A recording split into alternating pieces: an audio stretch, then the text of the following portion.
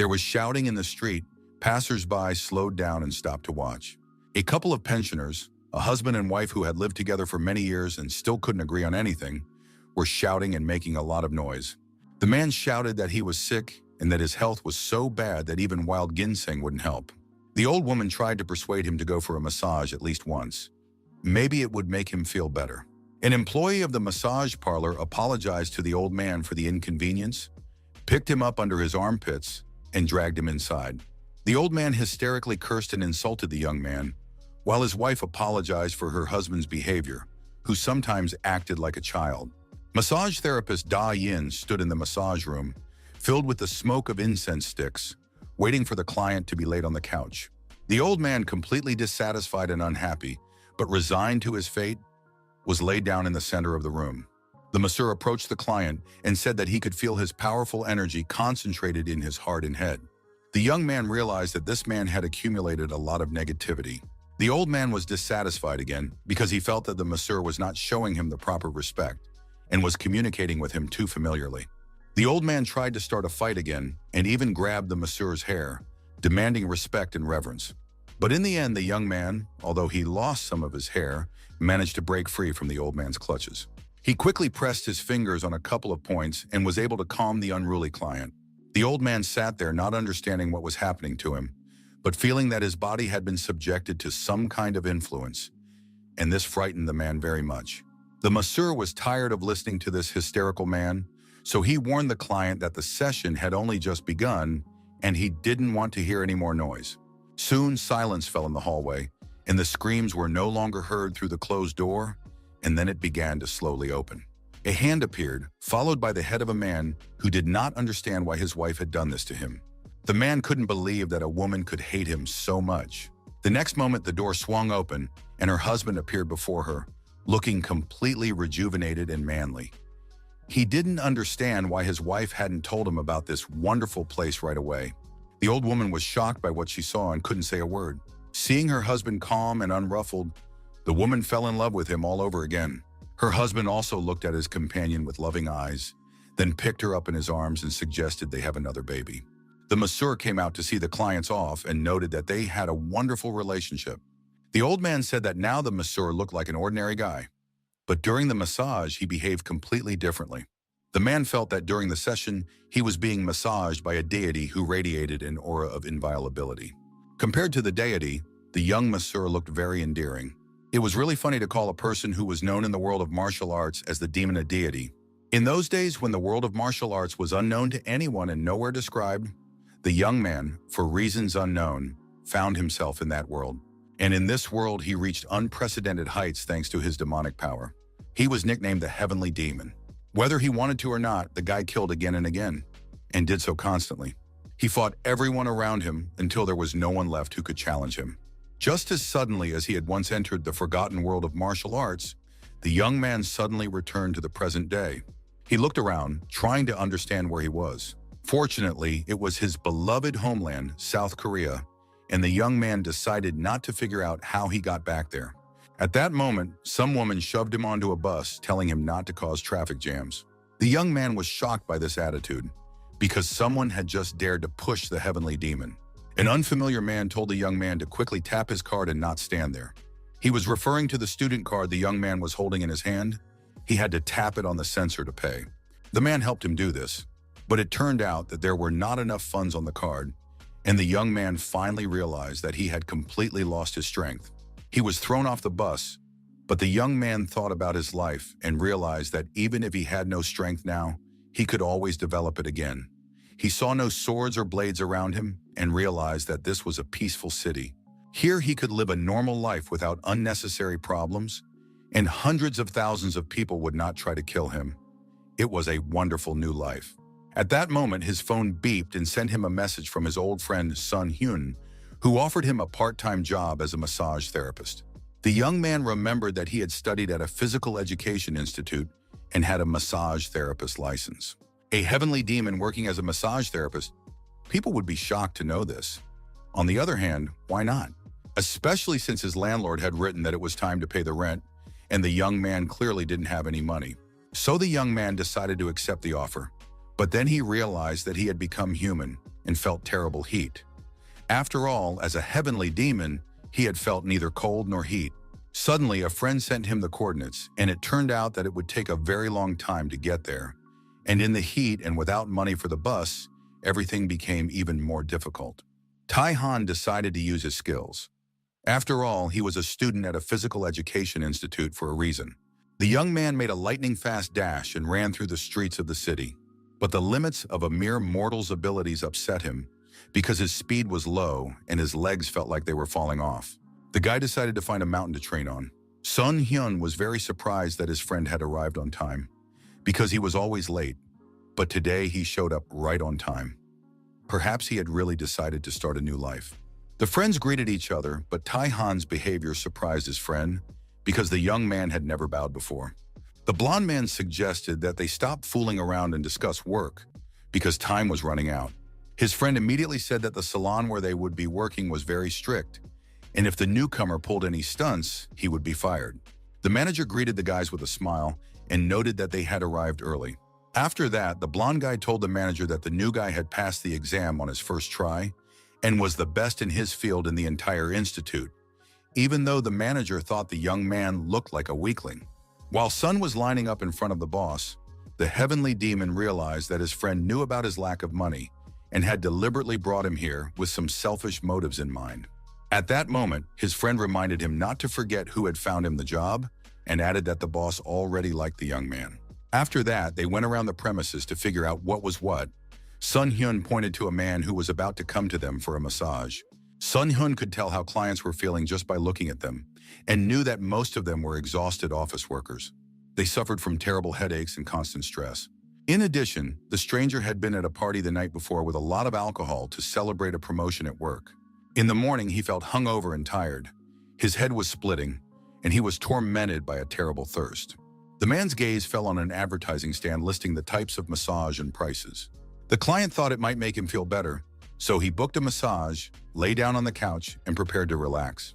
At that moment, Tai Han was sorting through washed and dried laundry in the laundry room. He folded it and meditated at the same time, convincing himself that he now had a new and interesting life. Then he put the clothes away in the closets and thought about using his martial arts skills for cleaning. His students would be surprised to see him here. At that moment, the angry manager came running in and started shouting that visitors had arrived, while the second masseur, Sun's friend, went to the bathroom. The manager calmed down a little and turned to the young man again, reminding him that he already had a job. At that moment, a customer's call came over the loudspeaker, demanding that a masseur be sent urgently.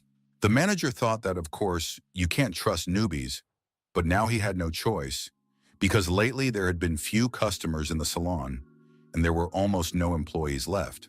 The manager pushed the newcomer into the office at his own risk, deciding to take payment in advance and deal with any complaints about the massage later.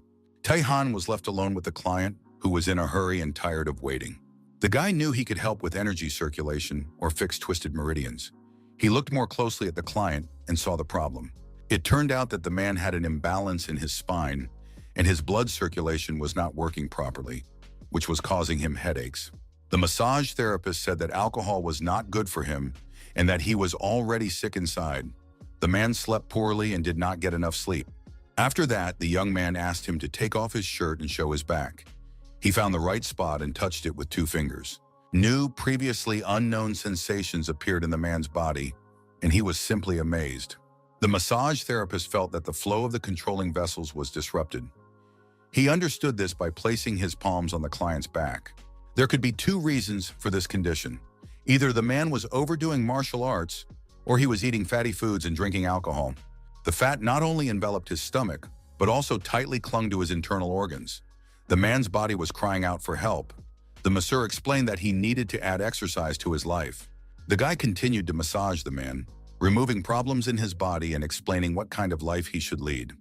The massage was quite painful, but this was due to the man's improper treatment of his body. Suddenly, the man felt like he was in water, or more precisely, in the ocean, which was very clean and pleasant. Marine fauna swam around him. Then the man emerged from the water and exposed his face to the soft rays of the sun. After coming ashore, he sat down at a beach restaurant, where the waiter greeted him and said that the Maldives were especially beautiful at that time of year. After that, a bottle of cool, delicious champagne was opened with a loud pop. And the man began to relax, enjoying the soft rays of the sun with a glass of champagne on the island of his dreams. The masseur asked if the client felt better and then asked him to turn over onto his back. Taihan continued the massage and felt the life force of Qi with his hands, meaning that it existed not only in Murim, but in all living beings. The man's problem was that he was destroying his body by not allowing Qi to flow normally. If there is too much Qi or it is blocked, it needs to be balanced, and the young man was doing that. But then he felt another problem. The masseur realized that the only way to heal the man's body was to use the absorption of stars technique. The young man placed his hands on the man's stomach and began the technique of absorbing the Qi of another being. After a few minutes, the process was complete, and the client was able to breathe more freely and felt like he had come back to life. Taehan was enveloped in the energy he received from the visitor. He left the massage room, leaving the client to rest. The manager was very worried and waited for him to come out, but the masseur reassured him, saying that everything had gone smoothly. The manager thought that the client must have been angry, but at that moment he heard an announcement that the flight was arriving at the massage parlor. The announcement sounded like it was at an airport, but this was just a regular massage parlor. Something strange was going on. At that moment, a happy man came out of the salon and greeted the manager. The client said that he had enjoyed a wonderful massage, as if he had spent a month on vacation. Although he had never experienced anything like this before, for the first time in his life, he felt so refreshed.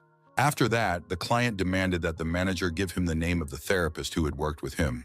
He needed it, of course, for the reservation, and he wanted to pay for the most expensive and longest course of sessions right away, at least 10 procedures.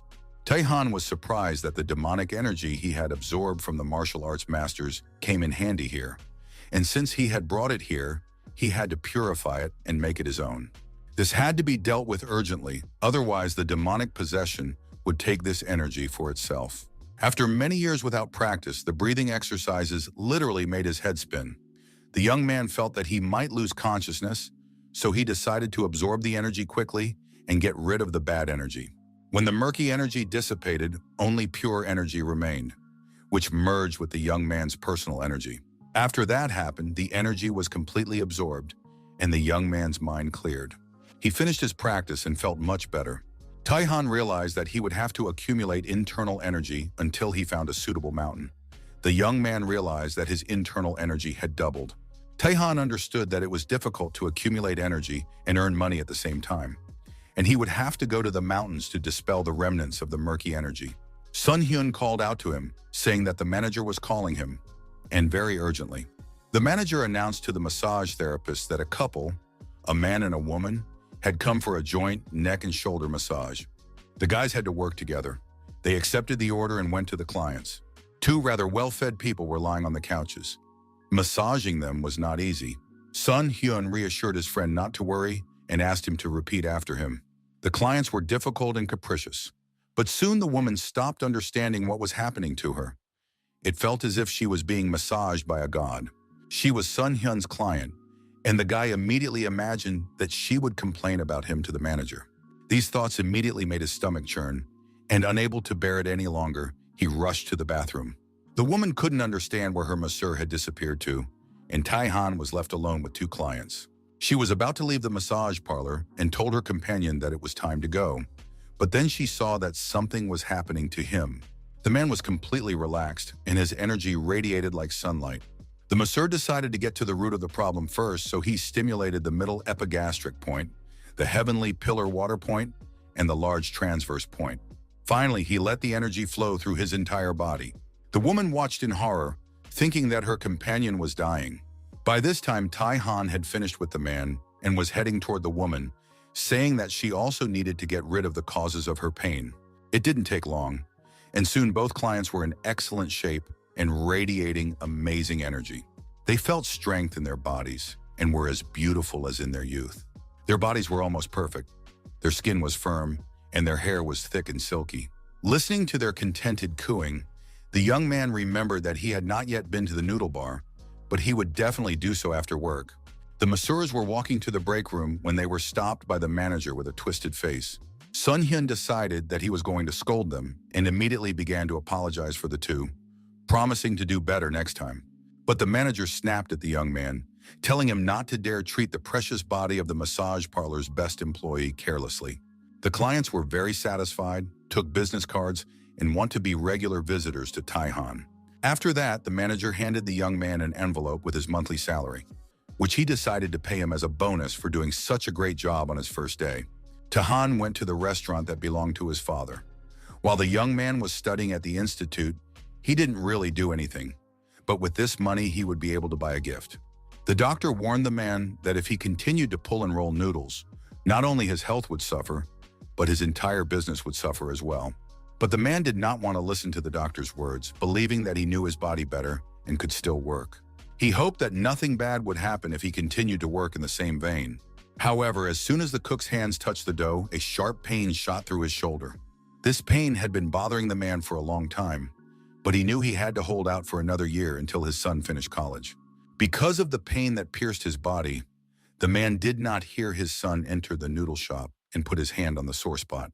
The man irritably pushed his son's hand away and said that he should not pretend to be his son because he had asked him to stop. The boy was very upset and taken aback that his own father did not recognize him. The man calmed down and looked closely at the visitor, who really was his son. They had rarely seen each other lately, and the young man had not even called his father, but now he had come to see him. It was clear that the father was offended by the young man, but a father's love is strong, and soon the man began to ask his son how he was doing and if he was hungry. The father said he would prepare food and send his son to rest in front of the TV. The thought of eating his father's black bean noodles for dinner after so many years made the young man happy. The man continued cooking when suddenly he felt something strange. He scolded himself for not being able to cook a plate of noodles for his own child, when suddenly he felt something new in his body. It turned out that his shoulder didn't hurt.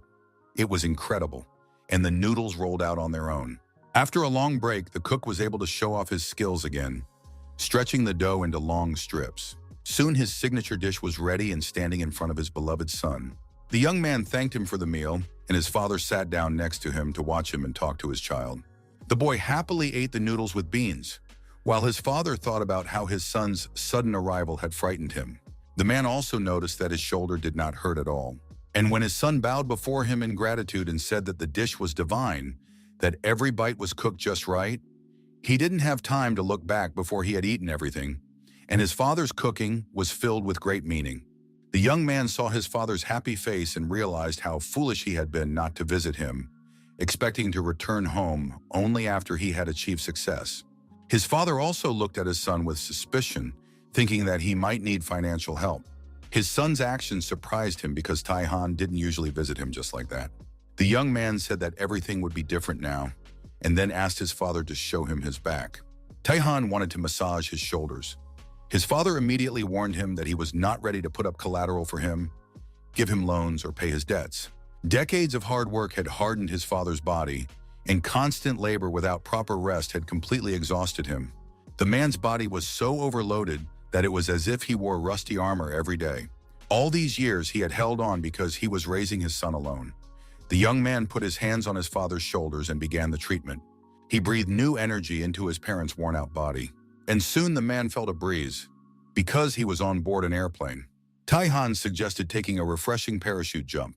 The man tried to resist, saying he wasn't mentally prepared, but there was no need to worry. His son threw him out of the plane. The man flew, expecting to go to heaven after hitting the ground and dying. Taihan, looking at his father, thought about how difficult it was to be responsible for someone else. Now he is ready to take responsibility for his own life and ask his father to live for himself. At that moment, the man's armor crumbled and wings grew on his back. His father understood that this was most likely a dream in which he was flying, but he felt as if he were soaring in the heavens, and it was wonderful. Taihan asked if his father felt rested, bringing him back to reality. The man remembered that his son had once studied massage at college, and now he was ready to help him at any moment. The young man was happy to be able to repay his father in some way. It brought him great joy and satisfaction. At the end of the day, his father walked his son to the bus stop, still not believing that his hand was working normally and that such things could really be learned at college. It was a real miracle. Taihan promised to come back soon and give him another massage, and in return, he would only accept the restaurant's signature noodles. When his son left, his father was very touched because his child was busy with his studies, but still made the long journey. He did it not for profit or money, but to help his father and return to business. After all, the son had always avoided his father before, saying that his clothes smelled like food. It seems that the child has grown up. As soon as Taihan returned to work the next day, the manager showed him a huge list of clients who had already booked massage sessions. The manager admitted that the guests had insisted that he book them all, so he couldn't refuse. Taihan was ready to get to work, but the manager suggested they discuss an idea, how they could make serious money together.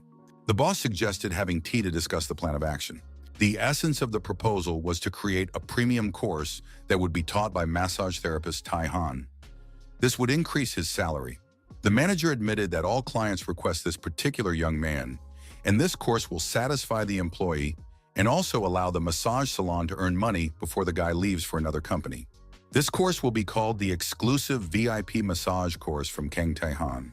For the entire course, the young man will receive an excellent profit and a guaranteed 10% increase in income. The manager watched the young man and waited to see if he would accept or reject the offer. But the guy remained silent, and his silence could mean anything. Taihan confirmed that he was satisfied with everything, but he did not want to skip his studies and hoped that the job would not interfere. The manager promised to adjust the schedule to fit the masseur's schedule. Taihan was very naive and simple-minded in this matter, and considered himself lucky to have a manager who treated him with genuine respect, while other scammers took advantage of young workers. The manager was touched by this speech and offered to have tea to celebrate this amazing day. The man took a few sips and felt a crazy rush of energy. The tea was delicious, and they drank it near a beautiful mountain river that flowed between green trees. Each tea was different from the other, but the masseur chose the leaves that were perfect for Manager Juan, and it was amazing. The manager couldn't understand how the masseur determined which tea was right for a particular person. He realized that all this was only possible thanks to Taihan's abilities, and the more often the manager saw him, the more impressed he was. Juan reported that he had told visitors about the new massage course, and someone had already booked a session. That guest turned out to be the young man's very first client, the one who had once suffered from a severe hangover. After that, things started looking up for the manager. He became the best on the team and prepared an excellent presentation, which he presented to the executives. The company president sincerely thanked him for his work and positive attitude, but noted that until the contract was signed, the presentation would have no real significance. The manager was once again faced with a huge responsibility. He had to prove himself to the CEO. After another massage session, he gathered his courage and actively set to work to prove that he was indeed a good employee. And just when he thought everything was going smoothly, his life was subjected to new trials. While signing the contract, the director of the new company suggested having a drink before continuing the negotiations. The young man refused, which upset his interlocutor, who complained that he had been feeling heavy and generally unwell lately. The employee realized that he needed to seize the moment and decided to tell the director about a way to replenish his energy. Taihan welcomed visitors to the massage parlor with words that in this unknown paradise, tired people could find peace. This greeting was invented by manager Huang. It seemed strange that such a tiny massage parlor could recharge one's energy. The director thought the young man was just laughing at him and did not believe that this place could help anyone. The employee understood that if the massage went badly, he would be blacklisted. But he hoped that everything would change after the session. He persuaded his boss to try it at least once, assuring him that massage was ideal for people who had lost their energy. It was clear that the director did not believe a word he said. The director was extremely skeptical. He felt that his employees thought he was a fool for suggesting such a solution to problems. However, since he had already come to the office, he decided not to leave. He lay down on the couch and thought gloomily about working for a company where no one understood him or shared his concerns. Without even touching the man, Taihan sensed that he had many internal problems. He saw that the man's body was filled with dark energy that clouded his mind and prevented him from functioning normally. Nevertheless, the masseur promised to clear his mind and help him. He started with the Chang Muno acupuncture point, designed to relieve pain in the chest, side, and stomach. Taihan said that first he needed to concentrate the flow of energy in his own body before drawing out the dark energy. The director continued to scream, but soon felt that his stomach was getting better. Then the masseur warned that the real treatment was about to begin and that the client could scream as much as he wanted. To reduce the noise, the master activated several points on his neck. He did this not to avoid complaints, but to help the director's voice recover and strengthen more quickly. The man listened to him and thought he had ended up with a madman. The masseur noted that pain is part of youth and must be endured. Manager Huang, sitting in the reception area, was surprised by the unusual silence. He was glad that the session was going smoothly because complaints from neighboring establishments had already begun to cause inconvenience. The masseur continued his work, while the director, silently opening his mouth, desperately screamed that he was dying and asked for help. Meanwhile, Taihan worked calmly and reflected that his job was unique. It allowed him to earn money and accumulate inner strength at the same time.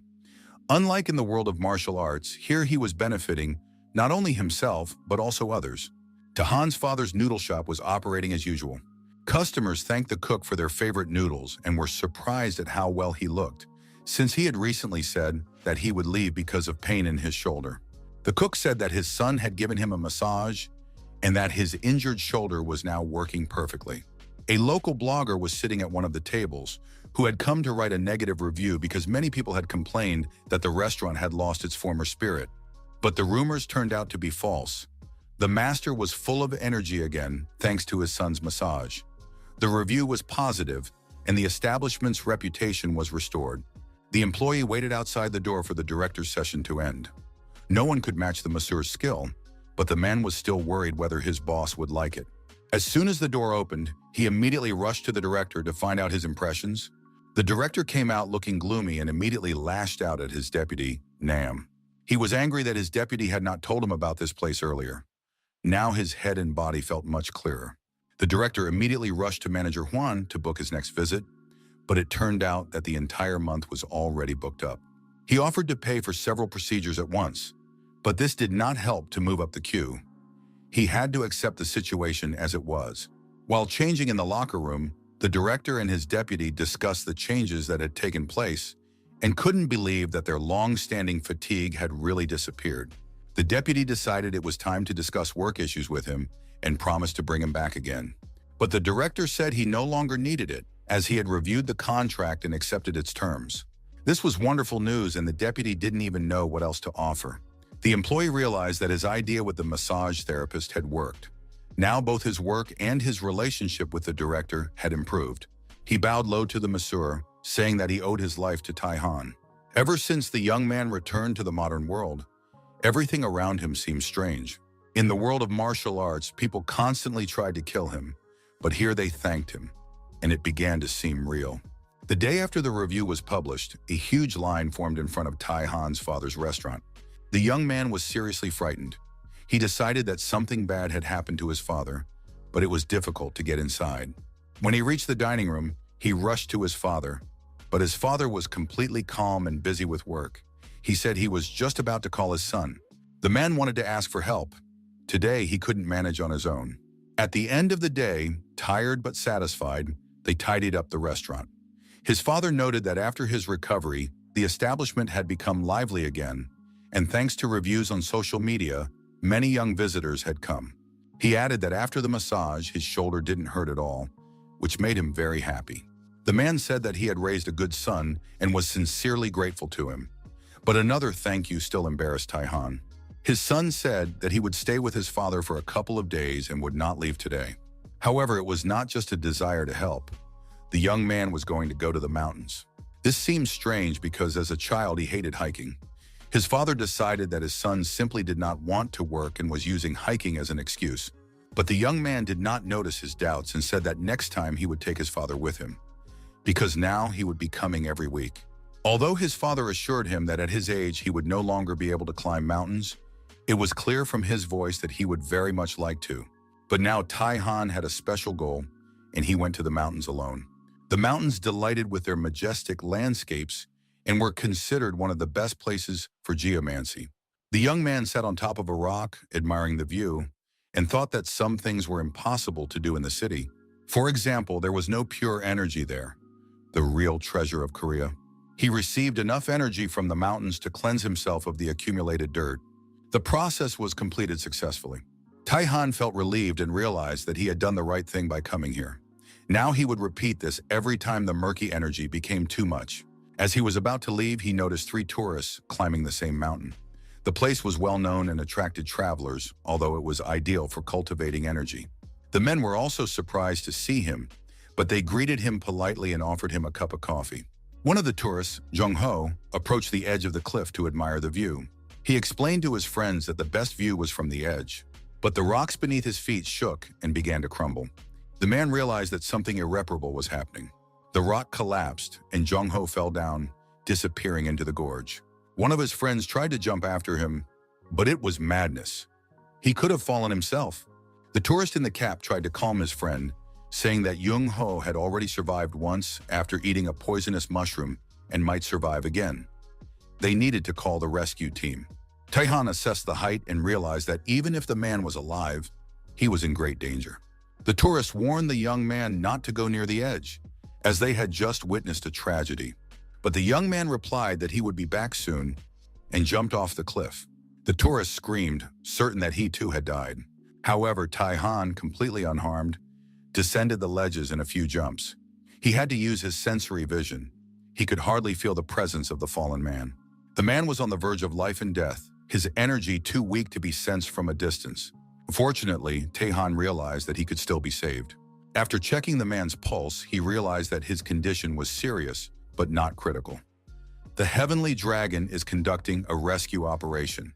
It would sound ridiculous to the world of martial arts. Upstairs, the tourists were sure that the young man had also died. But soon Tae-han climbed up the path, carrying their friend in his arms. The men saw that the victim's life was not in danger. At that moment, the rescuers, who had been called in advance, arrived. The tourist explained that the victim was the same man the young man was carrying. It seemed incredible. The student had climbed down the cliff and pulled the victim out. The rescuers decided that the travelers were probably drunk. Their story sounded like nonsense. But there was no time to figure it out. The patient was placed on a stretcher and taken to the car. The remaining tourists began to thank Tae-han for his help. They wanted to reward him, but they had nothing of value with them. Then one of them said that his only treasure was aged wine made from bellflower roots. This drink was considered an excellent remedy for men's health, and the young man, seeing the roots floating in the bottle, felt their energy. He asked to try the drink, and it turned out to be delicious. Tae-han believed that this drink could be called a true elixir, and if the bellflower root grew in the ground, the place could become sacred. The young man said he felt better immediately after drinking the wine. The tourist boasted that he had made the drink himself and collected the roots on a mountain belonging to his wealthy friend. The young man was delighted and asked to be introduced to his friend, as he wanted to visit this mountain. The man assured him that the mountain would be accessible to the young man if he wanted it. The owner of the mountain where the bellflower root grew was the man whom Tae-han had saved. After finishing his walk in the mountains, the young man returned to the city to continue his studies and work. He replayed in his mind the words of his new acquaintances, who had agreed to meet as soon as Jung-ho recovered. He wanted to meet his savior. Still unable to believe that he had saved people, Tae-han recalled images from his past life. About 60 years ago, he entered the world of martial arts. 2 men were watching someone and thought they had never seen such clothing before. Most likely, this person was wearing the garb of a demon cult. Their attention was drawn to a guy in a t-shirt, sweatpants, and sneakers. He looked exhausted, emaciated, and thirsty. The young man could barely stand on his feet and couldn't say a word. His tongue seemed to have gone numb. He tried to walk a little, but realized that this was the end, and felt himself falling into someone's arms. At that moment, a powerful slap brought him back to consciousness, and the guy came to his senses. He didn't understand how he got there, or what had happened to him. His cheek was burning, and there was a man standing next to him. He said that the whole village was on the verge of a nervous breakdown, and if the young man didn't want to get stabbed, he should go to the woman. They walked through the streets of the city, and the young man heard the residents whispering that his neighbor was taking in people of unknown origin and helping them. It was probably because of her kind heart. When everyone around him was wary of the young man, his mentor was the only person who reached out to help him. She taught the young man how to survive in the world of martial arts, where strength is power, and gave him the ability to be independent. Unfortunately, the mentor was killed by a former heavenly demon. Tae-han found her bloody body and tried to give her medical help. He was very concerned and wanted to call a doctor to save the woman. But the mentor told him to follow the natural order of things and asked him not to seek revenge. After all, she had not taught him that. The woman explained that she was the first to extend a helping hand and use her power to help others. Therefore, she wanted the young man to also help those in need and promised that the time would come when he would receive help from people. If he lived by this principle, Tai Han would never be alone again. The boy promised to fulfill her last wish, but once disobeyed her, asking for forgiveness. He declared to the heavenly demon that he would not let him live, choosing the path of revenge, and killed many people. For the sake of revenge, he killed again and again until he was finally able to take full revenge. However, after that, he himself became a heavenly dragon, and it was too late to follow his mentor's will. Suddenly, the young man returned to the modern world in his young body and began giving massages, receiving sincere words of gratitude from people. He realized that now he could fulfill his mentor's last wish and live differently. His thoughts were interrupted by people's cries. They noticed a car moving very strangely down the street. It became clear that the driver had lost control. Passers-by shouted to each other to run away, except for one girl wearing headphones who did not notice what was happening. Taehyun tried not to use martial arts in crowded places, but he had no choice. He rushed towards the car just as it was approaching the girl. The wind blew her cap and headphones off her head, and she looked around in bewilderment. The young man, completely calm, held the car with his hands and warned her to be careful when crossing the road. He realized that his skills were not lost or rusty. The girl realized what had happened, but Taehyun said that the driver had handled it himself, and everything had worked out without his intervention. She was terrified, and the young man realized that she was even more frightened now, even though the danger had passed. He watched the stranger, trying to understand how she had accumulated so much dark energy. Taehyun put his finger on her neck, saying he could help. The beauty did not allow him to do anything to her, but the young man firmly and confidently ordered her to straighten her back and take a deep breath. After her breathing returned to normal and she calmed down, she was finally able to relax. She felt as if she were in the mountains, on the very path she often walked as a child. The girl lay on her back and rested as she used to. It was pleasant, although she hadn't practiced such memories for a long time. Returning to the present, she did not understand where these pleasant memories of the forest house had come from. At that moment, her savior, whom she wanted to thank for his timely help, said that it was time for him to go to work. The stranger finally took off her mask and explained that she was not a suspicious or mysterious person, but that he had seen her on television before. Her name was Yu Xia. She was very attractive, but the young man couldn't admit that he didn't watch TV. There was no such thing in the world of martial arts. Looking at the beautiful girl, the young man began to mumble something about the beauty of her name and how it sounded. He became embarrassed again, said he was late for work, and said goodbye to the stranger. The girl called after him and asked for at least his phone number. The guy continued to mumble awkwardly. In the end, Yu Xia managed to get his number, and the young man went about his business, leaving the beauty confused. The massage parlor employees shared a delicious and nutritious lunch. At that moment, a commercial was playing on TV, and Taehyun recognized the girl as the beautiful stranger he had saved the day before. Sun Hyun was happy that his friend had returned and was paying attention to girls again, because he had been very serious lately. Taehyun said that he was not going to become a fan of this beauty, and that was not something to think about. The next news item was from the sports section. The announcer was talking about the tragic fall of player Choi Tae-jun. Due to constant failures, the Korean baseball team suffered defeats, and Choi let the team down. Since last year, the pitcher had not been in the best shape, and this season his results had deteriorated even further. Sun Hyun noted that manager Hwang was a fan of the team and was now very nervous about the losses. Manager Hwang was upset every time his team lost. Taehyun watched the player, who had not been doing well since last year and had recently experienced a complete decline. Last year, Choi injured his shoulder and was unable to fully recover, which had a significant impact on the team. This is a common situation. Promising talents reach their peak and then fall back. In such cases, players either give up or choose the wrong methods. However, recovery is possible, and Taehyun went to work because his reservation was approaching.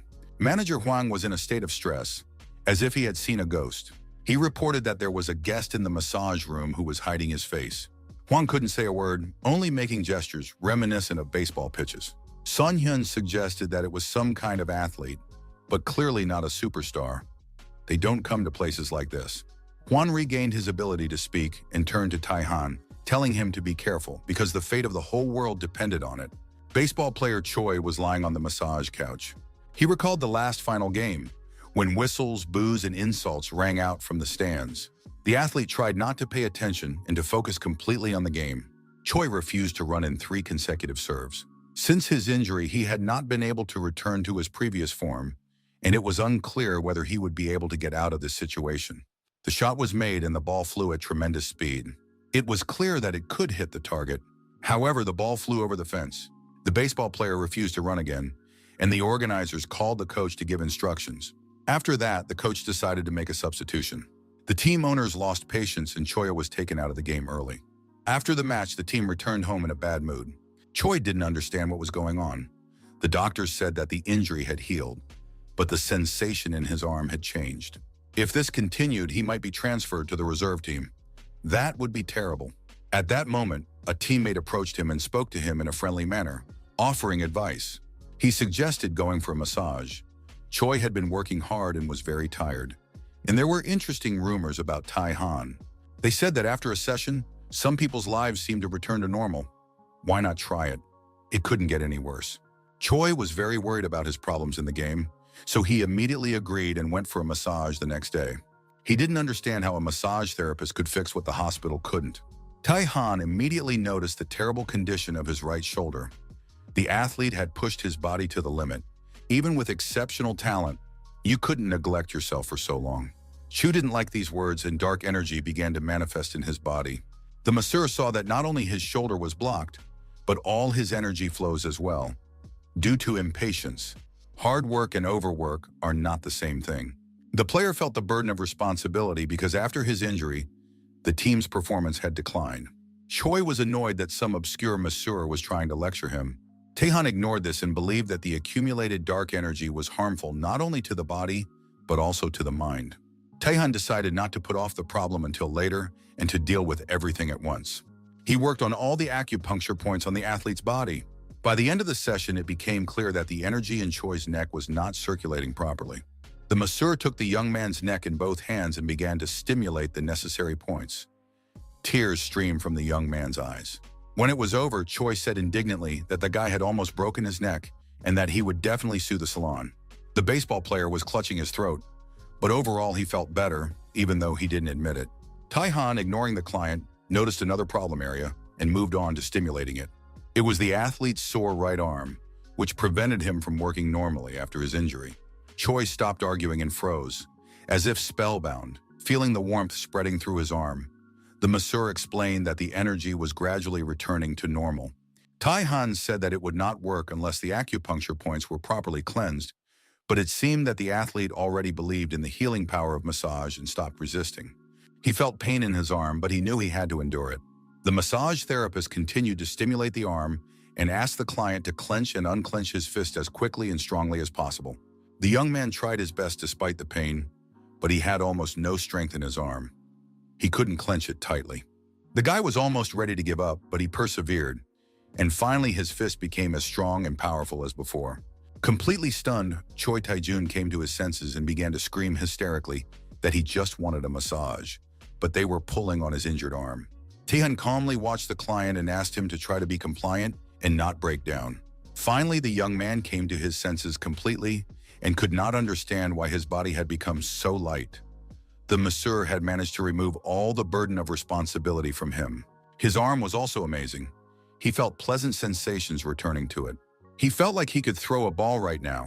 Taihan told the client that now he could fly high for himself. He had energy, and it was as if he had grown wings that made him happy. Choi still doubted himself. His performance was not the best. He was afraid of disappointing his fans and letting his team down, and even on vacation he could not feel free. After listening to this, the masseur prescribed him a remedy. The young man was forbidden to read the news on the internet. He should focus on the words of people he trusts rather than listening to strangers. If the athlete fulfilled this condition, he would be able to reach his full potential. His athletic career would see some excellent strikes. He would send batters to the bench and not allow anyone to reach base. Consistent interceptions and serves will show that the young man is back in the lineup with his team, a true return of the king. Sports commentators suggested that the decline in Cho's career was preparation for a powerful leap forward, because now he is scoring nonstop, a confident and magnificent comeback. Manager Huang burst into tears when he heard the news. He believed that the baseball player had natural talent, and his skills were improving thanks to the right direction. After that, the manager rushed to the masseur and hugged him tightly. The athlete's improvement was directly due to Tai-Han. The young man received a message from Yu Xia. She wanted to meet him for dinner to thank him for saving her life. Just then, there was a commercial break in the newsfeed, and the beauty was broadcast across the country. In addition, the girl was famous after participating in a TV series, and only the most oblivious person could not recognize her face. Tai-Han immediately watched the news and read that his new acquaintance had become one of the most sought-after actresses, and that great success awaited her. Of course, the masseur saw that she had a bright and unusual appearance, but he had no idea that she was so famous. Tai-Han realized that he needed to apologize for his rude behavior when the girl tried to thank him for saving her. The guys noticed that Tai-Han, who was always serious and focused, seemed to be captivated by the beauty too, but the young man said that this was not the case and reminded his friend that today was the last day to register for the course. Sun's son threw a real tantrum. He needed to make an urgent phone call and didn't know what to do. The manager let him use the company phone because the guy often forgot things, and Huang himself went to the bank. Tai-Han struggled to type a message with one finger and marveled at the beauty's talent for typing so quickly. She must have some kind of superpower or talent for telepathy. At that moment, the door swung open and another masseur entered the room, looking for manager Huang. After that, the young man asked Tai-Han when he had become close with the manager. He noticed that lately all the clients were going to the young man, and thought that the manager was directing clients to his favorite. Such rumors were circulating among the Sona employees. Thinking about his past lives, Tai-Han could have put an end to the rumors once and for all, but now he noticed that the masseur's neck was stiff. He offered to give him a massage, and the guy agreed. Besides, there was a free room, and the young man hoped to learn the new guy's secret. He wanted to get proof and report it directly to manager Huang. Tai-Han sensed that his colleague was unhappy, which was understandable given the number of lost customers. It would be better to make him an ally. Tai-Han began the session and performed it with complete dedication and skill. After just a few minutes, it seemed as if a young boy was lying on the massage table instead of a man. He felt as if he were back in the neighborhood where he had spent his childhood. His father repaired his bicycle, but promised to buy him a new one when he had earned enough money. After the repair, the bike could be faster than most motorcycles, so the boy had to be very careful. Son Hong did not believe his father's words and thought they were a joke. He got on the bike and rode off. The bike sped through the streets of the neighborhood, and the boy felt stronger and faster. He rode around and returned to his father with gratitude, thanking him and saying that he also wanted to be able to repair broken things. His father promised that his son would definitely have such a talent, and they exchanged words of love. Sun Hong understood that the masseur's skill and reputation were excellent. The young man understood why all the clients wanted the new employee, and asked Tai-Han to share some massage techniques with him. Tai-Han immediately agreed. Now he enjoyed receiving gratitude and making people feel good. Such kindness and sincerity surprised Sun Hong. He was amazed at how easygoing this man was and how willing he was to share his knowledge.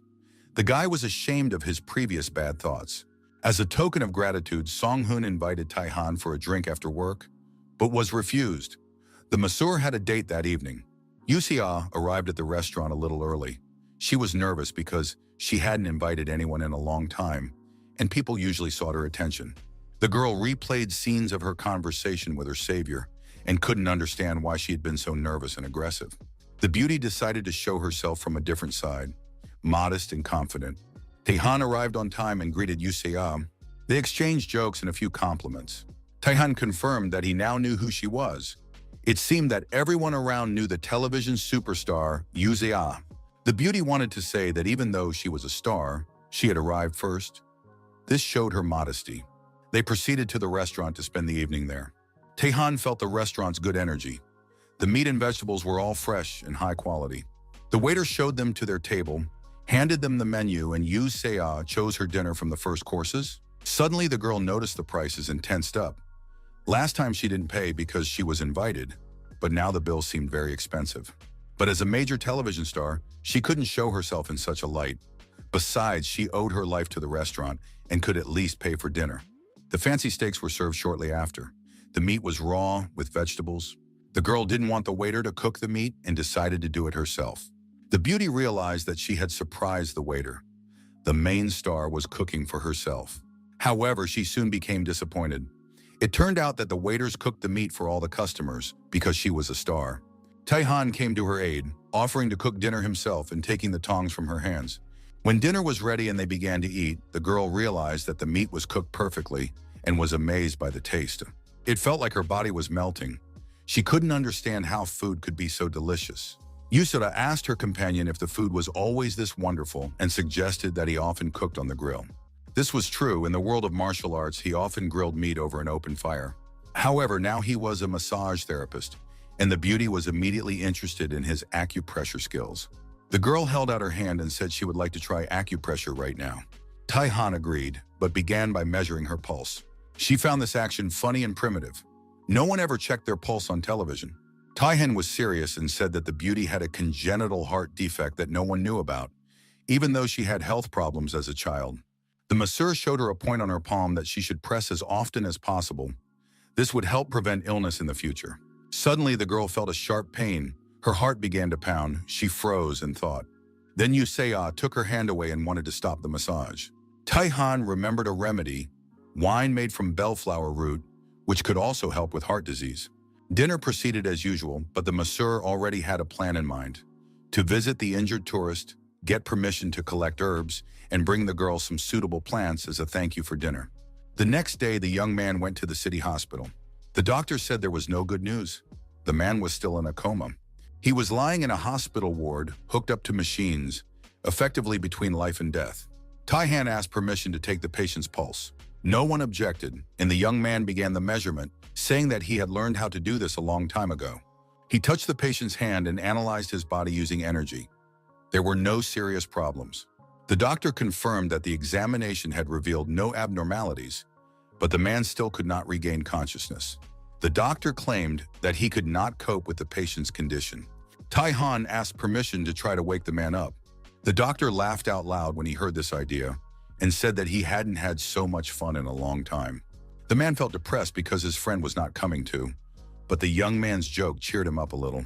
The doctor put his hand on the young man's back, trying to stop him, but Taihan said that the patient would wake up soon and that they just needed to prepare the post-operative ward. After these words, the doctor became angry. The joke had gone too far, and he would have been angry if the young man had continued in the same vein. The doctor was very angry, but the young man insisted. The doctor said he would give him the whole hospital if the patient woke up, but if not, nothing. Taihan said that the man was being reckless. He was no longer at an age to talk nonsense. The masseur said that promises should not be made lightly because one word could lead to disaster. The young man put his hand on the patient's chest. Energy began to circulate in the man's body, and blood rushed through his veins faster. He felt young and healthy. The man was in a field picking peppers into a basket when he heard a voice calling him to dinner. It was his beloved grandmother who had brought him lunch. His grandmother praised the peppers. They were delicious and firm, so her grandson's work would go well. The man said he was busy expanding the golf course and hoped everything would work out. The grandmother confirmed this. She said that everything would be fine and there was no need to worry, and that now he needed something to drink, handing him a cup. The man carefully took the drink from her hands. The feast continued, and the man felt that the grandmother cared for him. The grandmother said that after the meal, it was time to meet the benefactor. The man understood that picking peppers symbolized successful work, and now after the meal, it was time to meet the benefactor. The grandmother held out a spoon and said that it symbolized inheritance. She was glad that she was able to pass everything on to her grandson before he woke up. The man did not understand what dream she was talking about. Then the grandmother lightly tapped him on the forehead with the spoon and said that they would see each other later. Now it was time to say goodbye. The man woke up and came to his senses with a cry. The doctor was amazed. Modern medicine had been unable to wake the patient, but he had woken up on his own. The man did not understand where he was. His last memories were of mountains and a wonderful landscape. Taihan was calm. He knew he could wake this man up. Suddenly, the doctor remembered how foolishly he had made promises when he swore to give the young man the hospital. It was an absurd statement, and now he hoped that the guy had taken it as a joke. Tai Han was about to turn to Jung Ho when suddenly a woman's scream came from the receiver. Everyone jumped and turned around. The scream was like a martial arts technique based on sounds. Junho's wife was talking on the intercom. She was happy that her husband had regained consciousness and was telling him about his dream, where he had met his grandmother. The man was going to tell his wife all the details as soon as she arrived. The woman did not keep him waiting and arrived at the hospital a few minutes later to hug her husband. Junho thanked the doctor for his treatment and care. The doctor did not take the credit for himself, but pointed to the young man as the real savior. Junho remembered meeting this young man on the mountain. The doctor confirmed that it was the young man who had saved Chung-ho when he fell off the cliff. Even modern equipment could not explain the patient's long sleep, but the young man performed a miracle by waking him up with his bare hands. The doctor confirmed that the young man had helped Jung-ho regain consciousness. Everyone was happy, and the woman asked if the hospital now belonged to the young man. The patient did not understand what she meant, and the young man tried to come up with an explanation. Tai Han said that the doctor had promised to give him the hospital if he woke Jung-ho up. The woman heard the conversation through the home camera and saw how the young man brought her husband back to life. Junho remembered that in his dream, his grandmother had predicted a meeting with a benefactor. Perhaps it was Tai Han, or maybe it was his friend Park, who had turned the hospital upside down to help. The doctor realized that he needed to resolve the situation and told the young man that it was legally impossible to transfer the hospital. But the young man interrupted him. Tai Han said he was joking and warned the doctor to be careful with his promises. When the property issue was settled, the doctor began to ask the patient about his memories. Tai Han recounted how he approached the cliff and fell. Now he didn't understand why he was left unharmed. Perhaps he had become a superhero or a deity on par with Captain America. The man realized that this was complete nonsense and turned to his savior. He didn't get the hospital, but maybe he wanted something else. Tai Han was still not used to the fact that he now helped people and regularly received gratitude, so he was slightly confused. Junho wanted to thank the young man and asked if there was anything he would like to receive as a token of gratitude. The doctor immediately hinted that the patient was a very wealthy man and that the young man could even ask for a whole house. While the young man was thinking, an argument broke out between the doctor and Jung-ho. They began to accuse each other of not being able to properly thank a savior like Tai Han. In any case, everything turned out well. Jung-ho was the owner of the mountain where valuable herbs grew, and now the young man would not have to face any difficulties in getting there. Manager Huang was exhausted from constant phone calls. All the clients wanted to see Master Kang Tai Han. All appointments were booked for the coming months. The phone was literally boiling, and even the premium course proved to be very popular and was sold out. Massage therapist Song-hoon went out to the reception area and asked if there were any clients for him. Manager Huang noticed that the guy had significantly more work. The masseur confirmed that his income had increased, and after a session with Tai Han, he saw a big difference in his technique. The manager did not like this news at all. He was furious.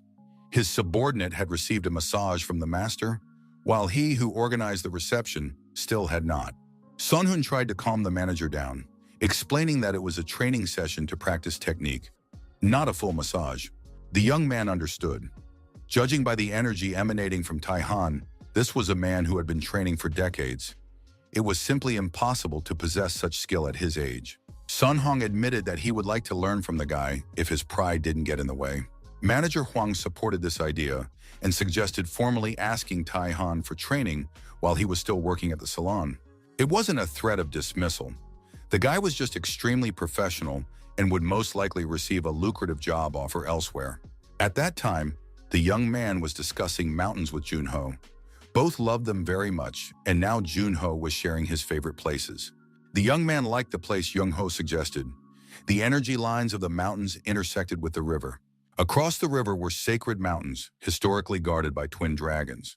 According to legend, tigers also guarded the area nearby, and the combined energy of the mountains and the proximity of water made the place ideal. Taehan believed that this area had good energy qualities. Chung-ho noted that the mountainous terrain was harsh, but he was ready to go with the guy. He wanted to collect the bellflower because these herbs were truly special, but he was concerned about safety. Taehan was going for his father, who loved herbal tinctures, but wanted his son to gather them himself for home recipes. Junho said he saw no problem with that. The land was unused and nothing grew on it. Spiritual energy is not always beneficial, especially in its raw form.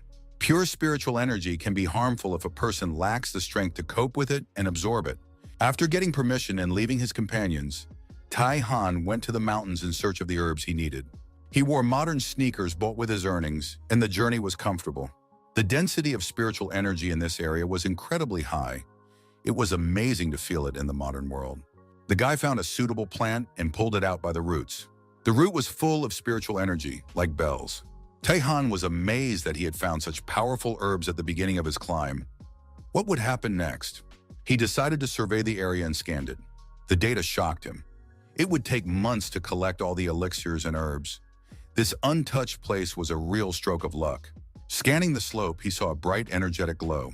Energy of this color meant that his trip to the mountains had not been in vain. Tai Han rushed forward, realizing that he had stumbled upon a gold mine. But what he saw exceeded all expectations. He came to a clearing where every blade of grass was at least 20 years old, and some were over 50. He wouldn't be able to gather them all today. He pulled out one blade of grass, examined the root, and decided to try it. The bellflower was about half a century old. The guy chewed on the root and froze in anticipation. Streams of energy filled his body instantly. An impressive sensation. The red energy he had felt before was different. This ginseng was probably over 600 years old. A few years ago, the head of a large corporation bought a 650-year-old ginseng plant. The plant cost him a fortune, equal to the price of 4 apartments. Holding the root in his hands, the young man realized that he could have become a real estate mogul.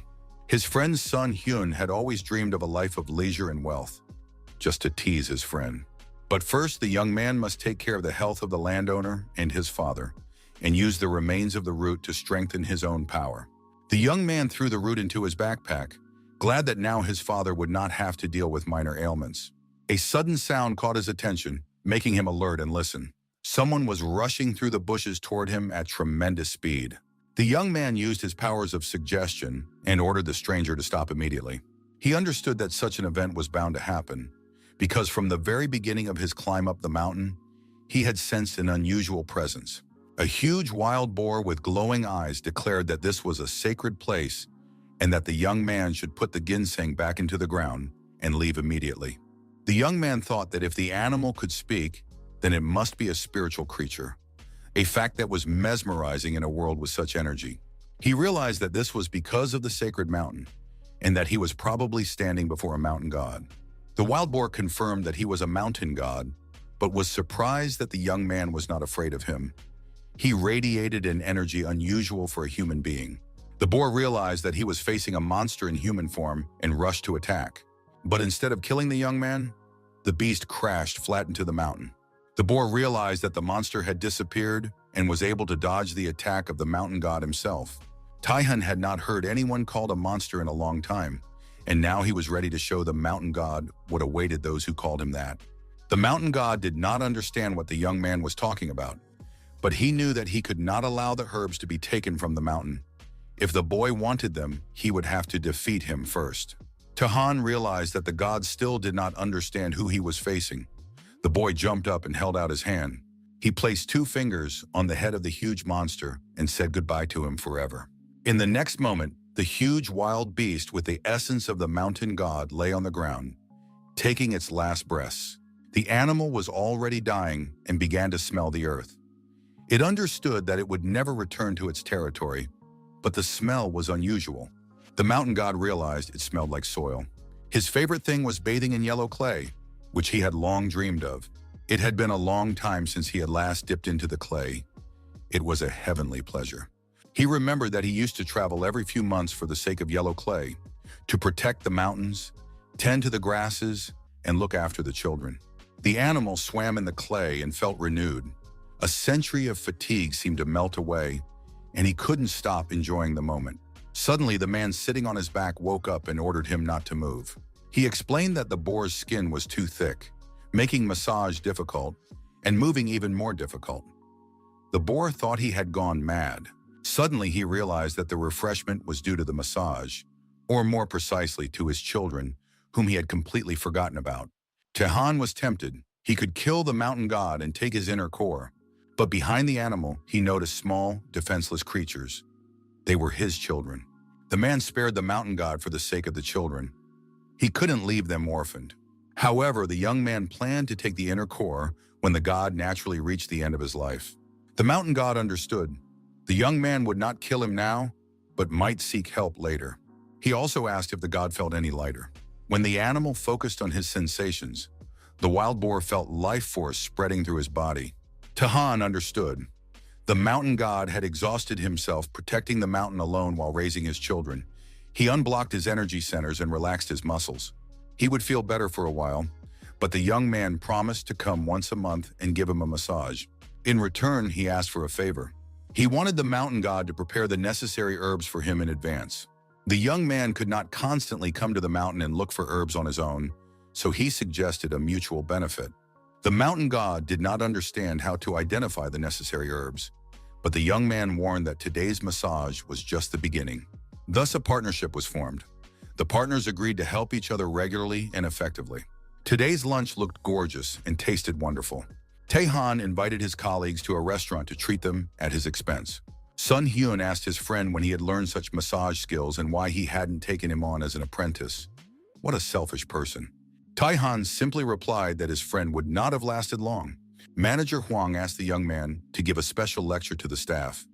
It would be a great opportunity for the company. The young man replied that it was impossible. His colleagues continued to pressure him, promising high pay for the training.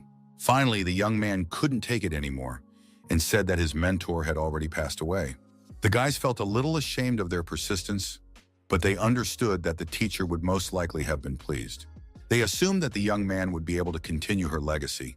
He is very talented and he will succeed. Taehan agreed to teach his friend between clients. Sunhoon also volunteered to become an apprentice, and Taehan suggested that he join Sunhoon. It was a great idea, and Manager Hwang immediately began calculating how much money they could earn once all three of them mastered the same massage technique. The manager saw such enthusiasm in Sunhyun for the first time and realized that Taehan would now be even busier. Taehan said that the manager should join too, and although Hwang had no intention of learning, he had to become a guinea pig. The man decided that Taehan would massage him while he was being trained, but the young man disappointed him by saying that it would be Sunhyun and Sunhoon. The manager tensed up. He knew that unpleasant sensations awaited him because these beginners could do everything wrong. Sunhyun began the massage using his usual technique, and Taehan put his hand on Sunhyun's hand, saying that he should reduce the force of the massage to a third. Taehan realized that little would come of this training. His friend had weak internal energy, which needed to be built up first. Sunhoon was next to take on the training. He put his hand on the manager's shoulder and began to massage him. The manager confirmed that Songhun's actions were much better than the first ones, but Taehan's skill was still on a different level. Taehan took his colleague's hand and began massaging with him. Manager Hwang felt refreshed, as if a powerful waterfall had fallen on his shoulders. He relaxed and looked completely satisfied and amazed. Taehan noted that Sunhoon had enough energy for a normal person. Although he did not yet know how to use it, it was impressive. Sunhoon suggested organizing a festive dinner in honor of the first day of classes and thanking the mentor together with Sunhyun. Manager Hwang was in a great mood and noticed that Taehan had become more physically fit. He was clearly working out. Taehan had indeed gained strength. His internal energy had increased and his body had become more muscular. Now he wanted to test his strength after work. The young man told his colleagues that he needed to train today to maintain his mental balance, energy, and blood circulation. The guys decided to postpone the holiday dinner if their friend was busy. After work, the young man went to the local gym. The gym was modern and designed for ordinary people. Their internal energy could not compare to that of martial arts masters, so everyone trained hard. The young man walked around the gym and realized that it was a real blessing to train in such a spacious and peaceful place. His attention was drawn to the corner with barbells and weights, and he decided to start with them. Taehan loaded a huge number of plates onto the barbell. The total weight exceeded 200 kilograms. All the local athletes watched the stranger with interest. The young man was squatting with a huge weight when an unfamiliar man approached him. The man said he had never seen a beginner with such a weight and that he could harm his health. While the man was talking, Taehan continued to squat calmly. Soon, all the athletes in the gym were watching the young man with interest and enthusiasm, asking him about his diet and supplements. Taehan listened to them and thought about people who were dedicated to fitness and possessed pure energy. They had no bad intentions, so the young man decided to help them a little. The line formed quickly. there were many who wanted to help. Among them were girls who wanted to check their figures and choose equipment. Soon, a scandal broke out between the men and women. They asked them not to interfere and to mind their own business, not to bother the guy. Another newcomer appeared, sent by the team leader, who noticed that the young man looked exhausted. Seeing the barbell, the newcomer decided that this was a suitable exercise. Lee Dongchan was surprised. Training could increase fatigue because he would get even more tired. But the young man trusted the leader, grabbed the barbell, lowered it to his chest, and tried to lift it. The weight was too heavy, and the guy began to suffocate, losing consciousness. At the last moment, someone's hand helped him lift the barbell, and he was able to breathe deeply. Looking at the stranger, Tai Han realized that there was someone in the gym who needed help. The video game company was located in a huge building in the city center. The design of the latest game characters was terrible. Players would not like it, and it would not help promote the game. The boss called the manager and demanded that the design be redone, reporting the results at the next meeting. The young man went out onto the roof with a cup of coffee, thinking about how to tackle the task, feeling constantly tired. The chief manager was surprised to see the assistant designer there in the evening when he should have been resting. Lee Dongchan said that he had been assigned by the team leader to work on the changes. Not long ago, the young man was a genius in the gaming industry, but now he felt that his heyday was over. The manager disagreed with this opinion, believing in the designer's potential. The manager shared a secret. Through training, he increases his endurance, and when the work becomes particularly difficult, it is easier for him to cope with it. He believed that when the body is filled with energy, the mind becomes clear, and the senses return more quickly, so training is essential. After hearing this, Lee Dongchan went to the gym, where he almost injured himself due to improper use of the equipment. He was already mentally dying and writing a suicide note, reflecting on what a difficult life he had lived. Although short, it was full of achievements. The guy didn't have time to finish writing that he could die peacefully before he was saved. Tai Han noticed that the young man's energy channels were blocked and asked when he had last had a good night's sleep. Hearing an unclear answer, Tai Han explained that he needed to recover before engaging in physical exercise. If he continued training in his current condition, it could be fatal. Tai Han put his finger to the designer's forehead and said that the young man needed to rest immediately. Lee Dongchan couldn't understand what had happened. He touched his forehead and looked around. The designer realized that he was inside the game he had developed himself. Streams of energy and fire rushed past him. The young man jumped back, not understanding what was happening, and a huge mark remained on the ground as if someone had passed by with a plow. The man from the gym was also there and asked how he was feeling. It turned out that they were not alone. Besides them, there was a huge red fire-breathing dragon. Lee Dongchan had to break through the last level and deliver the final blow. It all seemed unbelievable, and at that moment the dragon spat a fireball in their direction. Don Chan didn't know how to destroy the dragon. Tai Han suggested that he needed to deliver the final blow to become the first to defeat the boss. Did the guy really want to give up now? Lee Dongchan would have liked to give up, but he heard that he would be the first on all game servers. This awakened his competitive spirit. He remembered that he hadn't heard that word in a long time. He used to love being first in everything. He would arrive at school before everyone else, and it was more important to him to be first than to be the best in the class. On the bus, he would calculate in advance where to stand so that he could be the first to get on and take a seat. He also liked to be the first to swipe his card on the subway and be the first to get off. He did all this calmly, without tension, strolling and catching his breath to look like he was first. Along the way, Lee Dongchan had lost his competitive spirit, but now the chance to be the first to defeat the boss reignited his former enthusiasm. The guy understood that such an opportunity would not happen again. He prepared his sword and was ready to strike decisively. The words "do it, be the first on all servers" were imprinted in his mind. Dongchan literally felt his stats increase, his inner energy filling his body, and he believed that he could do it with his current abilities and equipment. When the dragon spat out a fireball, the young man did not give up, raised his sword and rushed forward. He advanced through the fire, cutting through it and approaching the dragon's mouth. The guy wasn't going to let first place slip away. He did it. Lee Dongchan came to his senses on the warm-up mat, where an unfamiliar guy was helping him. The programmer couldn't understand what had happened to his body. He felt strong and rested again because Tai Han had quickly unblocked his energy channels. Not only his body, but his mind was clear too. The fog in his head had dissipated. Lee Dongchan admitted that no matter how much he slept, He never felt rested, and even healthy eating didn't help. He wondered how beneficial a full massage session would be if a few massage touches had brought such benefits. The programmer believed that a real miracle had happened, and Tai Han was the magician. A new concept for a system of improvements in the game came to the young man's mind, which he would definitely apply so that modifications to body parts would increase freedom of growth. He sincerely thanked Tai Han for his help. Now his excitement instantly dissipated. The guy wanted to get his thoughts in order and then start implementing the new features into the game. Tai Han advised him to act immediately.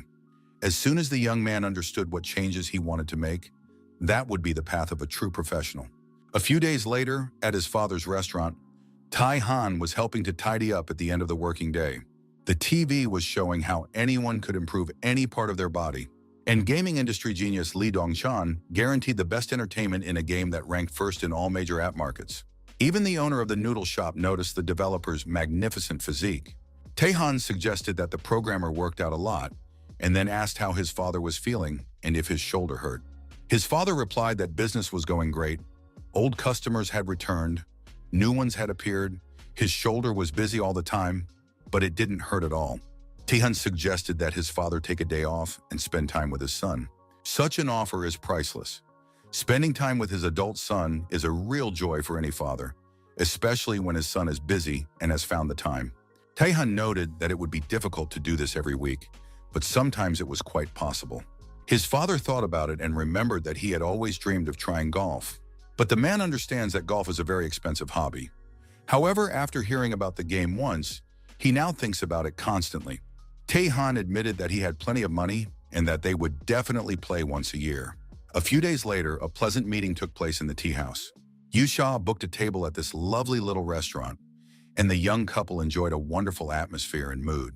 The girl drank tea while they waited for their food to arrive, and a wave of pleasant sensations washed over her. It was as if she had been transported to some very distant pleasant memories there. A cool breeze rustled the leaves of the trees and smelled of grass. She felt both cozy and refreshed at the same time. The tea brought back memories of where they used to live.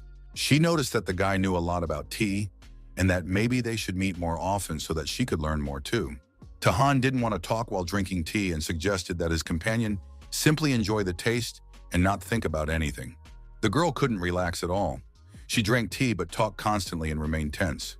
Tai Han advised her to just drink tea and not think about anything, to enjoy herself and relax.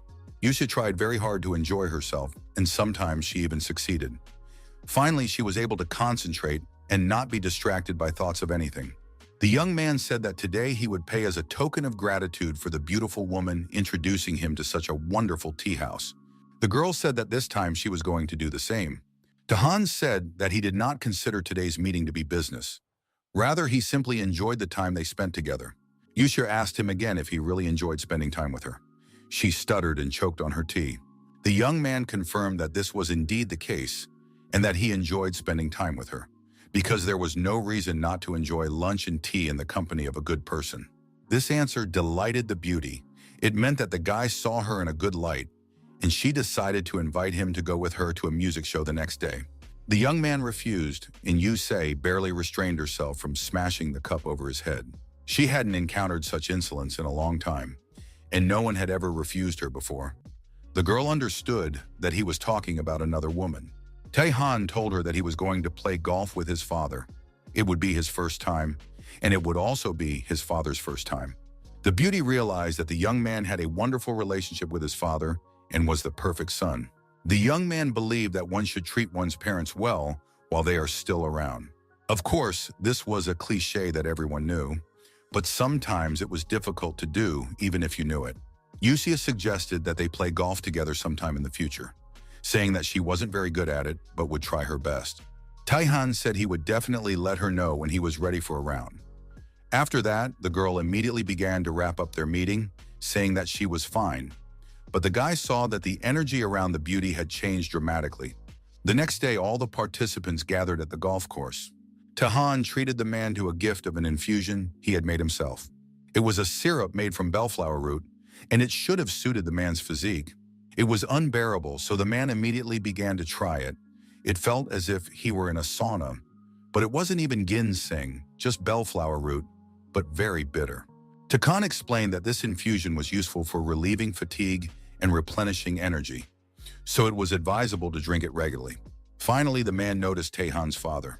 Kang Hoyeon introduced himself and said he hoped his son had not bothered the gentleman with any unreasonable requests.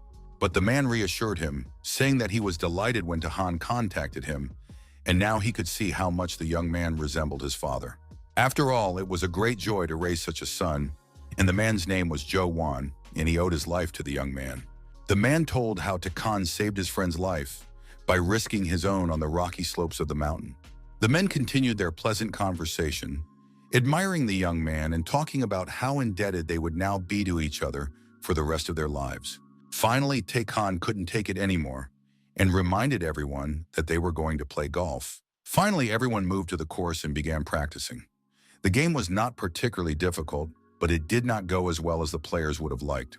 Jo Wong explained the details using special vocabulary, and soon the father and son realized that they didn't understand anything, but most likely it sounded like a compliment. Perhaps they should have studied somewhere in advance, but in the end they came to learn, so they just needed to hit the ball and enjoy life. The young man was glad to see his father slowly relaxing and beginning to distract himself from his daily worries. He realized that he should bring his dad here more often. Suddenly, his attention was drawn to a figure whose energy was very blood red. The young man looked closely and realized that it was a girl. She was about to strike, but she was in a disastrous state. Tahan saw balance and grace in her movements. There was absolutely nothing superfluous. Judging by her clothes, she must be a student preparing to become a professional, and her physical abilities seemed well honed. But that's what made the situation even more unfortunate. She was physically perfect, but was falling apart on an energetic level.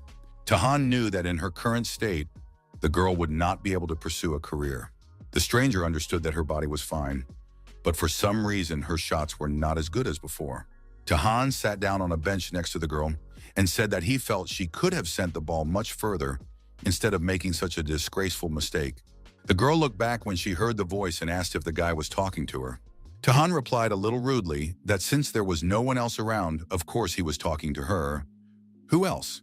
The girl found this answer a little absurd, but she decided that the guy was just flirting because she was quite pretty. However, the young man began to deny it, explaining that he was talking about her body balance and did not mean anything romantic. Taehan insisted that he was referring exclusively to her professional skills. He assumed that the girl was training hard to become a professional golfer and warned that excessive training could block her energy flow. The stranger denied this, explaining that she had no intention of becoming a professional athlete and only played golf for fun while she was still in school. The young man disagreed. Since childhood, she had won all the local tournaments, and giving it all up now would be a real waste.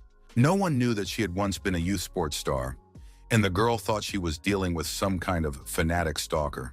Taehan pointed to the wall behind her, which was covered with photographs and awards featuring the girl. The stranger stopped arguing and admitted that it had been a long time since she had won anything, and now no one recognized her. She had started having some problems with her body, and it had happened suddenly. The young man said he could temporarily fix her condition and asked her to give him her hand for diagnosis. Despite her doubts, the girl trusted the young man. He looked trustworthy. Taehan took her hand and pressed his finger on one of the acupuncture points on her wrist. A deep warmth spread through the girl, and she felt very good and comfortable. She felt as if she were in her grandmother's country house, cozy, her body relaxed and sleepy. The stranger said that he had improved her condition for the moment, but that it would take more time to solve the overall problem. He offered his services and asked her to contact him at any time. The young man handed her a business card with his phone number, saying he was ready to help if necessary.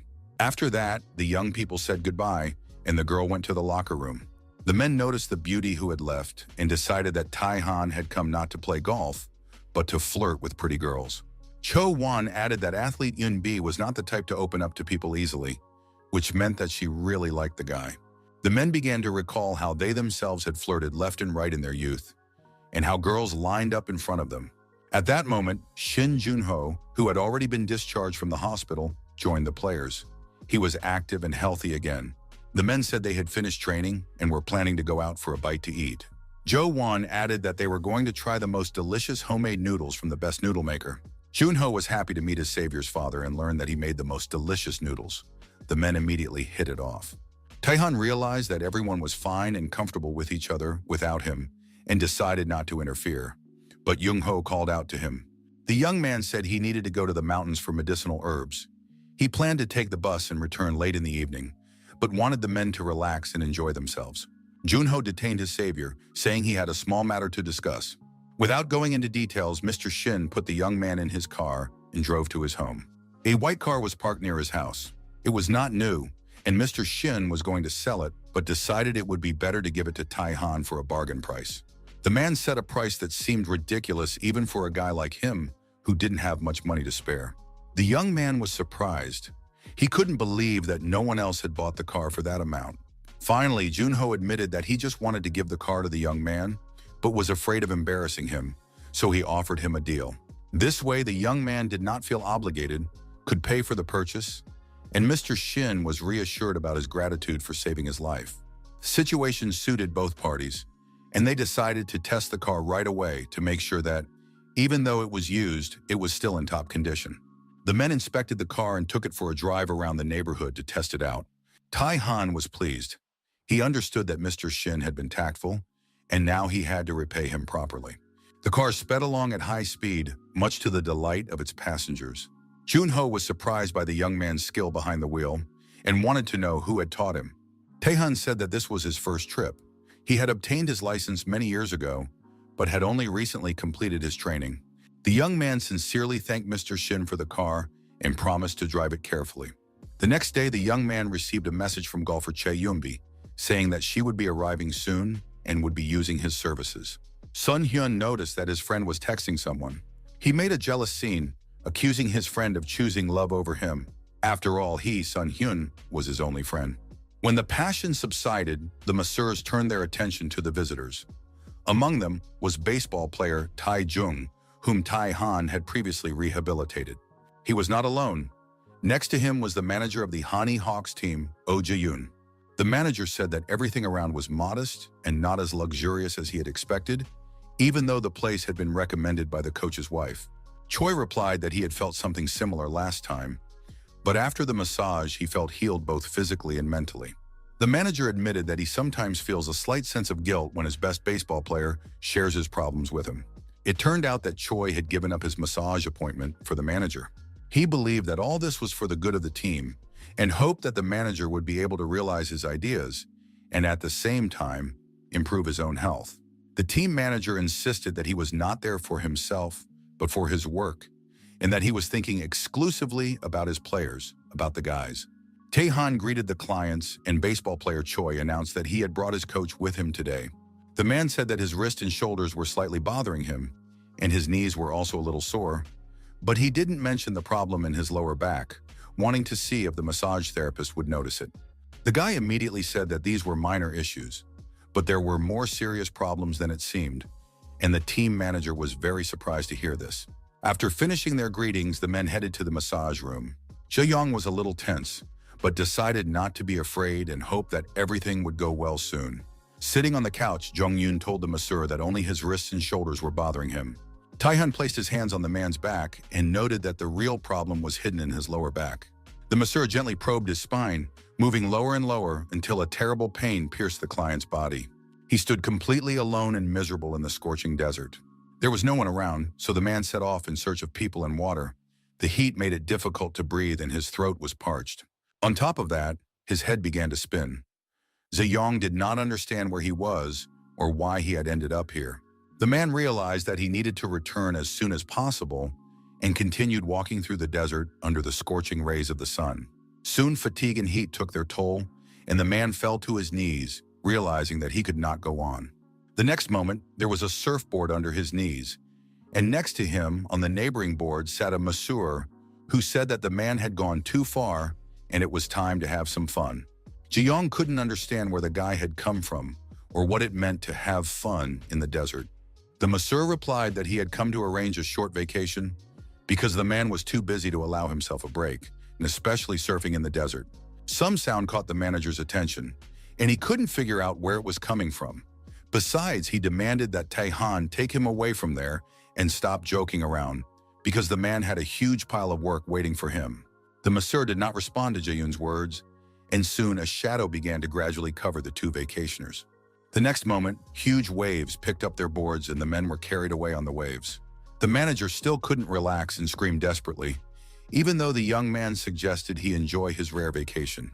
Taihan asked him to trust him and suggested that the manager stand up. The masseur's sincere, honest, and kind gaze was endearing, and a few moments later, the man was already standing on the board. The sensations were simply wonderful, refreshing, feelings he had never experienced before. He was able to truly relax. Taehan realized that the client was already feeling better, his back was fine, and now he could get down. Jeong was simply happy. He had no idea that massage could improve the quality of life so much. Taihan praised him for his endurance and noted that the man had endured severe pain with dignity. The massage therapist suggested that next time he would massage more vigorously to finally deal with the problems in his back and lower back. And then finally, the manager admitted that he had not actually come for the massage or to improve his health. He had come to hire Taihan as a personal masseur for the baseball team. The man fell to his knees, begging him to fulfill his request to become the exclusive masseur for the Hani Hawks. Sun Hyun was ready to bite his nails out of envy when he heard the news. Taihan saw no reason to refuse such an offer and was going to start work the following week. Manager Huang overheard the guy's conversation and began to worry about the salon's profits and his earnings.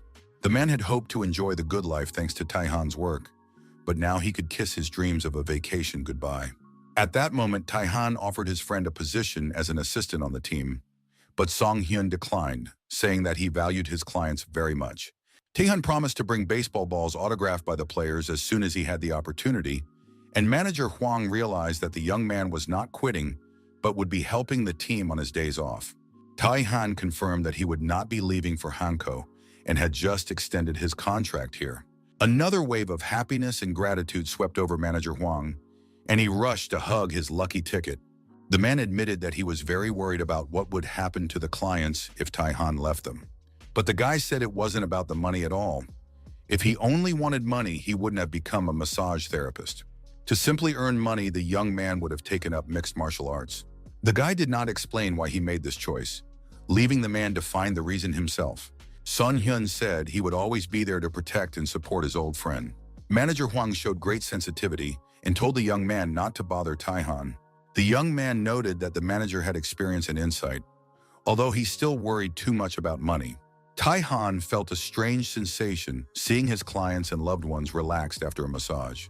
When he was a heavenly demon, nothing like this happened, but now the feeling of satisfaction brought him true pleasure. Taihan looked at his colleagues with love and affection, realizing that there was no need to leave this place. The young man still wanted to enjoy this naturalness and harmony. At that moment, a group of girls appeared in the sauna, taking pictures and posing for each other. They discussed all kinds of beauty tips, shared recipes and life hacks.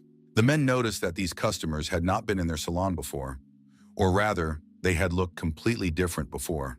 The manager recalled that when he gave them the key to the locker, they looked like squeezed lemons, tired, exhausted, and worn out. Now their bodies were full of life and energy. It was unclear how one massage could have done such a thing. It seemed almost like magic. Son, watching his friend, couldn't understand how the young man managed to serve all the customers without getting tired. Perhaps he had a huge debt and was forced to work so hard. The manager believed that the situation was quite different. It seemed that Taihan glowed from within, and his muscles were strong and powerful. Sun Hyun was about to leave work because he had an appointment, but Taihan was going to stay because he still had customers. His friend couldn't take it anymore and started asking about the young man's debts and how much he had lost, because now he was working nights to make up for his losses. Sun Hyun even thought that his friend was addicted to gambling and was losing huge sums of money, which was no longer funny and required urgent intervention. Taehan reassured his friend, saying that he had not lost anything, and on the contrary, his finances were in perfect order. This completely baffled Sun Hyun. It was unclear why the guy was working so hard. Chae Yunbi tried to get to the right place as quickly as possible because she didn't visit Seoul often and didn't know her way around the city very well. In addition, the girl's back began to hurt and she was still traveling. The pain did not go away. The golfer underwent numerous tests and examinations, but the doctors were unable to give a definitive answer. Without a clear understanding of the problem, they could not find a solution. The young golfer's physical condition continued to deteriorate, She realized that she would soon take her last swing before leaving golf forever. But meeting a stranger and his help began to change her condition. Yunbi felt better every day. She didn't understand how he did it, but decided to attend his session. The girl found the spa and was ready to meet Taihan. Yusea was on a film shoot when, sitting at a table in a cafe, she dropped a cup and spilled her drink. The director rushed over to her, asking if she was hurt and how she was feeling, because she was playing the lead role. The director noticed that the beauty looked unwell. Sia said she was just scared, but most likely she had low blood sugar. The director offered to bring her a new drink, but Yu Sa-a felt that something bad was happening. A strange, incomprehensible feeling of anxiety overwhelmed the beauty. At that time, golfer Chai Yun-bi was having a private massage session. The girl looked around the salon and decided that it wasn't so bad.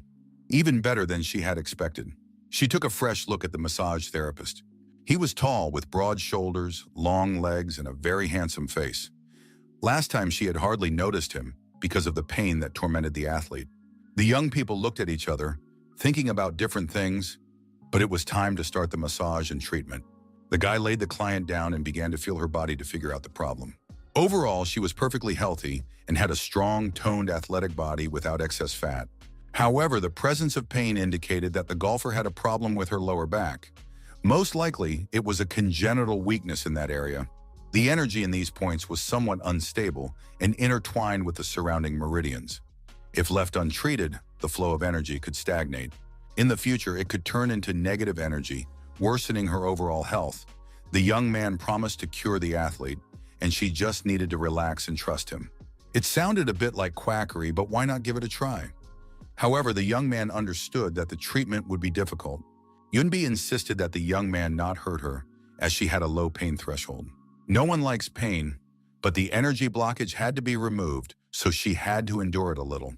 The masseur pressed his elbow into the spot. Yunbi cried out loudly in pain.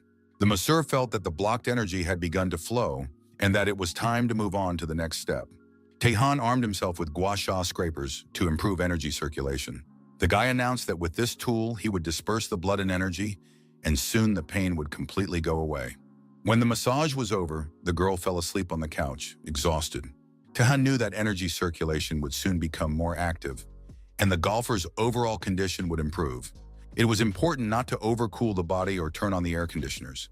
The energy flow had to be allowed to circulate calmly throughout the body to relieve the tension. Yunbi tried to get up and leave the room, but the masseur did not allow her to do so, as the process was not yet complete. He insisted that the girl sleep a little so that her blood circulation could be restored and her energy flow could be regulated. The girl's eyelids became so heavy and her whole body so weak that she couldn't even close her mouth, and a trickle of saliva flowed out of it. Taihan picked up the client and carried her to a special restroom where she could fully recover, rest, and get herself together.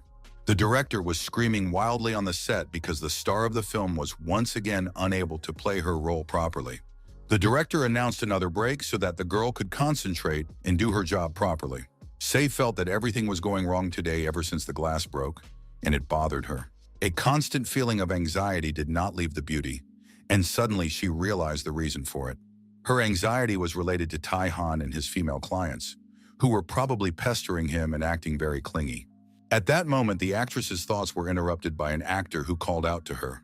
Sei was so lost in thought that she didn't hear her colleague approach. Yusaya looked at the young man and remembered that he had recently been suffering from severe migraines. He probably needed help. The guy was very embarrassed because he had come to help his colleague, but instead he had made her worry.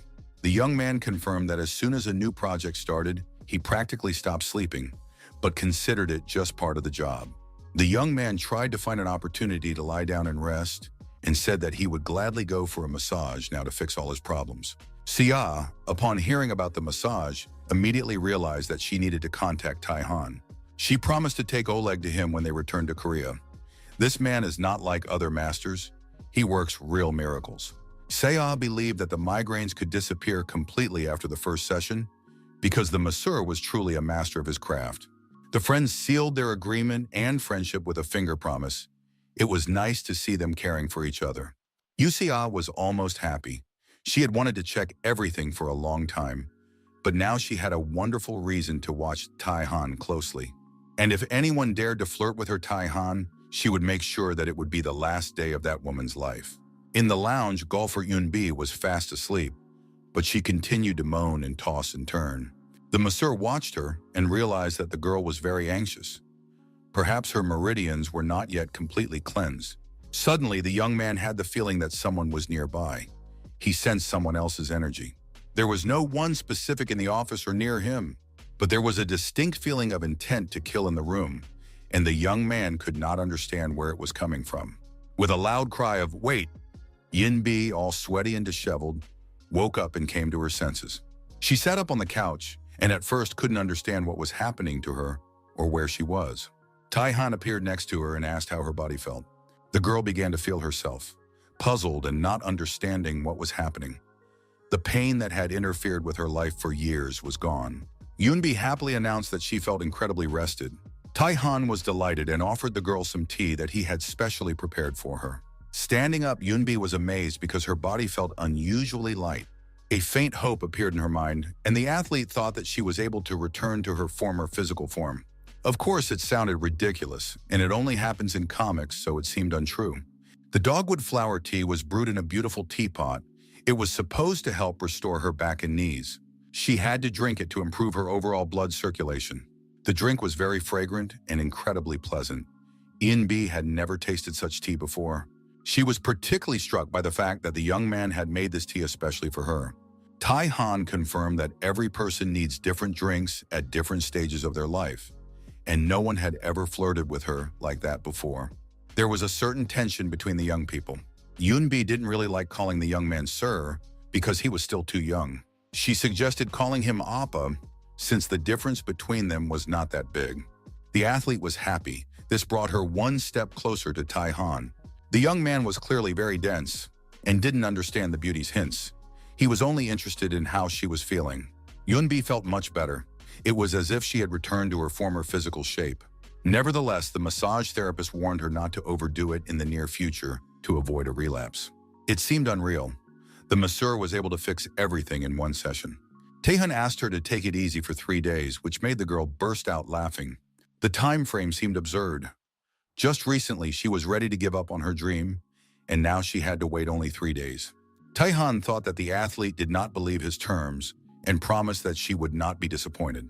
Tai-Han unexpectedly received a message from a CA, who was very interested in his affairs.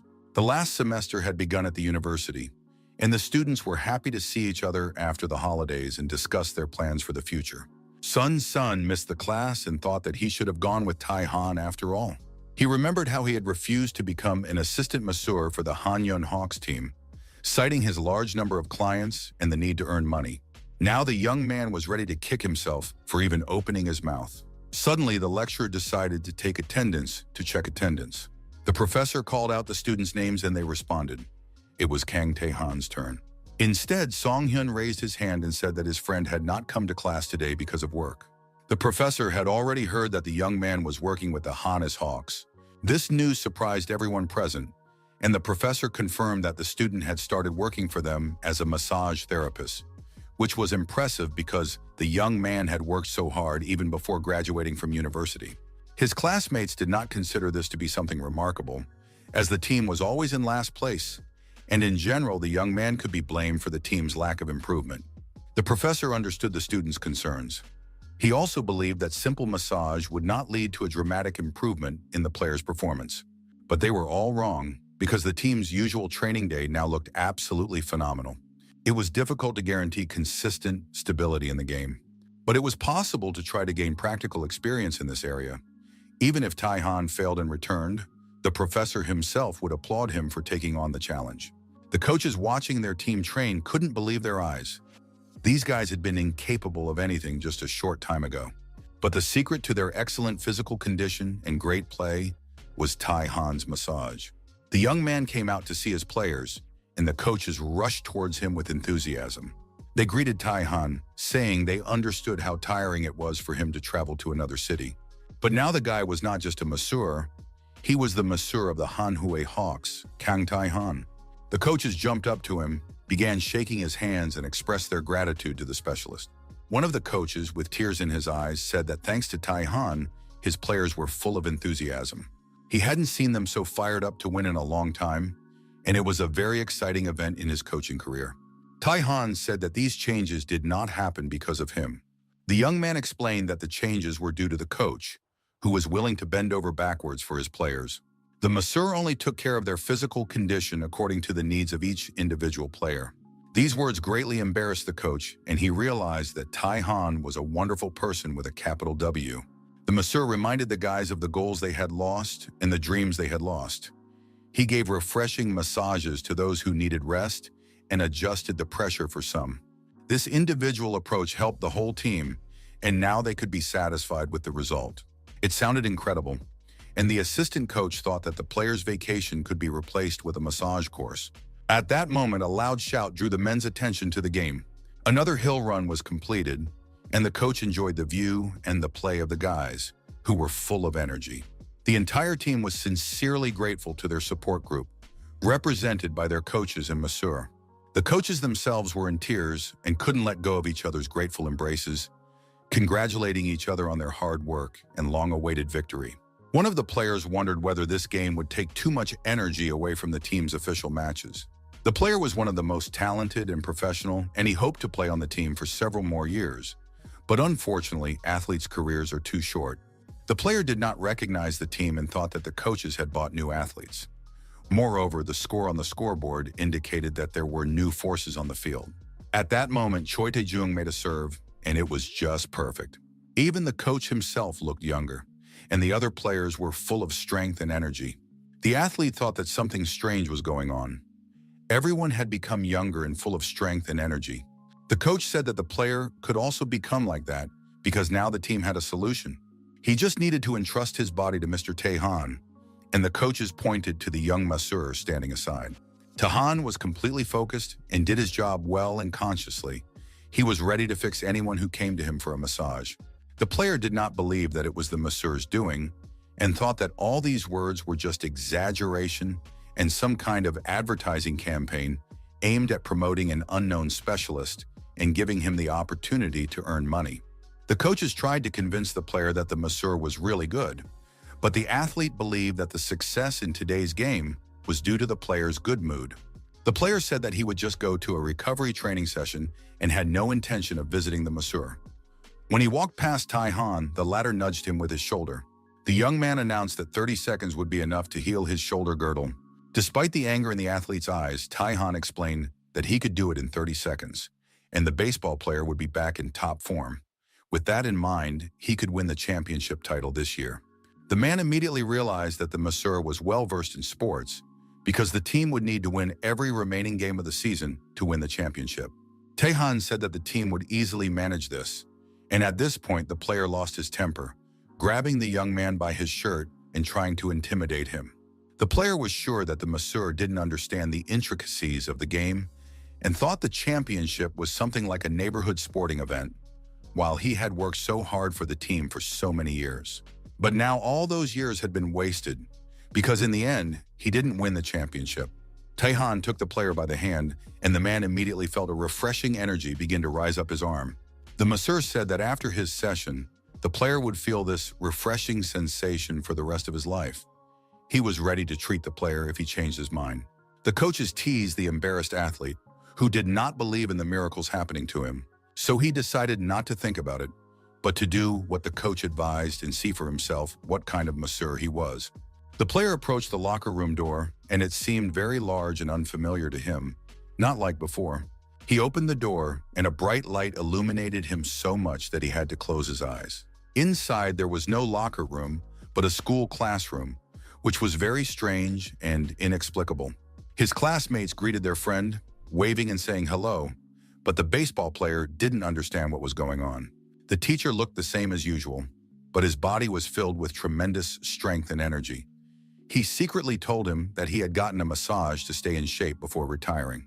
The teacher said he didn't think any of this was right. He decided that he would not retire and would fight for the championship title before he left because he felt full of energy. It was overflowing. Tai-Han entered the locker room and called the player to follow him for a massage session. Even when the player lay down on the couch, he remained skeptical about the massage and thought it would be better to go for another training session. Although his teammates were playing better, he wasn't sure if massage was right for him. Han did his job, working his magic on the athlete's sore and injured body parts while the player screamed in pain. The young man announced that he was finished, but the player felt as if something had been sucked out of him, and now he wasn't sure he could even stand up. Han completed the final stage and stimulated a few more areas. The young man said that the player's shoulder problem had been completely resolved. This news did not please the baseball player, who was about to quit the sport, but it turned out that all problems could be solved in a few minutes. But when the man got up from the couch, he noticed that the chronic pain in his shoulders had disappeared. Han warned that he would now do something even more important. But could anything be more important than the player's physical condition? It turned out that mental problems could also be treated. Han promised to fix the athlete's damaged mental state during today's session. Although the player claimed that his mental health was fine, the young man did not believe it and began to influence certain points on his head. Soon the player's consciousness cleared, and he seemed to sink into an incredible stream that took him back many years. At that time, he was the team captain and the most sought-after rookie and incredible player. After joining professional teams, the young man immediately became the #1 star, and now the Han Hawks hoped to win the championship with him. The game continued, but for some reason it didn't go well, and in the end, the result was disastrous. The Hawks lost in the final game of the Korean series. The young man was crying, but the coach tried to calm him down, saying that the player had performed very well for his debut season. However, this did not calm the boy down, because the team he had dreamed of his whole life was never satisfied with this. He vowed to win next year. Years followed, one after another, until the team came to a unanimous conclusion. Taepyeong missed the ball and his shoulder crashed into the fence. It looked very serious. The medics took the player away, and it was clear that, given his age, he would not be able to recover. The situation was tragic. The young man wept because of his injury, and the championship became even more unattainable for him because he would not be able to win it with his abilities. And all that remained was to be happy that he could simply play on the team. All this flashed through Taepyeong's mind. He came to his senses with a loud cry of, "No!" The player realized that no matter how old he was now, he was not yet too old to give up. The masseur asked if the athlete's competitive spirit had returned. If not, the young man was ready to stimulate certain points on his head. Han, continuing his work, learned that most of the team's players had been bought as the best with the greatest potential. These players respected and valued Taepyeong very much, even though he had failed to pull their team through. They wanted to emulate their older teammate, who was once determined and hardworking. Therefore, now the player must lead the team, not only fulfilling his dream, but also making everyone else happy. The masseur has opened the solar acupuncture point, and the player's mind will now be clear and his concentration heightened. The next day at the game, he will be able to repay his teammates for the respect they have shown him over the years. He must repay them by showing the highest level of concentration, focus, and excellent play, and lead the team to victory. The next day, the stadium was full of fans who couldn't believe their eyes. The Hanyun Hawks were performing brilliantly. Player Taepyeong stood out in particular, full of determination, just like in his debut years. The pitcher made his first throw. Kim Taepyeong managed to hit the ball, but something incredible happened. The player got ready to catch the ball and did so, giving the Hawks a chance to attack. It turned out that this was not the end.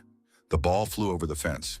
The opposing player, who usually played flawlessly, made many mistakes today, and thanks to teamwork, the Hawks won their first victory of the season. In the next game, the athletes will show themselves to be even stronger and more confident. Manager Hwang watched his team play and realized that the credit for this victory belonged to Han. The man rushed over and hugged his subordinate, begging him not to leave the team until they won the championship. The young man was confident that this would happen this season. The news literally stunned the manager in a good way, but he couldn't leave this life until he saw the championship through to the end. At that moment, Han's phone received a message. It was from actress Yoo Se-ah, who was planning to visit a massage parlor in the coming days because her colleagues really needed help. A few days later, the actors did indeed show up at the salon. The girl introduced her colleague named Jo Chang-hyuk, whom she had already mentioned. He needed help. The guys greeted each other and the masseur led Jung-hyuk away. Se-ah was determined to gather evidence that the masseur was flirting with other clients and intended to investigate. Taehyun wanted to make tea for the girl so she could enjoy it while the actor was having his session. But the beauty refused the tea and asked to be present at the session, as she was very concerned about the health of her senior colleague, whom she truly respected. These words literally brought Chang-hyuk to tears, and the masseur did not resist and allowed the girl to attend. Everything went according to plan. If the beauty saw even the slightest hint that the women were trying to flirt with her Taihan, she would rebuff them and teach them a lesson. Lost in thought, she was almost late for the session, and when she ran into the office, she was stunned. She looked at the masseur and thought it was just incredible. How cool this chic and handsome guy looked during the massage. When his strong, muscular hands touched someone else's body, his gaze was thoughtful and calm. At the same time, his fellow actor Chang Hyuk looked completely unimportant. Taihan understood that everyone was going through difficult times, but it seemed that there was nothing he could do about it. To become better, the guy would have to go through it himself. The young man found himself in an unfamiliar place. He was dressed in knight's armor, and on his head was a metal hoop that fit tightly against his hair. This outfit looked completely ridiculous, and the young man was holding a sharp sword in his hands and did not understand how he had ended up here. He guessed that he had ended up in a comic book, and the genre had taken a turn for the worse. Suddenly, something flew past the young man's ear, and he felt a cut on his cheek. The flying object hit the wall and exploded. The young man looked around and saw strange figures approaching him. These people looked disgusting, scary, traumatized, armed with various weapons, and demanding their money back. The guy didn't understand what money they were talking about. At that moment, one of the men lunged at him and demanded the money his father had invested in the business. The young man continued to fight and said that he had worked for years to pay back the money with interest. He had worked hard for many years to pay off the debt. He started out as an extra in historical dramas, playing minor roles with only one line, and the other actors paid no attention to him. But the guy achieved his goal of protecting the family that relied on him and earned the money to pay off his debts. Now he demanded that the stranger stop tormenting him. After that, the guy heard a voice asking how much money he had already spent this month. The voice said that his neighbor had returned from a trip to Europe, and now that the debts were paid off, they wanted to go on a trip too. One of them wanted to learn to play the violin, and the guy had to pay for lessons at the academy for the sake of his family because he was a good son and would help his relatives. After all, he was the best son, and his parents were very grateful to him for being so respectful. They were happy. The young man, of course, agreed to fulfill their wishes because they loved him so much. The boy was ready to do anything and take care of everything they asked him to. And at that moment, someone's hand was squeezing his throat. But as long as his family was satisfied with his sacrifice, that was enough, even if it was almost impossible to breathe. Suddenly, someone's hand touched him. Taihan said he needed to pull himself together. The masseur was able to destroy the negative energy around the guy and made him feel free from the other people who had latched on to him. The young man woke up, not understanding where he was or where his family was. He was angry at Taihan for driving away his loved ones, who were so important to him. Taihan said that the young man should not dare to talk back to the person who saved his life. After that, the masseur ordered him to open his eyes and watch carefully. Did the young man really think that these were his parents who loved their son? If they were really his family, they wouldn't have suffocated him. And even in difficult times, they would have shared the responsibility with him and supported him. After all, actor Jang Hyuk himself had personal problems, but he took on the burden of difficult times and supported his entire family. Realizing what was happening, Yang Hyuk felt as if a heavy burden had been lifted from him, and he found himself alone in the world, completely unprotected from problems and difficulties. Taihan understood that it had been very difficult for the guy all this time, so now he needed to be careful. Chung Hyuk seemed to be at the beginning of his journey and did not understand where he should go. Taihan pointed out that he needed to climb to a great height, and the guy had no idea how to do it. The masseur said that now his body felt lighter and he would be able to jump. And once he got out, he needed to start taking care of himself. The guy said goodbye, but Chung Hyuk still had doubts. He didn't believe he could do it, even though he felt better and lighter. He wasn't sure it was even possible to jump there, but he decided to take a chance and did it with all his strength, even though the jump seemed pointless. Soon he was floating in the air, amazed that he had been able to do it. When he came to his senses, the actor thanked him for the massage, saying that it helped relieve his accumulated fatigue. Taihan warned that if the guy ever had a headache again, he shouldn't hesitate to come back for another treatment. The guy said goodbye and promised to meet again. Yusia said she would walk her colleague out a little, and then suggested meeting at the restaurant where they had dinner last time. Taihan said that the food there was quite expensive, but he didn't have time to finish his sentence. Seo wanted to thank him for the session he had given her colleague and was again ready to pay the bill. The massage therapist was still thinking about his last client. He was sure that he had removed the negative energy and mental stress that caused headaches. The guy should have felt a surge of strength, and the headaches should have disappeared. But for some reason, he didn't mention them at all. Perhaps the masseur did not fully control his negative energy, and in that case, Chung-hyuk could lose control of his body and mind. Soon, his internal energy could become distorted and even harm him. Yoo Se-ah accompanied her colleague, but she couldn't shake a strange feeling. It seemed to her that the actor was trying to escape, and he showed no emotion when talking about his feelings about the massage, as if he had visited a regular masseur. The girl was upset by this reaction and even assumed that her colleagues might be dissatisfied with the massage. During dinner at the restaurant, all of Tae-han's thoughts were occupied with his last client. He was sure that he had removed the negative energy and mental stress that caused headaches. Seiya saw that the young man was thinking about something very seriously, but he did not want to share his thoughts. Doubts continued to accumulate in his head. Perhaps he had not worked with the negative energy correctly, and if so, urgent action was needed before Chung-hyuk lost control of his mind and body. The young man was so lost in thought that he hardly listened to his companion. The girl noticed that he seemed absent, sitting next to her at the table. Tae-han could no longer bear it and asked Seiya to take him to the actor's house right away. Tae-han stated bluntly that Mr. Jo Chang-hyuk could die if something went wrong. Just then, the guy returned home and loudly announced this to all his relatives. At that moment, his parents were discussing the handbags and outfits they had managed to buy in exclusive stores, which were expensive and rare in the country. They discussed that there would be a new collection tomorrow and that they had to get to the stores in time. The young man repeated that he was home. His parents decided that they needed to buy high quality, expensive, and the best shoes. He said again that he was home.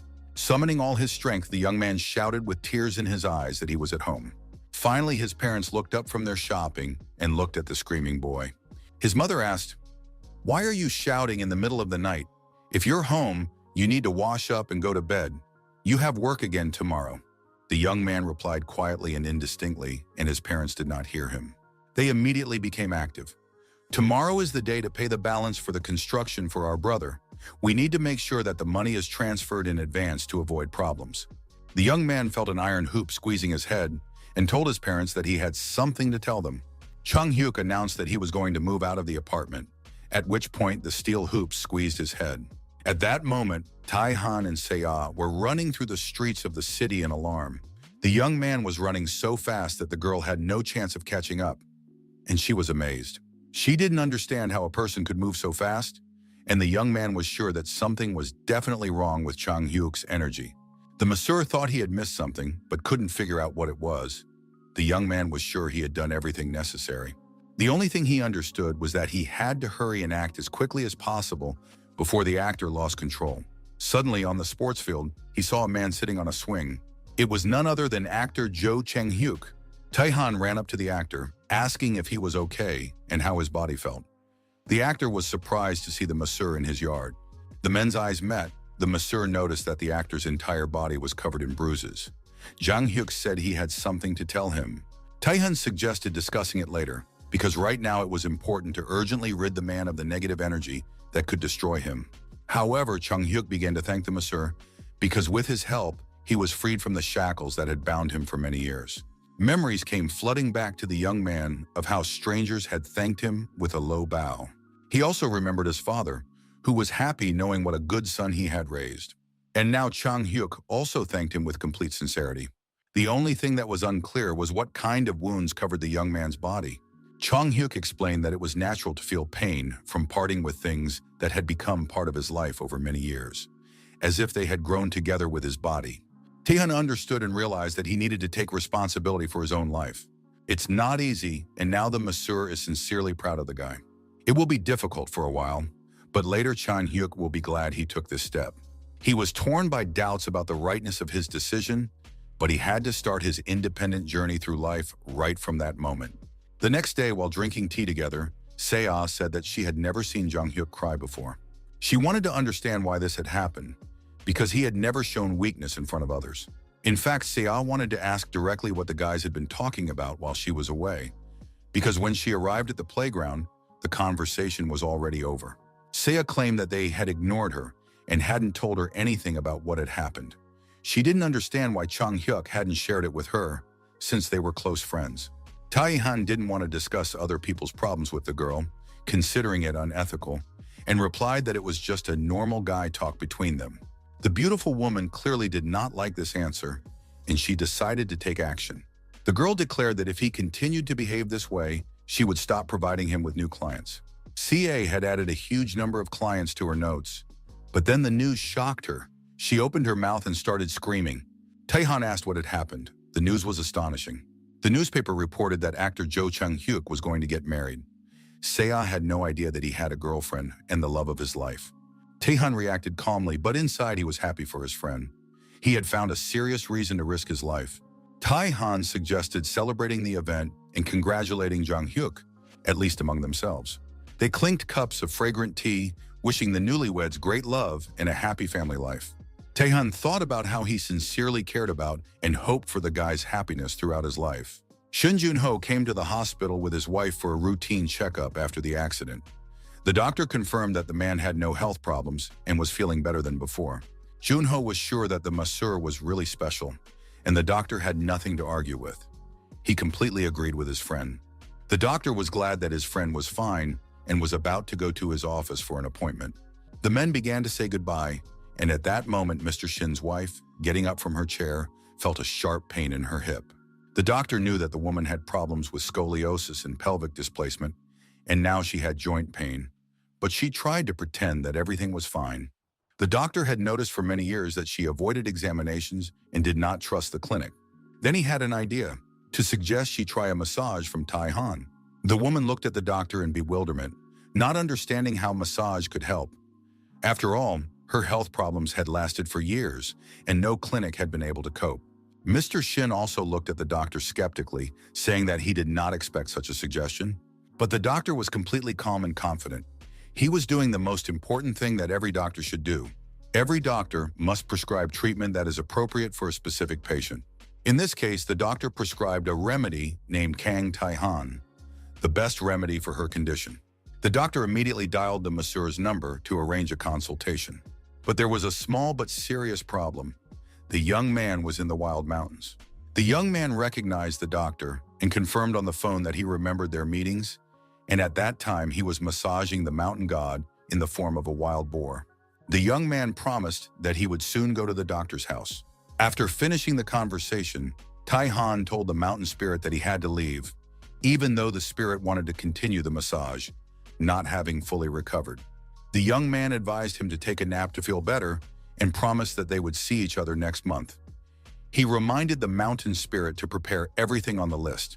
Tae-han had almost left when the mountain spirit asked him to stay for a few more minutes. The mountain spirit was interested in whether the masseur could help anyone else. The young man thought that another spirit lived nearby and offered to bring him. He still had energy that could be used. The mountain spirit said that it wasn't necessary to do it right now, but there was one problem. Those who would later become mountain spirits were now too full of energy, and 3 wild boar cubs were rushing to their father to play with him. The 3 cubs immediately began to demonstrate their techniques: biting attacks, headbutts, quick and powerful strikes, and multi-attacks. The unfortunate mountain spirit, the father of the family, could not hold back his tears and asked the young man to calm the mischievous cubs down a little. The 3 cubs were very active, but the young man massaged them, and they became completely immobile, lying happily. The spirit believed in the power of the masseur. The process proved to be effective, and his offspring fell asleep next to him. Tae-han warned that the babies would sleep for a long time, so their father would have enough time to rest. The mountain spirit could not contain himself and sincerely thanked the young man, saying that he loved him very much. The young man left the mountains, satisfied with his way of life. Soon he was standing at Mr. Shin's house. The owner personally opened the gate, saying that he and his wife had been waiting for him and were surprised at how quickly the young man had arrived. Tae-han said that he had been gathering medicinal herbs in the wild mountains. Mr. Shin hoped that the young man had found something suitable for making men's liquor, but Tae-han had brought medicinal herbs for his wife. The woman was happy to see the young man in her yard and greeted him, while her husband asked him not to forget about the special herbs for men. Tae-han assessed the condition of the lady of the house and realized that he had misunderstood the situation last time. Now her condition was worse than her husband's when he fell off the cliff. The cause was routine housework and accumulated internal injuries. The host wanted the young man to rest first after his journey, but he said that there was no time to rest given the woman's condition. These words greatly surprised the hostess. The young man realized that this would be the most difficult massage of his life and suggested going to the bedroom. The house smelled of the sweet aroma of organic vegetables grown under the bright sun. The smell of meat was also rich and fresh, coming from a happy cow, which allowed the young man to appreciate the host's efforts in preparing the dishes. The woman insisted that they should have dinner first, and then the massage would be more effective. The young man did not refuse and, bowing deeply, thanked her for the invitation and the meal. The table was laden with a huge number of dishes.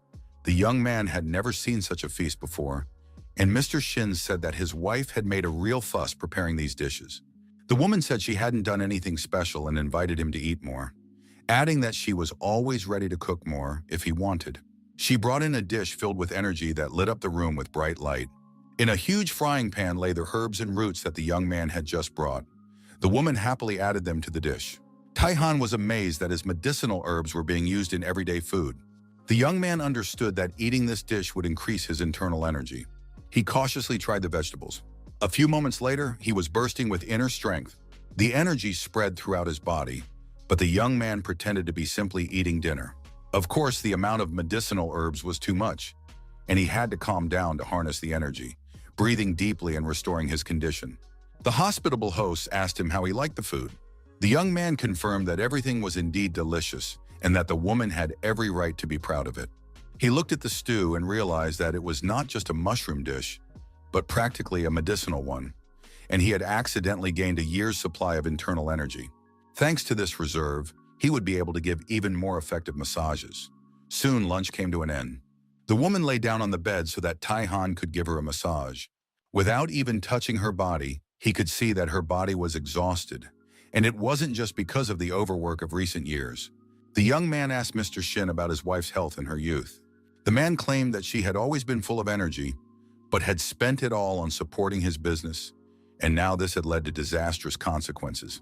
She cooked 3 meals a day, did the laundry, and ironed his clothes so that he would look presentable, then gave birth to and raised children, and the man realized that he would never be able to fully atone for his guilt. No matter how well a husband treats his wife, it will never be enough. The woman believed that there was no need to bring up such things, because thanks to her husband, they lived without problems. She told the young man that their child was born late, is now in elementary school, and often asked to go to the amusement park. The woman constantly refuses him, unsure if she can handle it, hoping that after the massage she will be in good enough shape to go there. Tai-Han considered this quite possible and offered to treat her. He warned that the massage would be painful as the problems had accumulated over the years, and hoped that the woman would be able to endure it. For the sake of her child, she was ready to endure any pain, which in the end was necessary for her as well. Tai-Han exchanged glances with his client and prepared for the session. Bad energy had accumulated in the woman's body over the years. If internal energy was introduced recklessly, it could damage her organs. The guy cautiously started with the cervical spine. As he massaged her neck, he saw the woman struggling to hold back tears from the pain. If she could endure this, then she would soon be ready to enjoy the amusement park. A park employee asked to check the seat belts, and the woman, not understanding what was happening, sat in the carousel with her husband. After checking the belts, the swing started, and the couple began riding the roller coaster. After relieving the tension in her cervical spine, Tai-Han noticed that her energy began to circulate normally. Soon, the woman was no longer afraid and turned to her husband to show him the beauty around them. She remembered that it had been a very long time since she had last been in a place like this. Not once since the birth of her child had she enjoyed such beauty. The young man gradually moved down her spine, and the energy spread throughout the woman's body. She screamed with childlike delight as the carousel descended. Thanks to the energy she received, she felt revitalized, and the masseur corrected her curved spine. With the curved parts restored, the woman felt refreshed and was happy riding the roller coaster. Suddenly, her husband tensed up more than usual and began to shout warily. He noticed that something was happening ahead.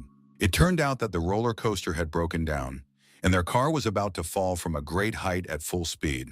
At this time, Tai-Han continued to massage the thoracic spine, moving towards the lower back.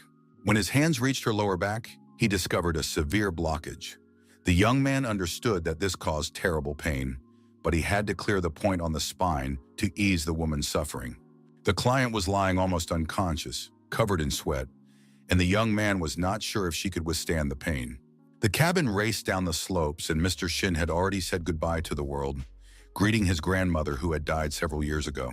His wife reminded her husband how many obstacles they had already overcome, and that if they stayed together, they would be able to cope with this one too.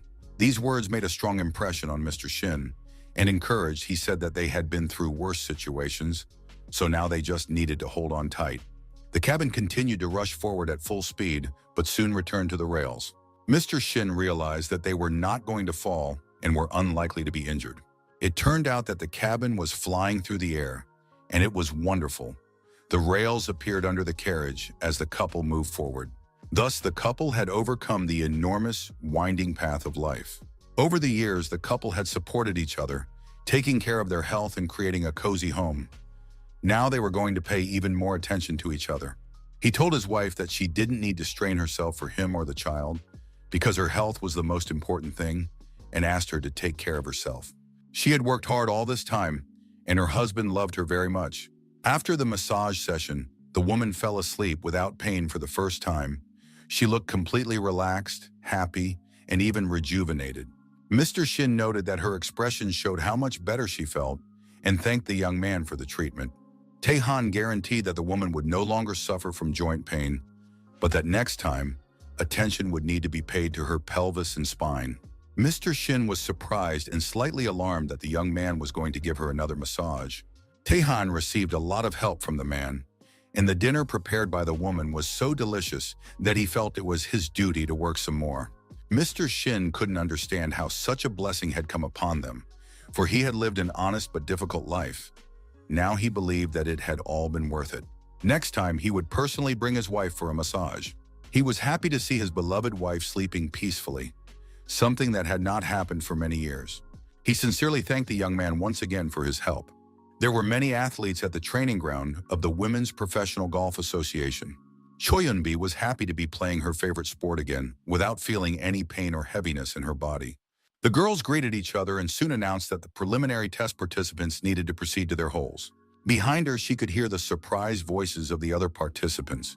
They were amazed that Eun-bi had come to the tournament. Some of the rude golfers expressed surprise at seeing her there. They doubted that she would be able to play, given her previous health problems, and advised her not to participate so as not to embarrass herself. Eun-bi realized that years had passed, but her rival's attitude had not changed. She declared that her injury had completely healed. Soon, a participant named Choi Eun-bi was invited to the tee. The girls wanted to see what skills the promising athlete, who was nearing the end of her career, would display. She approached the ball, concentrated, and prepared to strike. Eun-bi knew that now she would find out how effective Tae-han's massage was. The shot was perfect. The ball flew far, and Eun-bi believed that the massage had helped. Of course, it was too early to judge the result. She had to wait until the ball reached the right place. The ball had to land near the hole marked with a red flag and not stop prematurely. The ball had to roll right into the hole marked with a red flag, and it did so in the next few seconds. It was an amazing shot that hit the target on the first try. All the contestants were amazed by its accuracy and precision, and Eun-bi herself was delighted with the result. The girl wished the other participants good luck and immediately began typing a message to the person who had brought her back to the sport, her massage therapist, Tae-han. At that moment, the young man was busy with another client, and in her message, the young golfer thanked him for his help and, as a token of her gratitude, suggested they have dinner together. Meanwhile, the young man was preparing food in his kitchen. Soon, new messages came from Eun-bi. She reminded him that Tae-han had not yet replied. The young man explained that he was busy with another client and apologized for the delay. Eun-bi sent him a photo. She said that she had participated in the competition to get back into her usual rhythm, but had reached the final and was now considering whether to resume her professional career.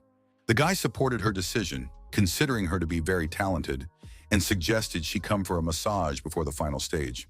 Tae-han agreed to have dinner with her to discuss her future career.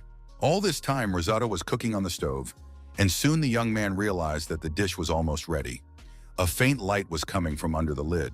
Everything turned out exactly as he had expected. Rice with pine mushrooms. The young man added mushrooms and roots obtained from the mountain spirit to the dinner. He wanted to prepare a dish that would significantly increase internal energy. The taste was amazing. The seaweed and shrimp provided a salty flavor. Everything blended perfectly with the deep aroma of the mushrooms, and the roots were added in just the right proportion. The combination was fantastic, and the young man's body was filled with spiritual energy. He thought it would be worthwhile to add such ingredients to his food regularly. The encounter with the mountain spirit seemed like gaining a powerful ally. His thoughts about working together were interrupted by a phone call from the hospital director, Park Ho-yoon. The young man answered, realizing that the call was important. He would not have disturbed the director late at night for no reason. Ho-yoon asked if Tai-han was planning to visit their city in the near future. The doctor asked him to stop by the hospital when he was in the area. The director had a personal request related to his parents. Tai-han couldn't refuse. The next day, straight from the bus, he went to the hospital to help his friend, the doctor. Director Park immediately thanked the young man for his visit, despite his busy schedule. The doctor looked sleep-deprived and lacking in energy. The young man immediately got down to business, asking how he could help, but it turned out to be a long story, and the doctor invited him into the ward. They entered a dimly lit room with air conditioners on the ceiling, running at full power. Tai-han felt a cold energy filling the room, and his hands broke out in goosebumps. A patient lay in bed, his life energy almost depleted, reaching its limit. It was an elderly woman, the hospital director's mother. The woman had cared for the director's father, who had been suffering from dementia for more than 10 years, for many years. Dr. Park had hoped that his parents would be able to enjoy a peaceful retirement, but his father suddenly developed dementia after retiring from the fire department. The director suggested sending his father to a nursing home, understanding how difficult it was for his mother, but she always refused and cared for him through the night. Despite her efforts, the dementia worsened, and then a tragic accident occurred. The woman was preparing lunch when the radio reported a fire nearby. Residents were being evacuated. Her father took advantage of her distraction, left the house, and got lost, ending up in a park where he sprayed passers-by with water and demanded to be evacuated. The man's mental state deteriorated until his wife and son found him. He no longer recognized even his family members and could no longer take care of himself.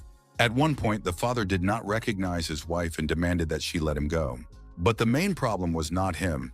While caring for her sick husband, his mother became very weak and contracted pneumonia, which further worsened her condition. During her illness, her condition improved slightly. The woman understood that her life was almost over, but she wanted to fulfill one last wish. She asked her son to talk to her husband as he used to, but even modern medicine could not help the dying man. Dr. Park suddenly thought of Tai-han, who had been able to bring Mr. Shin back to consciousness. He knew it sounded crazy, but he wanted to fulfill his mother's wish, perhaps her last. The doctor asked the young man to bring his father back to consciousness, at least for a few moments. The man was in a mental hospital, looking like a baby in an old man's body. He enjoyed drawing with crayons, especially fires and firefighters. Dr. Park came with Tai-han to visit his father. The man suffering from dementia saw before him the true face of the masseur, an old man in traditional Korean costume. Dr. Park introduced the young man, saying that he was a student named Tai-han who would take care of his health. Tai-han was not offended by the old man's words at all. On the contrary, he decided that the man was very perceptive. This man's life cycle was almost over. He had practically no functioning meridians left, but he was clinging to the last particle of his life force. Even if the patient's consciousness is not fully preserved, the fact that he is fighting for his life suggests that he wants to do something. Dr. Park thought that he had given Tai-han too difficult and responsible a task by calling him urgently. Now he understood how risky it was. Tai-han was deep in thought and soon voiced his opinion. He would handle the problem. The doctor found it hard to believe what he had heard.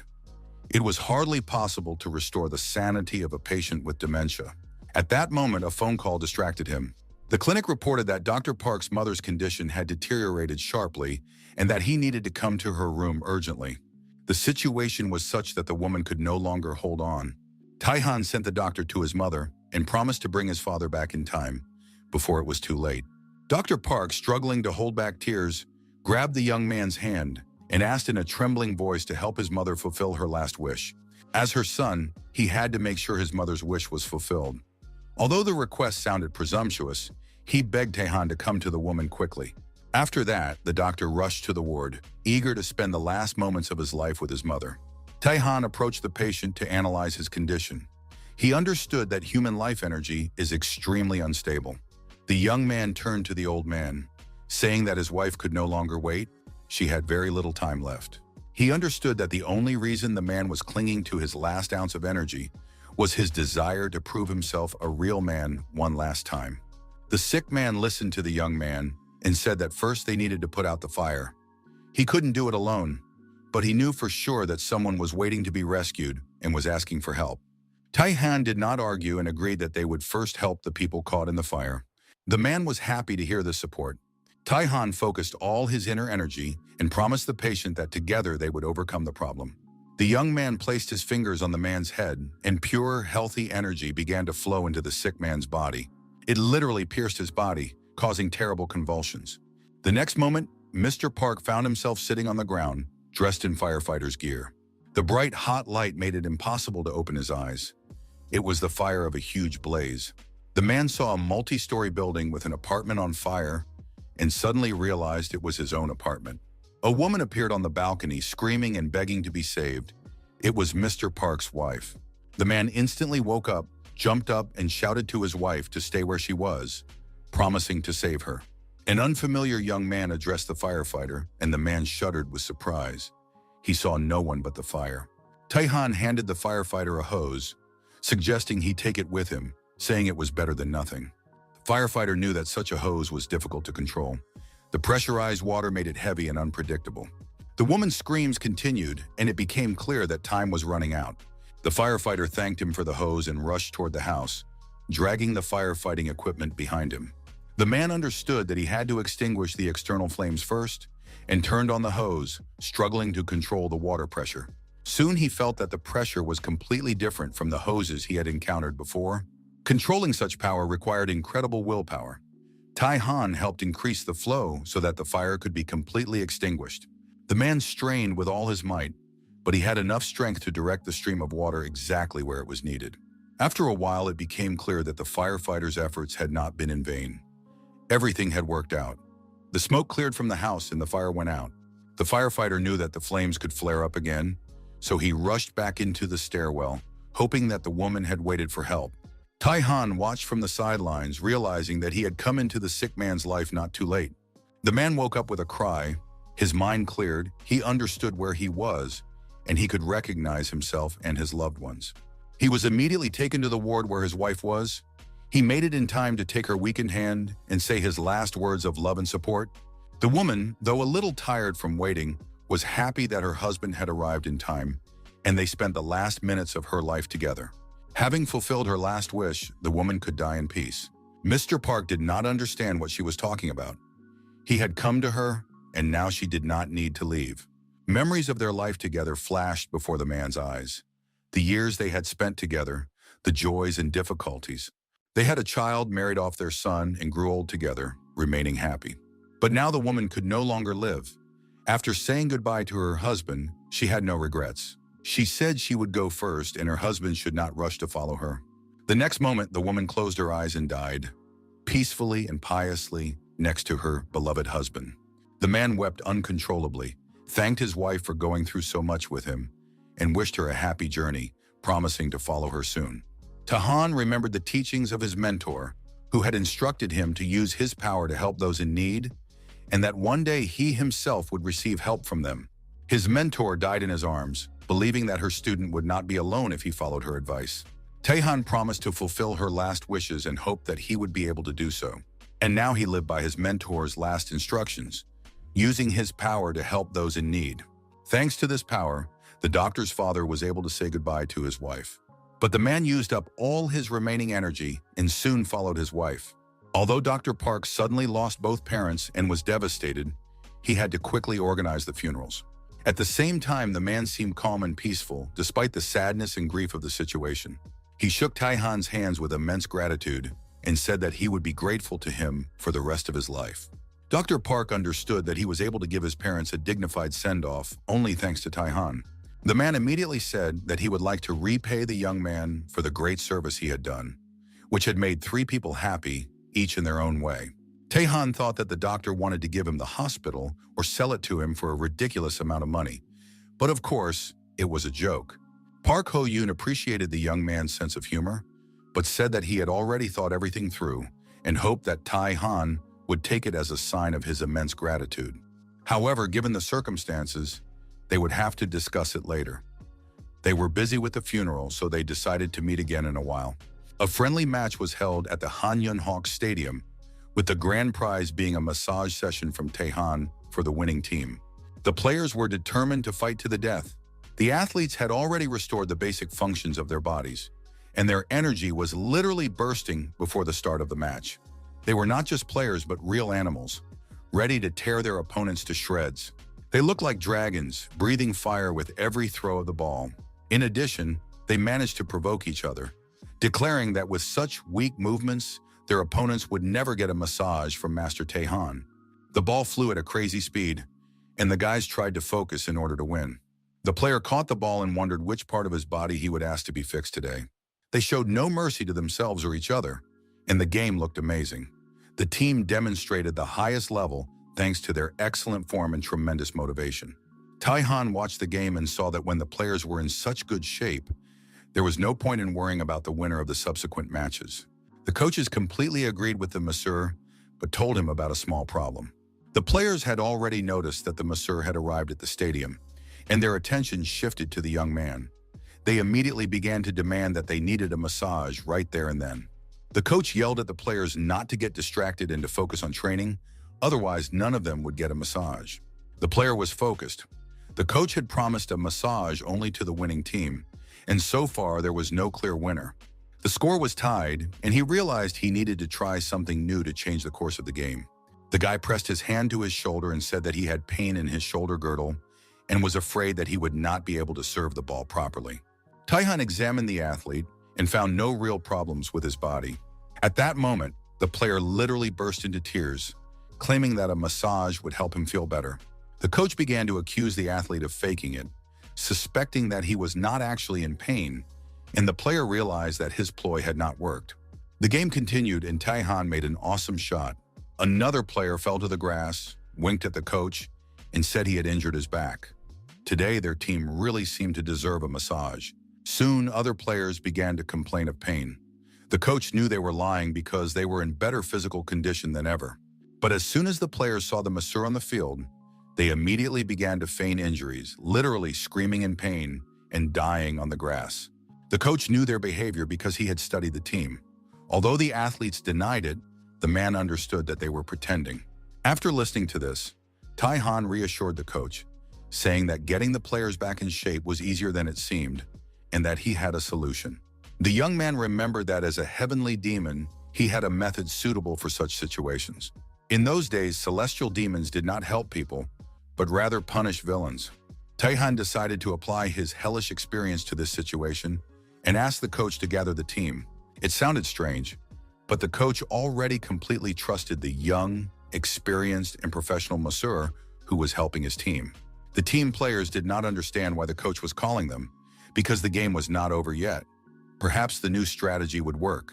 All the athletes pretended to be weak, and now the coach might call them for a massage because he felt sorry for the guys playing in terrible pain. The athletes decided that this was indeed a reason for a break. They were happy that they were able to fool everyone and get a massage from the master. The guys discussed their future relaxation, noting that they had been waiting for this day all week and hoped for a refreshing effect. Taehan addressed the entire team and asked those who were feeling unwell to raise their hands.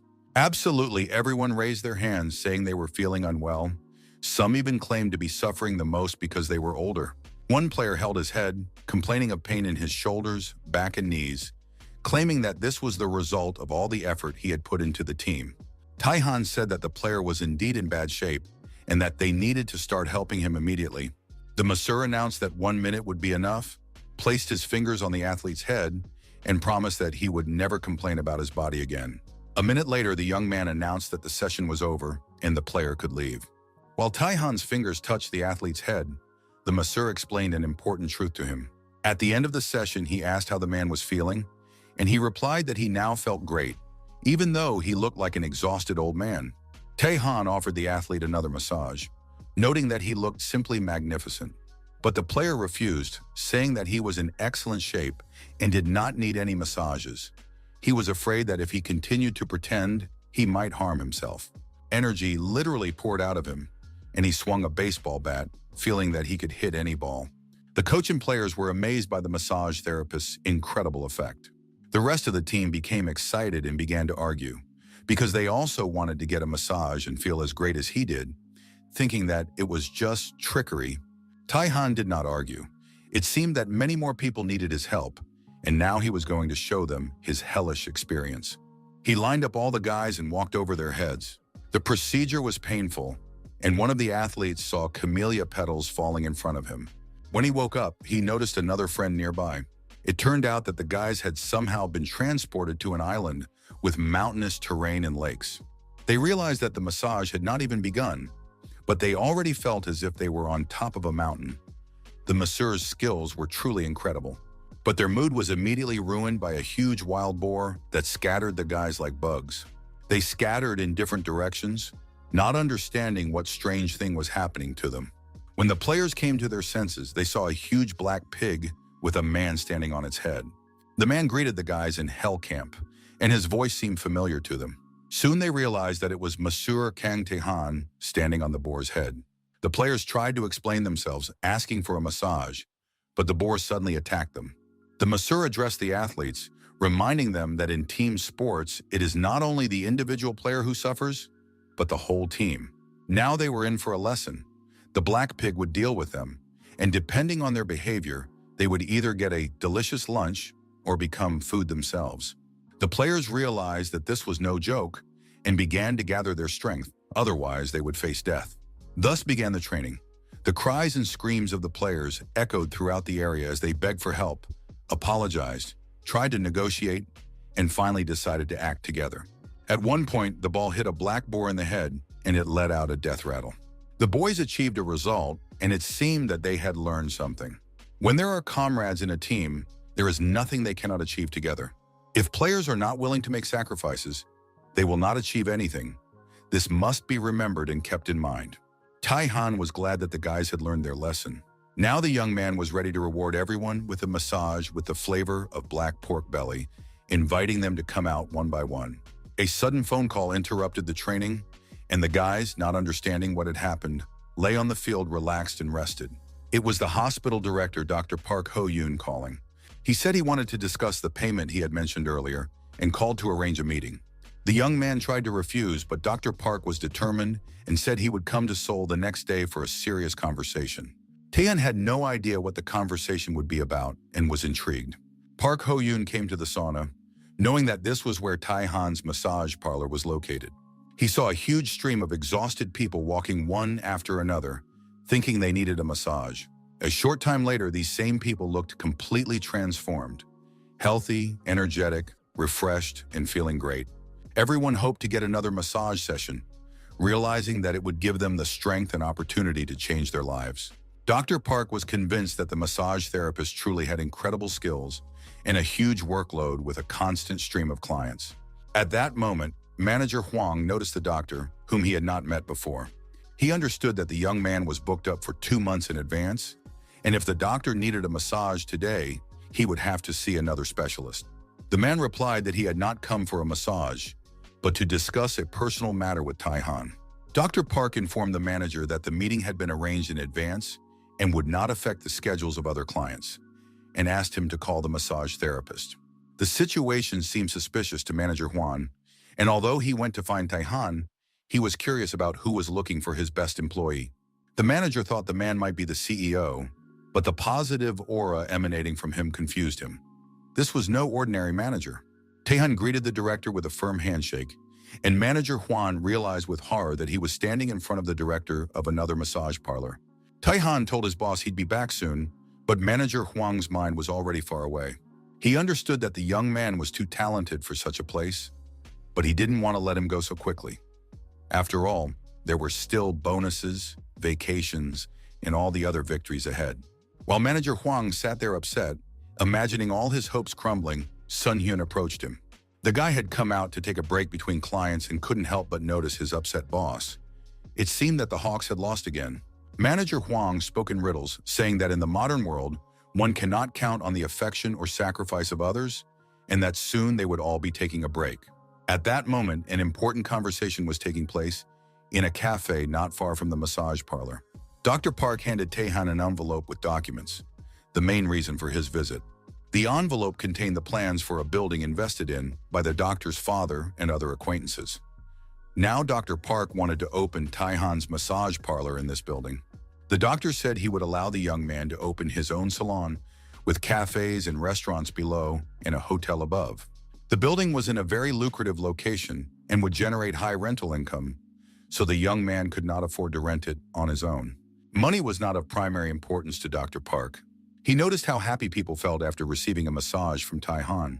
Even the doctor's father, who suffered from dementia, was able to smile genuinely until the last moment of his life, thanks only to Taehan's help. Before he died, the man told his son to support the massage therapist who brought happiness to so many people. The young man remembered his mentor, who advised him to use his strength to help those in need. It seemed that now it was his turn to receive help.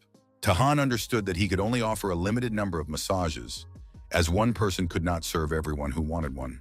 If the salon worked efficiently, he would be able to serve more people. Cooperation with the hotel would increase customer satisfaction. Dr. Park begged the young man not to give up because it was his father's last wish, and he himself wanted to fulfill the deceased's will. Doubts tormented Taehan. He dreamed of having his own salon, but it would be unforgivable to lose such an opportunity. The young man said he would do everything possible to fulfill his deceased parents' last wish. Dr. Park was sincerely glad that the young man had agreed to accept the offer. The man was sure that his parents would be proud of their son and would live happily in heaven if they knew about his decision. Manager Hwan's face was sad and pensive when the young man returned from his break. Taehan was also pensive, but before going to the next client, he made a request to the manager. He asked that no one else be scheduled to see him, and the manager understood his request. Taehan looked at his colleagues and was surprised by his boss's calm reaction, who didn't even ask for an explanation. The manager replied that he didn't need an explanation. He understood anyway, because the young man was leaving the salon, and he was curious to know where he would work now. Taehan announced that he was not going to another salon, but would open his own. This news surprised his boss, but the young man wanted to ask the manager something. Taehan offered Manager Hwan a job working with him. The boss stood speechless, then clutched his heart as if in great pain. The man was so touched by the offer that it seemed less like a job offer and more like a marriage proposal. In the manager's eyes, Taehan looked like a prince on a white horse. Manager Hwang looked like an embarrassed bride, because the feelings were just as exciting. Taehan explained that the manager was a very capable person and that his help would allow him to focus exclusively on massage. The young man confirmed that he wanted to leave the management of the salon and all general management to Manager Hwang. Since Taehan joined the team, customers began to come more often, profits increased, and he could dream of expanding the business. If the manager takes over the management of the new salon, the young man's plans can come to fruition. He would become famous, give interviews, lecture, write a book. Manager Hwan was ready to join him. He gratefully and sincerely shook the young man's hand, promising to repay his trust and even more. At that moment, Sun Hyun entered the reception area, surprised to see his colleagues holding hands. The young man joked that it looked suspicious. Weren't they going to eat something tasty without him? Taehan told his friend that he should get ready too, and asked Manager Hwan to tell him all the details while he went to see the client. The manager, overcome with happiness, hugged Sun Hyun and promised to explain everything on the way to the restaurant. Hwan left Taehan's salon under his care and went to take care of Song Hyun himself. The manager didn't let go of the surprise guy, explaining that this was better than any restaurant and that he was really lucky to have a friend like Taehan. Inviting Hwang to the new salon was the right decision. The work had to be organized for the stability of the business. In the presence of the manager, the young man would be able to focus entirely on massage without being distracted by everyday issues. At that moment, a woman approached the salon and greeted Taehan. The young man thanked Madam for her efforts, but emphasized that he was the one who deserved thanks for taking her on overtime to ease her condition. Taehan immediately led the woman into the massage room and invited her to lie down on the couch to begin the treatment. The young man noticed that the woman's overall well-being had improved significantly, and she confirmed that she now felt much better and was able to do her housework without feeling as tired as before. Taehan was happy to know that his actions were making people's lives easier, However, the woman admitted that she still didn't have enough strength for long walks. With autumn approaching, she wanted to go on a trip with her husband to admire the falling leaves. The woman asked if she would be able to go hiking next year while continuing her massages. Taehan assured her that it would be possible in the near future and that she wouldn't have to wait until next year. The woman lay down on the couch and the masseur prepared for the procedure, which promised to be difficult. Taehan decided to strengthen her endurance for the upcoming trip, turning her into a real hero living in the mountain region. The massage began, and in the next moment, the woman found herself in the water. She was swimming in the sea, and Taehan was nearby on a scooter. The water was refreshing and pleasant. However, there was no time to relax. Soon other swimmers would catch up with her, and she would not have time to see the autumn leaves. Taehan warned her that to see the leaves, she had to be the first. After swimming, cycling training began. The final stage of the sports program was a marathon, which the woman also won. She endured the most difficult process to the end, and now her body was strong and muscular. The guy handed her the gold medal and announced that she could go admire the autumn leaves. Standing on a pedestal during the award ceremony, Lila cried with joy. Not only had she won, but she had also visited amazing places. After the massage, there was a traditional tea ceremony, and the client said that her body felt light and that she felt ready to go hiking right away. She looked like a real athlete. Taehan was very happy for her and hoped that the trip would fill her life with wonderful memories. The woman invited the masseur to join her on the trip, promising to prepare refreshments. She still felt awkward about the fact that their previous dinner had been difficult. Taehan hoped that she would not organize a restaurant on the street and would be able to distract herself from her worries at least a little, but catering seemed like a good idea to the client.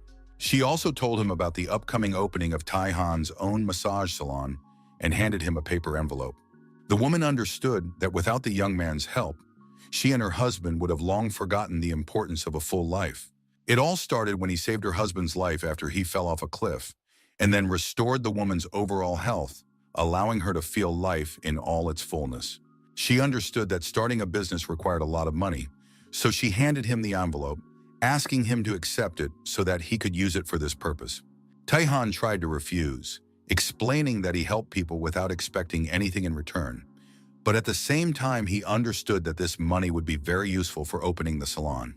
Inside were checks totaling 30 million won, an amount he had never even dreamed of. He did not know if it was right to accept this money because he had always helped people selflessly. But he remembered his mentor, who was the first to reach out and teach him to help those in need so that he could later receive help from others. Living by this principle, the young man no longer felt lonely. He helped people selflessly. Now he hoped that his mentor was watching over him, and he no longer felt lonely. Upon hearing about the offer of help, Taehan could not refuse. He bowed deeply and said that he would gratefully accept it. Sun Hyun was delighted and rushed to his friend to confirm whether he was really opening his own salon. Taehan confirmed this, and Sun Hyun, not understanding why he was so excited, remembered that manager Hwang had already told him everything. Sun Hyun considered it a large undertaking and realized that he would have to hire other massage therapists. He asked how the salon would be financed. Had his friend won the lottery? Because then they could share the money. Taehan replied that he hadn't won the lottery, but he had made connections comparable to a lottery win. He did not explain the details, only further confusing the curious Sun Hyun. After that, Masseur Kang went to his next client, leaving his friends to wonder where he got the money. Sun Hyun decided it was better to stop pestering him and start sucking up so that he could become a manager in the future and earn a decent salary. Taehan entered the massage room and was surprised to see the next client. The young man immediately remembered the coach of the Hanhyun Hawks team, who had asked him to become the exclusive masseur for all the players. Looking at the man sitting on the couch, Taehan felt the same way he had before. The Charlotte Gray team was relaxing at the spa, and one of them talked about the miraculous massage. The coach advised him to take this information seriously or at least try it as a refreshing procedure. Even in the worst case, there would be no harm if the head coach decided to go for a massage. There were rumors obtained from the Hawks coach that the team's success was linked to this particular massage therapist. It seemed incredible that players approaching retirement could be restored to top form. Head coach Shim understood that the Hama Hawks team had surprised everyone by finishing 6th by the middle of the season, but with such momentum, the chances of winning the championship next season were high. Head coach Shim decided to personally verify whether the information about the magical masseur was true. The coach looked closely at Tai Han, trying to understand his energy. Over the years, he had learned to recognize people in this field, but he could not assess the depth of the young man's aura. The masseur asked if there was any part of the man's body where he felt discomfort. The question caught the coach off guard. He hadn't thought about it beforehand and was now hastily considering which part of his body to indicate for massage. Head coach Shim tried to formulate an answer, but couldn't determine where exactly he felt the most discomfort. Tai Han suggested that the problem was in the man's shoulder, and this guess surprised the coach. Still unsure, the man lay down on the couch. He was impressed that the young man had identified the problem so accurately, but he thought that someone so young could hardly be a master. Perhaps Master Song had not exaggerated after all. Tai Han concentrated, activated his energy, and prepared for the massage. He warned the client that it would be a little painful and began working on his spine. The man suddenly felt a chill and decided that the air conditioner had been turned on. Tai Han smiled and said that his massage would be more pleasant than any air conditioner, and proceeded to the thoracic spine. The man screamed with overwhelming energy. His body had never experienced anything like this, even in its prime. Suddenly, he realized that he was in a baseball stadium, not just on the coaching bench, but participating in the game, standing on the mound. On the field were the coaches and his old teammates from the championship days. It was the 5th game of the Korean series of the 90s. The stadium was buzzing. The spectators were cheering for their players, and the atmosphere was tense and exciting. Taeyong felt that he could handle anything, and this tension was familiar to him.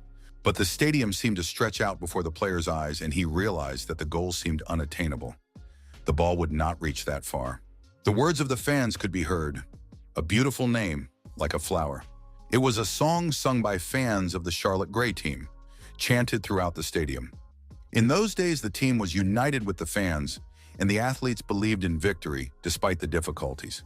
The players' determination to win was strong, but over the years, the man forgot those emotions, immersed in a series of defeats. Tai Han's massage awakened his confidence. He took his position and prepared to receive the ball. The game was won, as was the championship, and the players celebrated the victory in unison. Shim Tae-yoon woke up on the massage table with tears of happiness streaming down his face. It seemed like a dream, but he wanted to relive those emotions and win another championship. The coach was a little confused when he heard the masseur's voice. It seemed as if he was back at the stadium with the team. Shim asked Tai-han directly if he knew why the player wanted to meet him in person. The young man guessed that there was only one reason for the visit: to invite him to become the personal masseur for the Charlotte Gray team. Tai-han thought about the offer for a few minutes, weighing the possibilities. In the end, he declined, causing obvious confusion for the coach. The young man explained that he had already signed an exclusive contract with the Han Hawks and could not switch to their opponents. The head coach was literally stunned by the refusal. He tried to find a compromise. Maybe at least a few players could receive massages, but that proved impossible. Then Tai-han suggested another way. He does not refuse clients who visit his salon directly. This means that if the players make an appointment themselves, he will serve them. The coach grabbed his phone and started checking the team's game schedule. There were games coming up in 2 weeks, and if at least a couple of players were in good shape, the Charlotte Gray team would have a chance to win. Even 5th place in the second half of the season would be a good incentive and give the players hope. Shim asked to reserve spots for 2 players on specific dates, but faced another disappointment. Tai-han explained that he was not accepting new reservations at the moment as he was preparing to open his own salon. This was terrible news for the head coach. His hopes for a good season were fading. Of course, cancellations are possible. Clients may not show up, fall ill, or even die. The coach decided to check with manager Juan and rushed to reserve spots on the waiting list. The manager checked the schedule, and the coach was disappointed again. The dates were already taken. But Juan promised to let Shima know immediately if any cancellations came up. As he was leaving, the coach asked Tai-han when it would be possible to reserve spots in the new salon in order to prepare for the next season. The schedule had not yet been approved, so reservations were not being taken yet. But as soon as the information was available, Shim would be notified. Manager Huang introduced himself, saying that he would be managing the new salon and handling organizational matters. The head coach was delighted. Meeting the new management meant a chance to get reservations. He named Huang vice president, which melted the manager's heart. Bowing low, he folded his hands at chest level and said that the fate of the team depended on the vice president's mercy and hoped that he would contact him when the reservations were canceled. It was touching and strange. The coach felt desperate and was ready to take extreme measures. Manager Huang reassured him once again that there was no need to worry and that he would be sure to let him know if anything was needed. The visit ended with low bows, many thanks, best wishes, and an exchange of pleasantries. Finally, the very busy Tai Han had a day off and invited Xia on a date. The girl was delighted. She was happy that the day fell on a weekday, when the roads were less congested and the rest was more enjoyable. On weekends, there are always traffic jams here, making it impossible to relax and enjoy the moment. For an actress as famous as Xia, a weekday vacation was especially valuable. There was less chance of being recognized by fans. Now she was going to spend every Wednesday with her boyfriend. As she happily ate her food, the girl noticed that Tai Han was busy driving and couldn't eat freely. She apologized and handed him a potato on a skewer to feed him. Tai Han gladly accepted the treat, and the moment was sweet, intimate, and touching. Xia got so into her role as a caring mommy that she demanded the young man admire the process and say that the potatoes tasted better because she was feeding him herself. Tai Han agreed, but the girl was already offended, even though he said that the food tasted better thanks to her care. In the end, the guy had to apologize, and Xia thought that when he blushed, he became even cuter. The next moment, the beauty was already chattering away, and Tai Han didn't understand how quickly her mood changed. Girls are incomprehensible. Xia admitted that she had wanted to visit the Gopyeong area for a long time and was happy that her dream was coming true. She had not come here during her student years. In those days, the girl had a very difficult life, supporting herself every day. She also paid for her studies, and that was more important than spending time with friends. Tai Han suggested calling the trip a student outing. They were going to have a barbecue, play games, light a bonfire at night, and just have fun together. Xia realized that they would only be doing all this together and felt that she could leave her past torments behind. The trip to the countryside together seemed almost like a fairy tale. Too good to be true. They arrived soon, but it started to rain. Although it had been forecast, the young people hoped it wouldn't interfere. It was disappointing that on the day of their long-awaited vacation, the weather could ruin everything. CA came up with a solution: to carry their luggage and set up the tent in the rain, and if they got cold, they could go inside to warm up. She could already picture herself sitting in the tent, snuggled up close to Tai Han. The girl was so lost in her dreams that she blushed.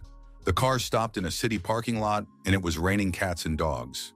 There was no choice. They had to set up the tent quickly. Tai Han suggested waiting a minute and got out of the car.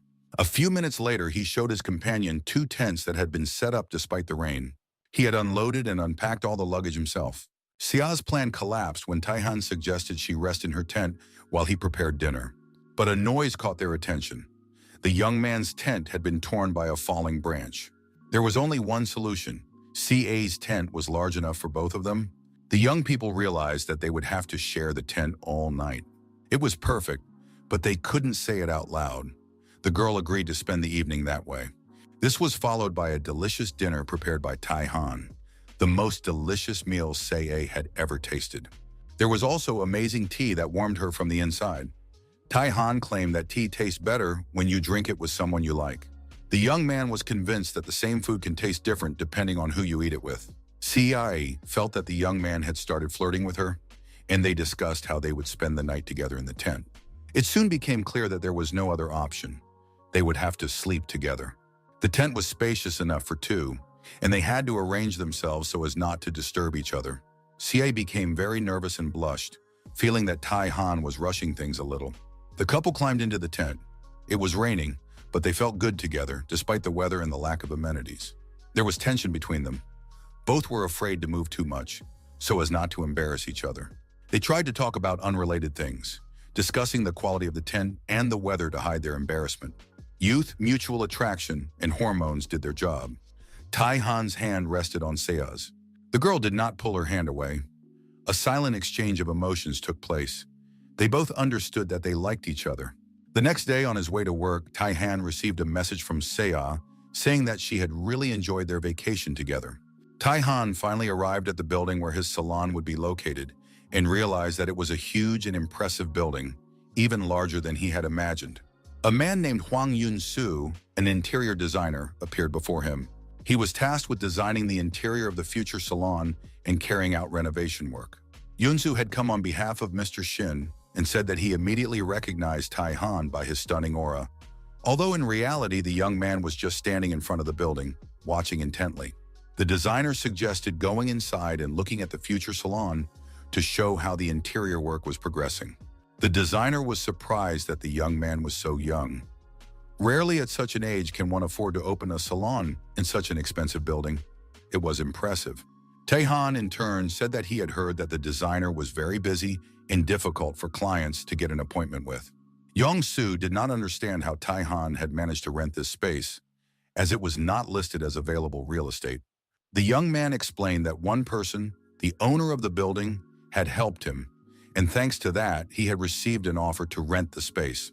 Taehan didn't like that the designer thought he was deliberately getting to know influential people. In reality, it was a happy coincidence. It all started with a chance encounter. Once in the mountains, Taehan saved a man who had fallen off a cliff. Through him, he met Dr. Park, who offered the building in gratitude for helping his parents. Mr. Shin's wife provided the funds to start the business. In the end, Mr. Shin Junho introduced the young man to this famous designer. All these people were involved in the opening of the salon. Thanks to these connections, the young man was able to develop faster than ever before in the world of martial arts. He never even thought such a thing was possible. As they walked through the corridors, Taehan noticed the energy surrounding the designer and realized that Yunsu was sacrificing his health. He wouldn't last long like this. Soon they approached the future massage salon and met workers busy with repairs. The workers were hammering nails and carrying heavy beams. They worked diligently and seemed very experienced. Suddenly, the designer asked the young man to wait a minute. He had something important to do, and he smiled very kindly. But a moment later, that kindness was replaced by a stern look. He approached a worker and asked what he was doing. Yunsu shouted that no one was allowed to be idle, otherwise he would stop paying them, and that the current employees had no sense of responsibility. The worker apologized for the short break, but the designer continued to yell, saying he would make him work day and night without a break. Then he turned to Taehan again, suggesting that they continue inspecting the premises. The designer had a pleasant surprise. The massage room was already ready, and the young man could inspect it. The room was gorgeous. A spacious, bright room with a couch in the center, a bathroom for steaming the body nearby, and everything decorated in pleasant, relaxing colors. Taehan wanted to thank the designer and offered to give him a quick massage. Yongsu tried to refuse, but the masseur insisted, noticing that the man looked tired with dark circles under his eyes. Taehan noted that the designer's mind was clouded and that no amount of coffee would perk him up anytime soon. He said he understood people. Otherwise, he wouldn't have been able to open a massage parlor in such a place. He really did have incredible insight. Without delay, the young man invited the designer to lie down on the couch and relax. Yong-soo was delighted at the opportunity to get a massage he had heard about, especially for free. He wondered which part of his body to choose, but realized that his whole body needed attention. Taehan didn't ask any questions and immediately began working on specific points on the man's back. The designer realized that he couldn't move or say a word, which even frightened him. Taehan activated his energy and said he would give the client time to understand the true intentions of the massage. The young man wanted the client to return as a different person, so he began to work on the problem areas. Yunsu came to his senses in an unfamiliar place, covering his face and screaming for them to stop. Soon he realized that he was in the office of his university faculty. The manager reminded him that the tuition payment deadline would end in 20 minutes, and even manual registration would no longer be possible. He had to hurry with the money transfer. Yunsu remembered that his family couldn't afford the payment, so his mother had run around borrowing money. The deadline had passed, and he had no choice but to beg in person. The young man stood in front of the manager, asking him to delay registration for a little longer until his mother arrived with the money. Soon, a breathless woman ran into the auditorium and shouted that she was ready to pay. So the family managed to pay for the tuition again. His mother was greatly relieved. She had made it in time and had not let her son down. The young man realized that his mother had come running in her work clothes without even changing, and swallowed his anger at their poverty, rejoicing that she had made it in time. Holding back tears, he hugged his mother and vowed to work tirelessly and succeed no matter what. The boy did not understand how his mother had managed to get the money for his education. At that moment, the phone rang, and the woman reported that she had arrived safely and was able to pay for her son's tuition. She then thanked the person on the other end for their help and for the money they had lent her, which had enabled her son to go to college. This guardian angel turned out to be the team leader from his mother's company. Her help was invaluable. Yoon-soo picked up the phone and thanked the woman for her support. The woman replied that it was nothing. The family always did this, and he should have just asked her earlier. Hearing this, the young man remembered the reason why he had been so eager to succeed. The designer remembered that he had worked very hard to pay for the help he had received and repay his debt. However, he did not notice how he had turned into a selfish monster. The person on the phone said that she was very proud of him anyway and asked him not to forget the people who had helped him when he achieved success and to always treat his mother with kindness. Yoon-soo was sure he would never forget this. The young man felt light and pleasant, especially his mind seemed clear. Suddenly, the designer asked the masseuse to leave him alone for a moment because Yoon-soo wanted to talk to his team members urgently. Yoon-soo entered the room where the workers were working and suggested they take a short break. The guys immediately sensed something was up and decided that today they would have to work overtime and stay up all night. They had to eat delicious hot pizza, nuggets, chicken wings, and much more during their next break. The designer said that there would be no overtime and that they needed to take care of their health while working. The guy promised to take better care of his subordinates from now on. The workers gobbled up the treats and said that despite everything, they had learned a lot from their boss and were working hard because they wanted to be like Yoon-soo. The designer was very pleased to hear these words. Tae-han did not stand aside and quickly helped the guys, giving each of them literally a few seconds. After these manipulations, the workers felt that their bodies had become light, and their energy was literally bursting at the seams. Today, they would cope with the workload faster and better than usual. Joking and discussing the latest news, the whole group had a wonderful lunch break and was ready to continue working. Young-soo thanked the massage therapist for helping his team. Thanks to this, everyone regained their strength, and now the workers will be able to create something amazing. Yoon-soo felt that he would do everything possible to make the massage parlor project a masterpiece of architecture and design. Manager Hwang felt his brain was boiling. He studied the papers and realized that it didn't make any sense because raw material prices were so high that minimalist interiors had become the trend. But the construction estimates said otherwise.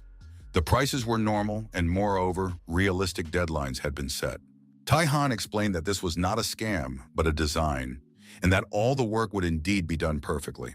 Tae-han recounted the entire chain of his acquaintances, from Mr. Ma-shin, whom he had rescued in the mountains, to the clinic director, and then it all gradually led to the famous designer.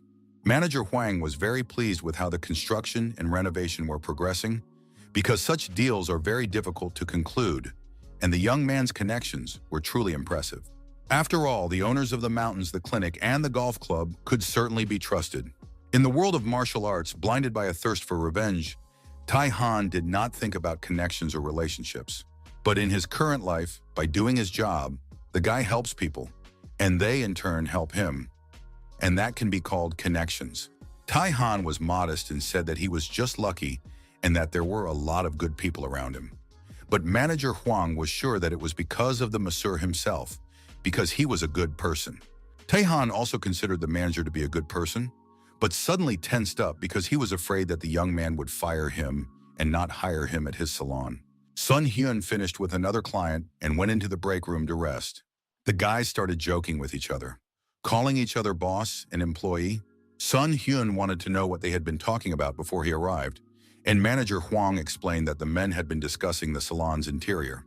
Sun Hyun reminded them that they urgently needed to come up with a name.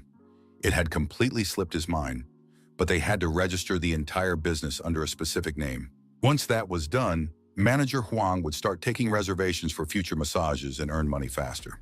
Tae-han admitted that he had not yet decided on a name. The manager suggested using English, since there would be a hotel with tourists in the building, and his friend just wanted to throw out a few cool options. But everyone understood that this was Tae-han's own salon, and he had to choose the name himself, something meaningful to him. Thanks to his mentor, the young man became a heavenly demon. Also, thanks to his mentor, he became a massage therapist and built wonderful relationships. He was both a heavenly demon and a massage therapist. The name of the salon would be Heavenly Demon Massage. Of course, the name was very strange, and Sun Hyun, who thought his friend had read too many martial arts books, didn't like it at all, but the manager supported Tae-han. He thought that such a unique name was very appropriate, perfectly suited to the young man, and went well with the new interior. Sun Hyun was furious. His brain was boiling, but no one paid any attention to his protests and cries. Manager Hwang added that there had been a cancellation in the schedule today, so he urgently contacted the Charlotte Gray team players, and they would be arriving at the salon shortly. The head coach of the Shim team brought two players who didn't understand why they had been dragged to this shabby sauna, but the coach told them to shut up because there was a man working here who could help them reach their full potential. Soon, the athletes met Tai Han, and the head coach bowed respectfully to the young man, the massage therapist. He pointed to the players who needed a massage today. They were players named Choi and Kim. They had an important game that evening, but the guys didn't believe that a massage could help them in any way. But then the athletes realized that they were not on today's team roster. They rushed to the coach and begged him not to kick them off the team because the guys had been working hard, even though the whole team kept losing. The coach tried to calm them down, saying that he wasn't going to kick them out, but that the guys just needed to go for a massage. The guys understood that this was an order from the head coach, and they simply had no choice. So they had to resign themselves and agree to this adventure. The athletes felt uneasy. They didn't understand what the catch was and didn't know where it would all lead. Besides, it was unclear why they needed a massage today if they weren't even scheduled to play. It was all very strange. Usually before a game, the head coach insisted on team training, but now the guys were just lying on the couch. Perhaps this masseur's skills were truly magical and exceptional. Surely that must be the case. Otherwise, why would the head coach bring them here right before the game? The massage must be very good, cleansing the whole body and making you feel like you're floating. The guys hoped that the massage would rejuvenate their bodies. It would be truly amazing if they could become younger and play at full strength for their teams again. The guys continued to chat about all kinds of versions of events, then moved on to discussing books and orthodox stories about martial arts. Tahan was very impressed by the fact that the boys knew about martial arts techniques involving the forced direction of energy flow, which allowed them to gain powerful inner strength in a short time. In turn, the athletes were also surprised that such a young man was already a master of massage. Tahan understood that the guys did not believe in his power and did not think that Coach Shim had found a person capable of strengthening internal energy in a short period of time. Of course, it was just a joke. After all, if such a person really existed, there would be many rumors. The players' abilities would skyrocket, and the results of some teams would improve significantly. But then it dawned on the guys, and they listened to what they had just been discussing. They realized that the secret to the improvement of the Hanyun Hawks team was this masseur. This meant that the rumors were true. Tai Han suggested starting the session immediately, since they already understood what they were dealing with. The young man announced that there was too little time left before the match, so everything had to be done quickly. It would be a little painful, but the guys would have to endure it. The next moment, all three were walking through a beautiful, dense forest among tall, slender trees.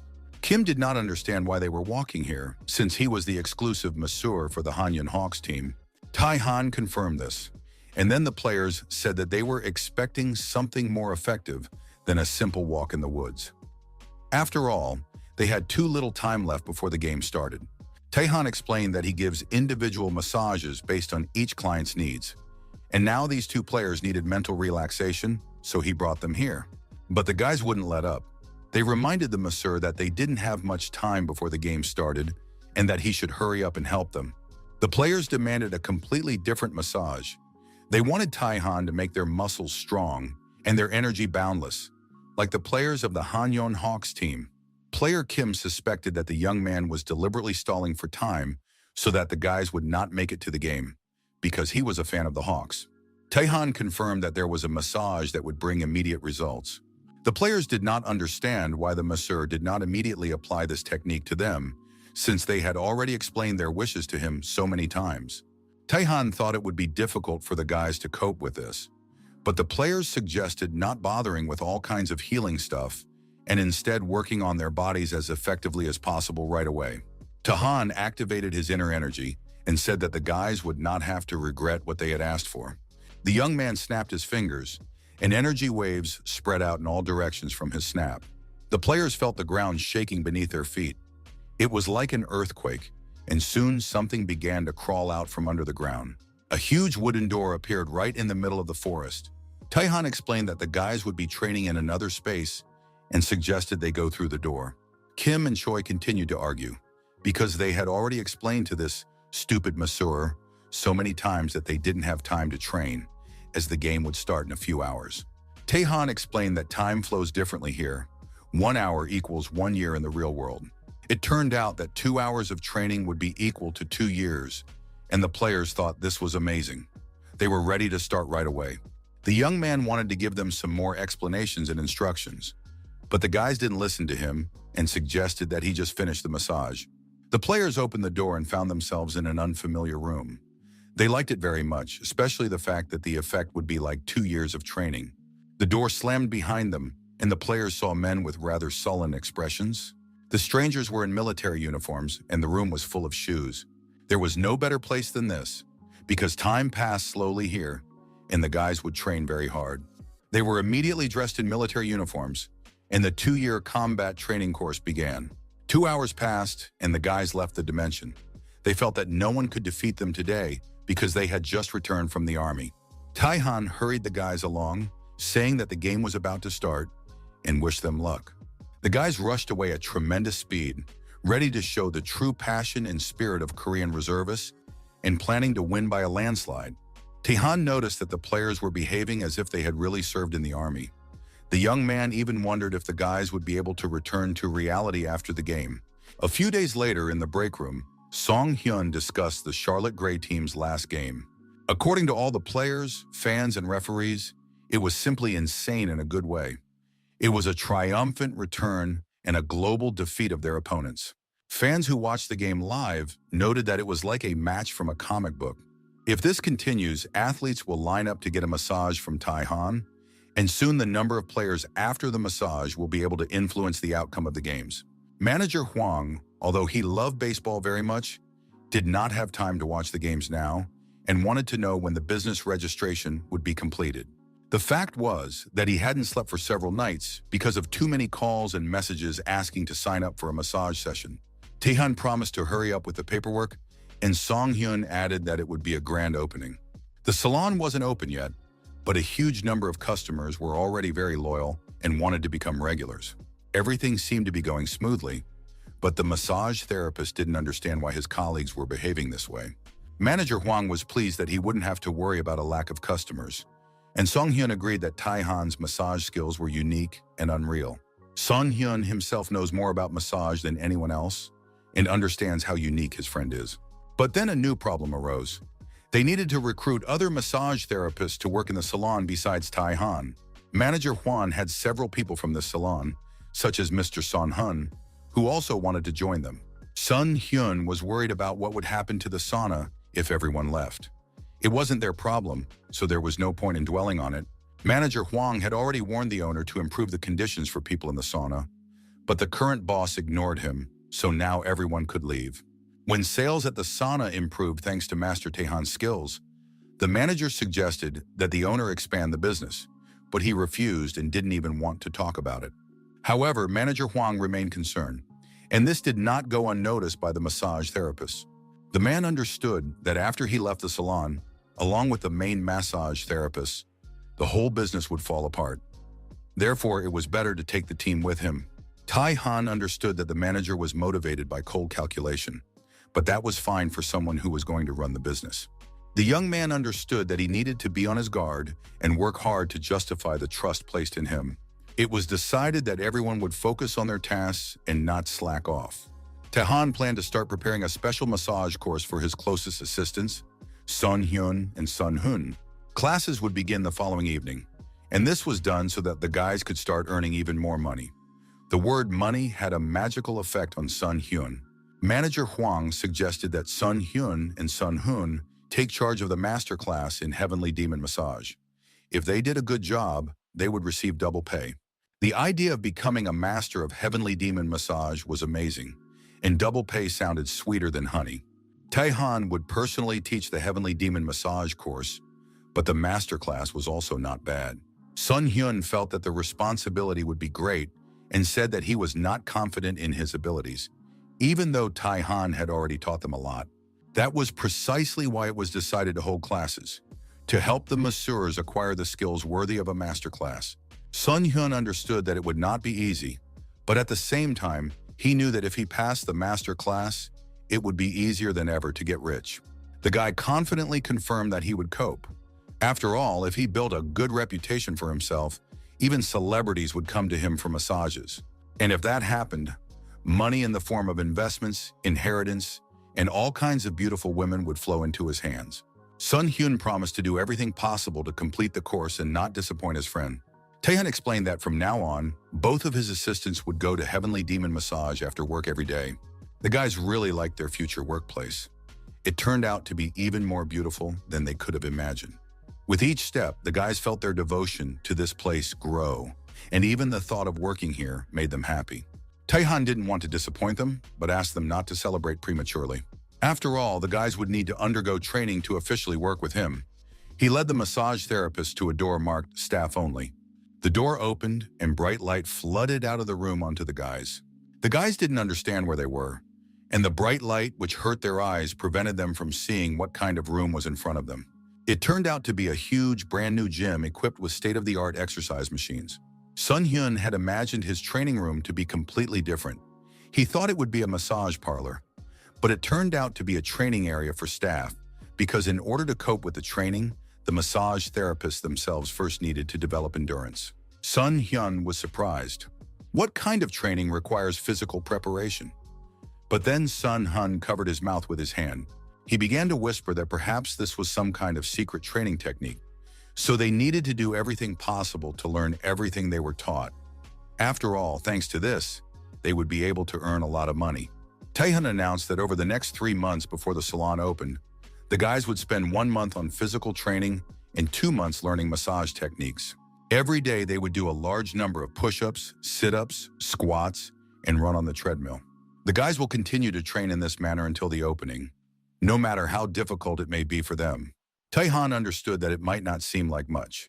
However, this is the most effective way for a modern person to become stronger. It usually takes at least 1.5 years, but Taehyun will open energy points to speed up the process. As a side effect, if the guys are unlucky, they may go bald.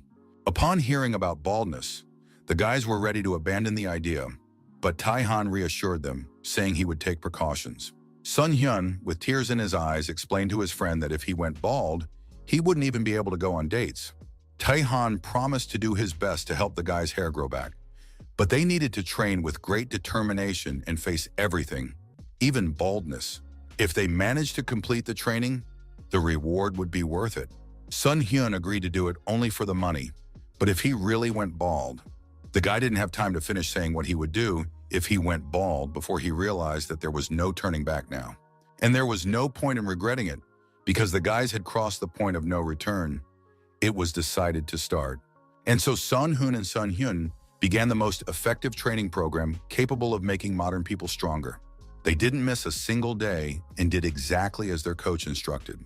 In just a month, as planned, the guys achieved the physical fitness necessary to begin training. They became real bodybuilders. After that, the massage therapists began formal training to become professional massage therapists. Strength exercises for powerful massage and precision lessons for accurately hitting pain points. They also did concentration exercises to remain impervious to external stimuli. Step by step, the guys prepared themselves to become master massage therapists. 3 months later, they were ready. The team of massage therapists was ready to get to work and dreamed of starting to take clients to put their knowledge into practice. The massage parlor had not yet officially opened, but then an unfamiliar young man appeared in the room. He introduced himself as a television producer named So Kyung-woo. Actor Jang Hyuk, who had once been greatly helped by Taehyun's massage, was meeting with his producer in a cafe. The producer noted that the man looked much better and fresher than before. The actor then told the producer about the massage therapist who had helped him solve all his problems. It would not have been surprising if a lawyer had helped solve the problems, but a massage therapist as a savior sounded very strange. The actor said that after the massage, he felt completely rested, and this gave him the courage to start legal proceedings. In addition, his chronic migraines disappeared, and his overall well-being improved. The producer saw that the actor looked like a truly happy person. Then the actor noticed that Mr. So looked tired. Perhaps something was bothering him, and the actor thought that a massage would help him a lot. Ken Woo agreed. He had been working very hard lately, preparing for the launch of a new show, so now he was completely exhausted. Chung Hyuk said that his massage therapist was about to open a new salon and recommended that the man visit it. The actor added that he would be the salon's first customer and had already booked all his free days in advance. At that moment, their conversation was interrupted by a phone call, and the actor stepped away to talk to his manager. It was clear that Jang Hyuk was upset about something that was going to happen next Monday. He spoke quite emotionally with his manager, asking if it could be postponed, but then resigned himself, agreed, and said goodbye. The producer asked anxiously what had happened and if he could help in the situation. It turned out that something terrible had happened. On Monday, the actor had to go abroad to shoot a new film, and on that very day, a massage salon was opening, and now he would miss his appointment. When the actor calmed down, an idea popped into his head. He suggested that Mr. So go to the massage parlor opening in his place, and that's how it all turned out. Manager Huang accompanied the new client to the massage and considered it simply good luck in the man's life. He was sure that at the end of the massage, Mr. So would not even want to part with the masseur Tai Han. It was like some kind of cult. The man entered the massage room and liked everything about it. The decor was clean and pleasant, as befitted a new salon. The man was very tired and eagerly awaited the procedure. Tai Han immediately noticed that the client had accumulated a lot of stagnant energy due to lack of sleep. The massage therapist saw that this condition had been going on for quite some time. Mr. So's body was naturally very sensitive, and this also affected his well-being. Ken Woo agreed that this was the case, and the massage therapist suggested that he take a seat on the couch so that he could better analyze the man's health. Ken Woo thought these were general phrases that would apply to any office worker, but at the same time, he had complete trust in the massage therapist. In the end, he lay down and asked to be taken care of. Tai Han activated his inner energy and felt a chilling sensation. The next moment, the man was skiing across the snow-white snow and felt completely relaxed. It seemed as if all his stress had evaporated. The man couldn't remember the last time he had felt this way. He hadn't taken a proper vacation in many years, and now this was better than any vacation he could have dreamed of. When the guy had skied enough, he stopped to catch his breath and smelled a very pleasant aroma. It was the smell of a bowl of delicious hot udon, a must-have dish at any ski resort. Ken Woo ate his lunch and felt his body relax and his stiff muscles soften. He couldn't believe that just one touch could have such an incredible effect. Taehan said that his body felt relaxed, but now it was necessary to move on to the final adjustment before treatment could begin. The adjustment consisted of quick and precise activation of acupuncture points, which the massage therapist performed completely unnoticed by the client. However, his actions could be unpleasant in the future, and the client was allowed to scream as much as he wanted. An hour later, Ken Woo woke up on the couch feeling completely rested. He had slept like he hadn't slept in a long time. Suddenly, his stomach growled with hunger, and he decided to buy himself some udon as soon as he left the salon. But first, he tried the tea and desserts that the salon staff had prepared for him. The tea was very tasty and unusual. It helped improve blood circulation, calm the nerves, and promote restful sleep. The man tried the tea and felt his body completely relax. From the massage to the tea, everything was perfect. Producer So thought about how his film crew had lost their enthusiasm and health as they recorded the program, and how wonderful it would be if Tai Han gave them all a massage. A brilliant idea immediately popped into the producer's head, because he was a producer of brilliant ideas. He thought he could invite a massage therapist to participate in a television show called In Search of the Legendary Massage Therapist. The show would be a huge success. However, although Tai Han thanked him for the interesting offer, he had to refuse because he was currently in a difficult situation. Producer So never gave up and quickly came up with an even more brilliant idea, which he presented to Tai Han. So Ken Woo said that a huge number of people are willing to pay money just to get on television, and the masseur will benefit from this because new customers will flock to his salon. Taehan didn't see the need to participate in a television program to attract customers because there was already a huge line outside the salon. Ken Soo admitted that he just really wanted to tell other people about the masseur because his massage is something that every Korean office worker should experience. If the masseur appeared on the show, it would help countless exhausted people. Tai Han really liked the idea of helping others, but it was impossible at the moment. Today was the first day of work, and it would take time to lay a solid foundation for the business. If the guy appeared on television now, it could do more harm than good. Producer so agreed that it was indeed a selfish request, and when you think about it, the initial period is the most important in the development of any enterprise. Taehan admitted that he liked the producer's idea, and when his business became more stable, he would definitely take advantage of So Kun-woo's offer. They had already said goodbye, but the client treated Taehan to a meal after the procedure, and producer So wanted to buy some of the tea for himself to take home. It turned out that this was impossible because the massage therapist makes and develops tea, taking into account the characteristics of each person's body. The guy makes only as much tea as the salon needs, leaving nothing extra to sell. Taehan wanted to thank the producer for his kindness and promised that next time he would prepare a special tea for the client that he would like even more. The happy visitor immediately rushed to the reception desk to book his next visit. When the next weekend came, the couple went on a picnic in the mountains. The nature and weather were just wonderful. CA admired absolutely everything, but most of all, she enjoyed being in the forest with the young man. She was worried that it would be scary at night, but Taehan reassured her, saying that they would build a campfire. Of course, a wild forest is not at all like a campground, and the girl was curious how Taehan had managed to find such a beautiful and secluded place. The young man admitted that this mountain belonged to a friend of his, which is why he often came here alone. Taehan suggested that his girlfriend rest in the tent while he took care of some business. He said he was going to gather some firewood, as it would be needed for a campfire in the evening. It was a lame excuse, but nevertheless. Leaving the girl alone in the clearing, Taehan went deeper into the forest and waited for the person he was supposed to meet. Soon, a huge mountain spirit appeared in the clearing. He had gathered everything he needed and was now waiting for a massage. The young man asked him to be sure to gather Ararat next time. The guy placed a large order for this plant and asked for it to be gathered as quickly as possible, saying all this with his back to the bag. The mountain spirit said that it was no problem for him and that he would do it by tomorrow. Then Taehan asked him to dry the plant for him as well. 100 kilograms of Ararat, aged for at least a century, had to be cut into pieces of the right size for proper brewing and dried naturally in the sun. It was cheeky because it was very tiring for the mountain spirit, and it wasn't part of the original agreement, but the guy threw the bag on the ground.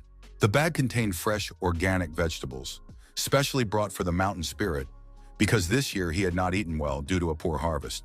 This act literally touched the mountain spirit. He loved vegetables very much and planned to devour them with great pleasure. But suddenly a crowd of hungry wild boars rushed in, attracted by the smell of the fragrant treat. A few seconds later, instead of vegetables, the sack contained the carcasses of the glutted wild boars. They had tasted something so delicious for the first time. The mountain spirit was a true parent to his children and shed a tear of tenderness as he watched them enjoy themselves and feel full and happy. Of course, they could have left him a piece. It turned out that the mountain piglets were not unscrupulous pigs and left a whole Chinese cabbage for their parent. The mountain spirit devoured her with relish before the children changed their minds. It was truly a heavenly delight for the taste buds of a wild boar. He was literally floating on air. The mountain spirit was very grateful for the delicious meal, as well as for the opportunity to raise his children. Now he could die without regrets. Taehan asked if he could take the mountain spirit's inner core, but the spirit immediately said that he had not meant that. The mountain spirit was just joking and had no intention of dying. A phone call interrupted their conversation. It turned out to be a call from the salon. Manager Huang reported that a man had come to the salon and demanded to see the owner immediately. Everything would have been fine, but this stranger looked very much like a gangster.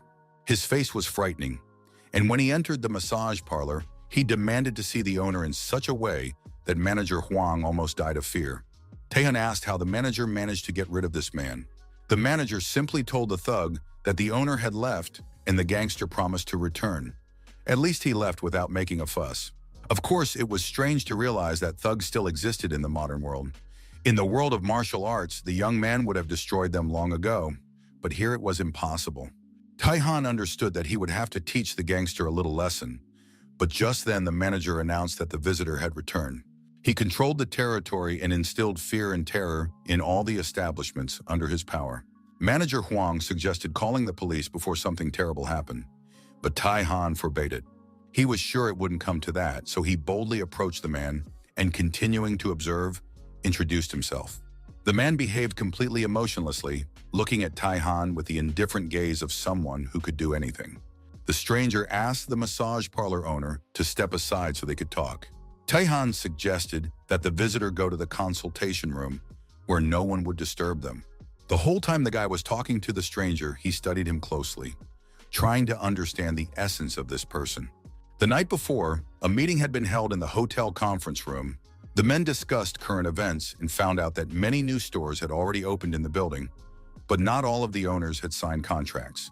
However, the men had no explanation, as they had to cope with losses until the shopping center was operating at full capacity. It was known that there was a massage parlor in the building that was already fully operational and apparently thriving. They say that despite his young age, a very skilled young man opened a large private salon, which became popular in a short period of time. The line in front of the building was entirely due to the massage parlor, which prospective customers were eager to visit. The man had an incredible idea that could bring them a lot of money, but first he wanted to talk to the owner of the massage parlor. The man introduced himself as the general manager of the hotel located in this building. His name was Kwok Sang-yong. Tai-Han greeted the man and placed 2 cups of hot chocolate on the table, saying that they could have a drink while they talked. Mr. Kwok was surprised that the masseur had guessed his favorite drink, but then got down to business, saying that even famous people often lack skill and can quickly go bankrupt, regardless of their abilities. Tai-Han asked if the man had seen the faces of people leaving his salon after a massage. The man thought for a moment and remembered that they were very satisfied, happy, and full of energy and joy, which meant that the masseur was confident in his actions. The hotel manager suggested that Tai-Han was overworking his employees, which could lead to rapid failure. However, the young man asked him to look at the faces of his employees to stop doubting his approach. Tai-Han had already figured out his opponent and asked him if it would be a problem for a rich kid to run a business as a hobby. Tai-Han suggested that the manager get rid of his prejudices when communicating with other people, especially when offering cooperation or doing business.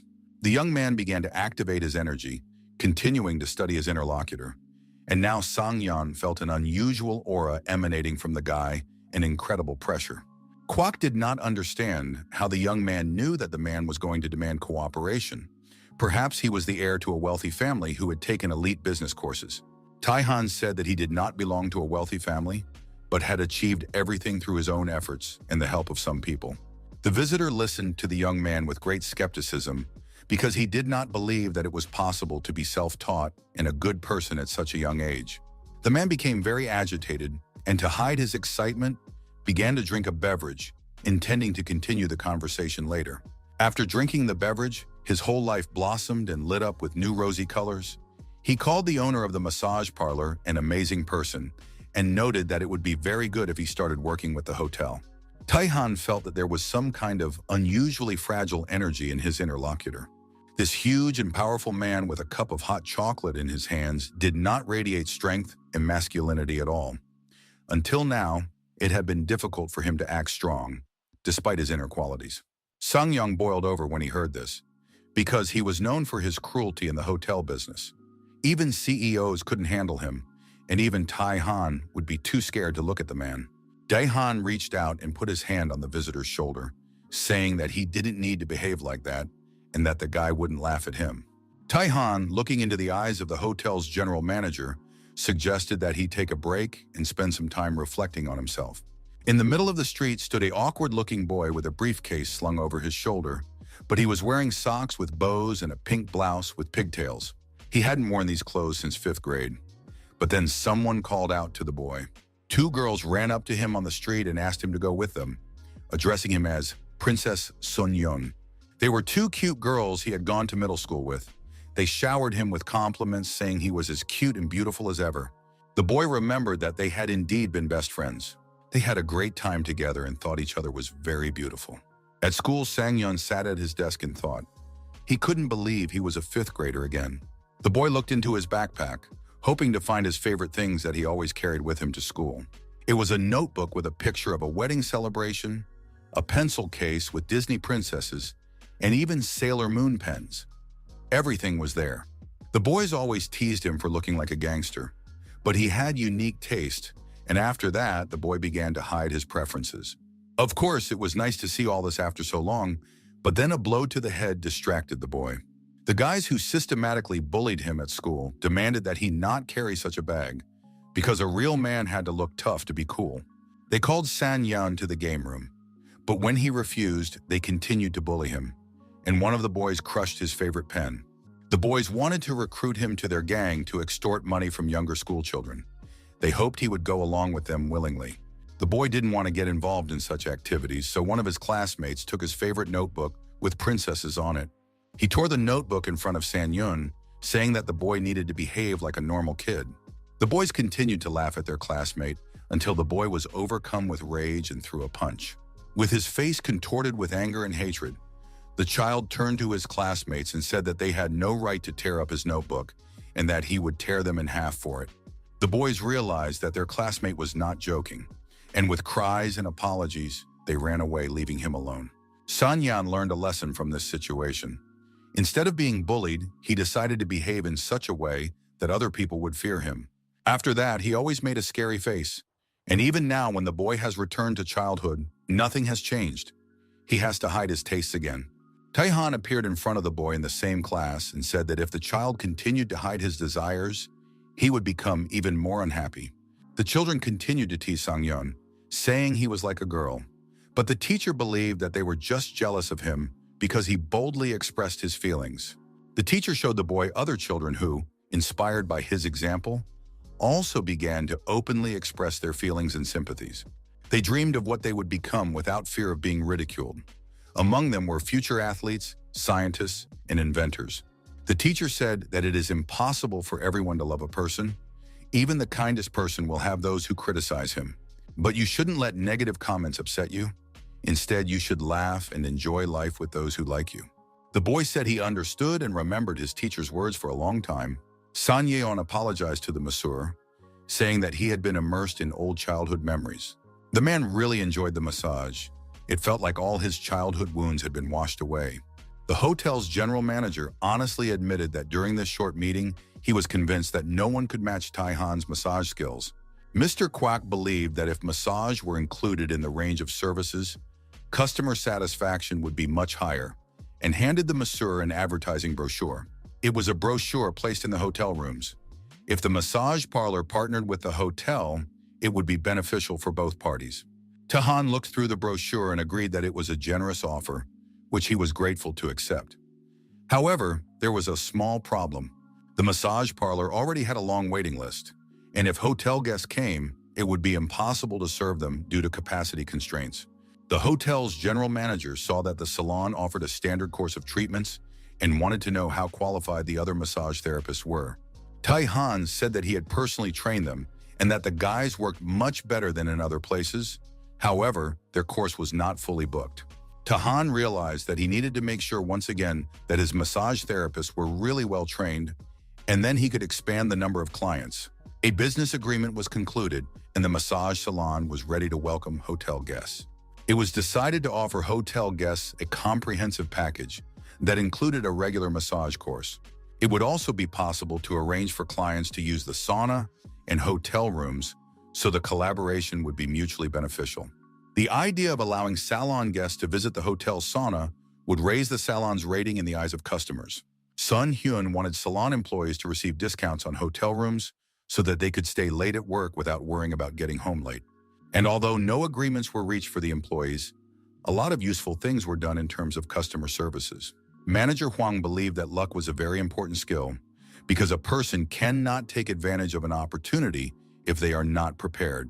In addition, the manager was concerned that the regular massage for hotel customers should be of a high standard, but Taihan had already taken care of that. The young man wanted to apply his training methods to other massage therapists as well. Son Hyun was horrified at the mere thought that the staff masseurs would go through the same school of suffering that he had experienced. The mere thought that the young man could go bald caused him PTSD. Others would also have to suffer like this, but nothing made him happier than other people's misfortune. The guys were having a snack at a nearby cafe, and manager Huang said that after a massage, many clients feel hungry and ask where they can get something to eat. This place had very tasty food, and it would be nice to establish cooperation with it to help each other. Of course, people could take care of their own meals and go home to eat, but if they could establish a partnership, it would be beneficial for everyone. Sun Hyun didn't understand how the salon would benefit from a partnership with a restaurant since they work in different industries. As a rule, people feel hungry after a massage, and if the salon staff can offer a lower price thanks to the partnership, it will increase the flow of customers. Taehan instructed manager Hwan to negotiate with the restaurant owners and sign a contract with them if possible. But Song Hyun still resisted and did not understand why they should cooperate with the restaurant. Taehan received a message from Seo inviting him to go shopping together the next day. Before the young man could reply, he received another message, this time from golfer Eun-bi, congratulating him on the opening of the salon. She said she was flying out for a competition the next day, but wanted to come in for a massage in the evening after practice. Eun-bi was delighted with the atmosphere in the salon when she came for the first time. She sincerely congratulated Taehan, admired the magnificent interior, and presented him with a pot of flowers. The young man accepted the gift and said that he had achieved a lot thanks to Eun-bi, as she was also his client. Taehan led the athlete to the massage room, hoping that Seo would understand how important the competition was to her. The night before, the guy had to text his girlfriend that he had some unexpected work and wouldn't be able to hang out with her at the mall. Seo was cutting an apple with a knife when the knife slipped and blood dripped. The girl immediately realized that she was tormented by an unpleasant feeling. Eun-bi said that her performance had become even better than before, and her success in golf was on the rise. Taehan saw in the news that she made her professional debut immediately after returning to the sport and took second place in the tournament. Taehan said he had been following her progress because she herself had sent him a link to the TV broadcast. The girl conquered Korea and then moved on to America. It was impressive, but Eun-bi didn't see anything difficult in it. Taehan asked her to lie down on the couch so he could check her physical condition. The young man massaged the athlete's body and noted that her overall condition and physical shape had improved significantly. The girl said that she did the stretching exercises he had taught her every day, although the massage was still very helpful and beneficial to her. Taehan increased the intensity of the massage, noting that the girl had become healthier and needed to be patient, even if it caused pain. Eun-bi asked the masseur not to hurt her too much. Taehan noted that there were still residual effects in some areas, that her kidney energy needed to be restored, and that her lower back needed work.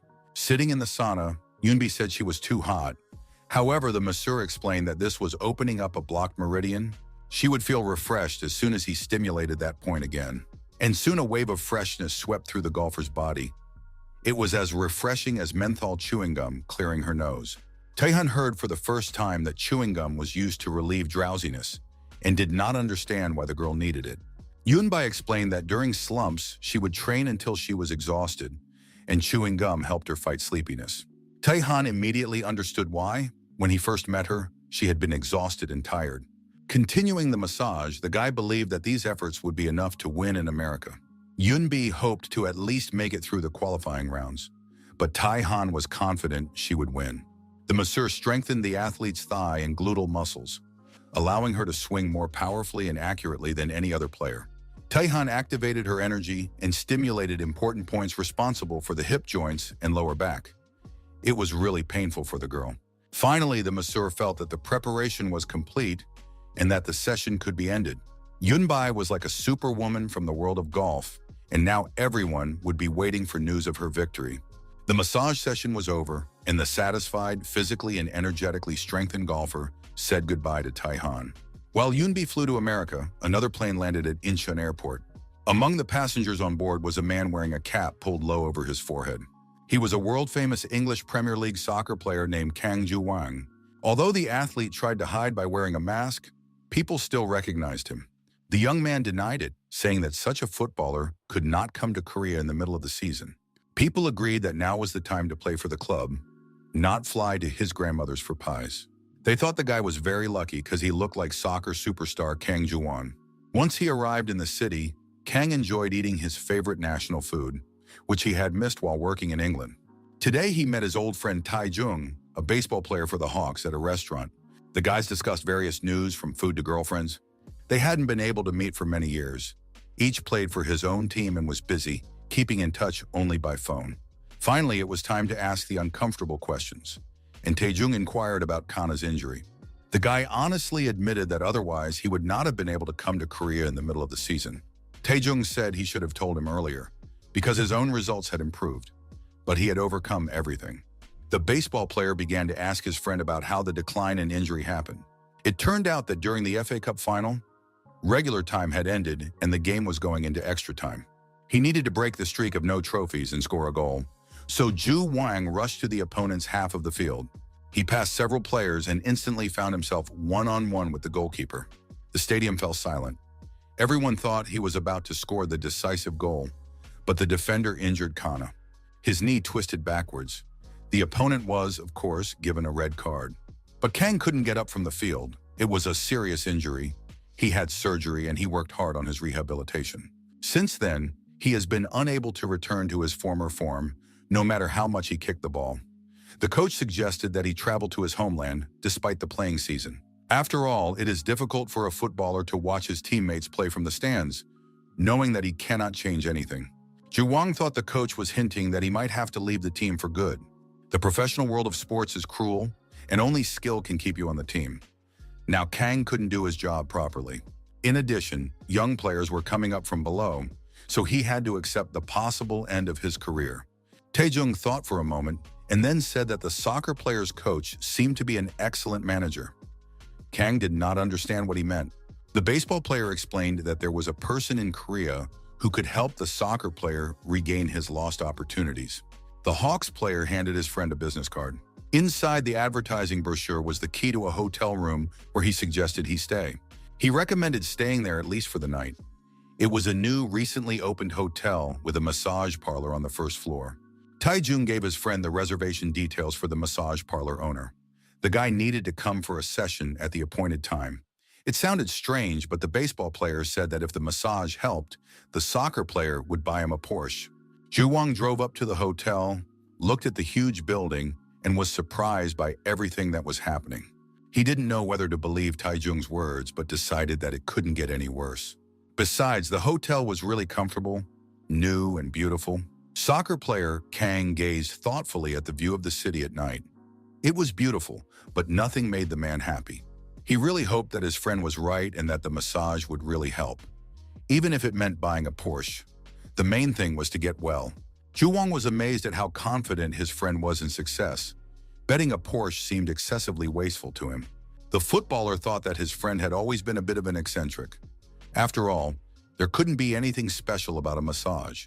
The man turned on the TV and came across a news report about how he had secretly returned to the country in the middle of the football season. The report mentioned a serious injury sustained as a result of a tackle by an opponent, as well as ongoing problems with his physical condition. It was reported that the player had returned to Korea at the request of his coach and was now spending time in his homeland. It was awful, and the guy was shocked that his physical condition and departure had already become public knowledge. Internet news feeds were flooded with reports about him, and he wanted to quietly undergo treatment. Now everything was ruined. One thing was clear: he had to recover, and only then would his life get back on track.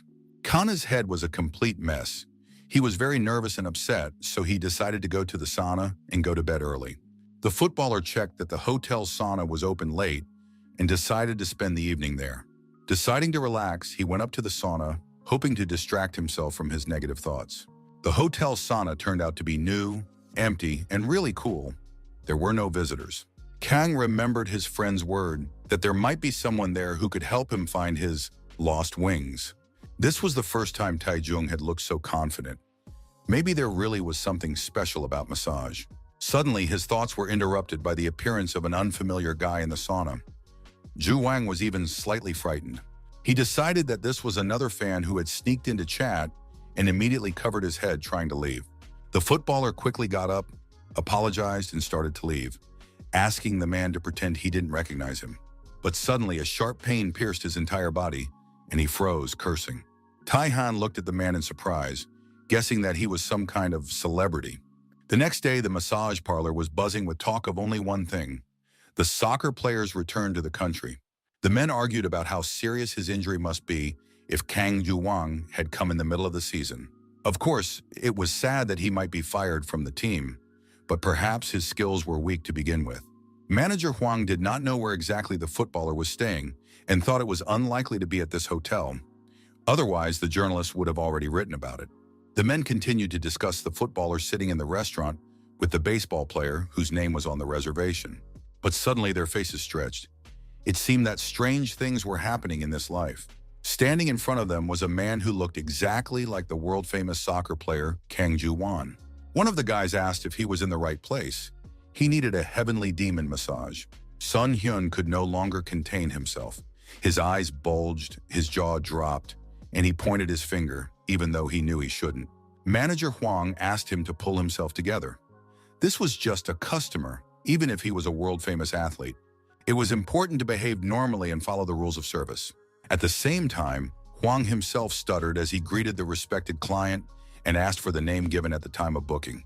Ju Wang explained that the reservation was made in the name of his friend, baseball player Tai Jun.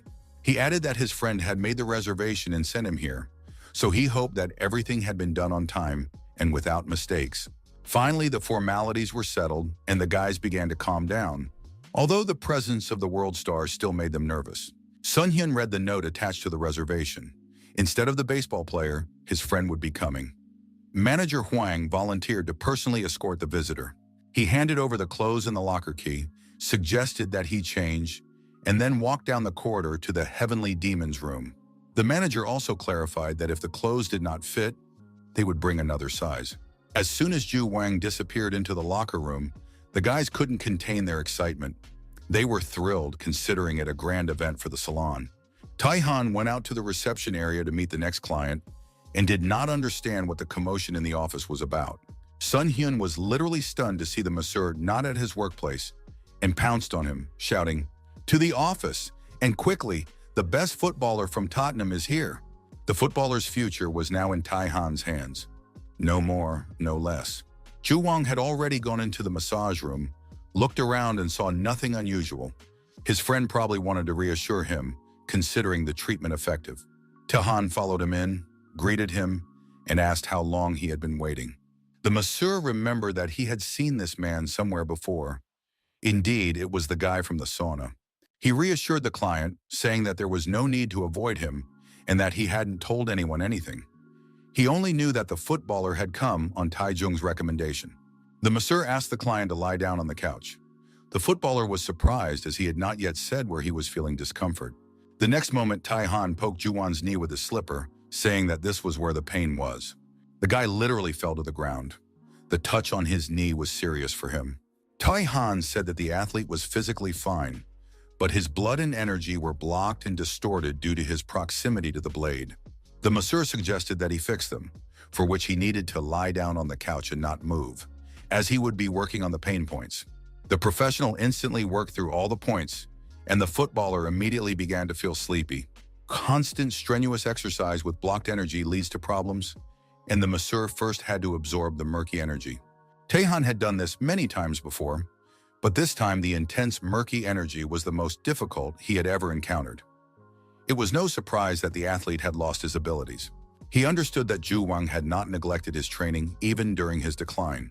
The masseur explained that he would first touch the points to align the energy channels and release the blocked energy from above. Then he would clear the channels of the foot and direct the energy up the leg, and then concentrate it at the 3 miles point. Ju Wang felt electricity rising in his knee. Tai-han warned, "Don't move. This is the most crucial moment." The masseur activated all his abilities, but the energy did not fill the 3-mile point. Due to a previous knee surgery, the energy continued to leak away. Tai-han explained to the client that his body was now like a broken pot. Not a toy children's pot, but a ceramic jug whose cracks needed to be sealed. To do this, the massage therapist had to work with the whole body, not just the injured leg. Tai-han massaged his head, shoulders, knees, and feet, and Ju Wang felt a refreshing effect around him. It was time to activate the secret technique of the Heavenly Demon. It was a cloning technique that gave the impression that several people were working with the client at the same time. Head, shoulders, knees, feet, knees again, head again, shoulders. The energy was evenly distributed. The client did not notice the cloning technique as he was completely relaxed. The masseur was able to focus his internal energy on the knee. Tai-han used the gathered energy to strengthen the injured knee. He applied the cloning technique again. Several hands simultaneously filled the knee with energy. Towards the end, Ju Wang woke up and felt as if a clot had fallen out of his knee. The sensations were so real that it seemed like crystallized murky energy that the masseur had extracted from his knee. It could explode if touched. Zhu jumped to his feet and, not believing that this filth had been removed from his body, hit the clot as if it were a ball. The blow was so powerful that it knocked a wall out of the building. Taihen believed that the force of the blow was an indication of how well the footballer had recovered. Zhu stood near the broken window and tried to see where the remains of the murky energy had flown. At that moment, Taihan pushed him in the back and said, "You don't need to know the details, just focus on flying back into the sky." With a wild scream, the guy fell from a height onto the asphalt, afraid to open his eyes. The next moment, he sat down on the couch with a cry. It turned out to be a dream. The sensations were so real that Zhu couldn't believe it was a dream. The masseur suggested going to the relaxation room and drinking some restorative tea. The athlete swung his legs off the couch, and when his injured leg touched the floor, something amazing happened. The sensations in his knee changed, or rather, disappeared completely.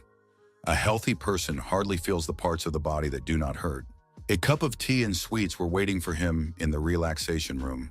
Zhu enjoyed the taste, breathed deeply, and felt as if he had shed his old skin. His overall condition was so good that he could have played a match right then and there. The only thing left to figure out was how that jerk Taejung found out about such a cool place. The footballer immediately dialed his friend's number to tell him that he was not a gentleman for keeping the information about the masseur a secret for so long. From his enthusiastic voice, Taejung realized that his friend had already been for a massage and that everything had gone well. The masseur was truly amazing. The new problem was that now he would have to buy a Porsche. So Zhu started changing his tune on the fly, saying that nothing surprising had happened. Taejung asked a few more questions, but his friend insisted, "There's no effect." The baseball player assured him that his friend should lie more convincingly and that he had already signed a contract to buy a Porsche, so he needed to get the money ready. Zhu understood that it would be impossible to deceive his friend. He had already experienced the effect himself. The soccer player hoped to regain his skills as the baseball player had done, and even the purchase of a Porsche would not be a waste of money. Kang Zhuang approached the manager and asked if he could personally thank the massage therapist.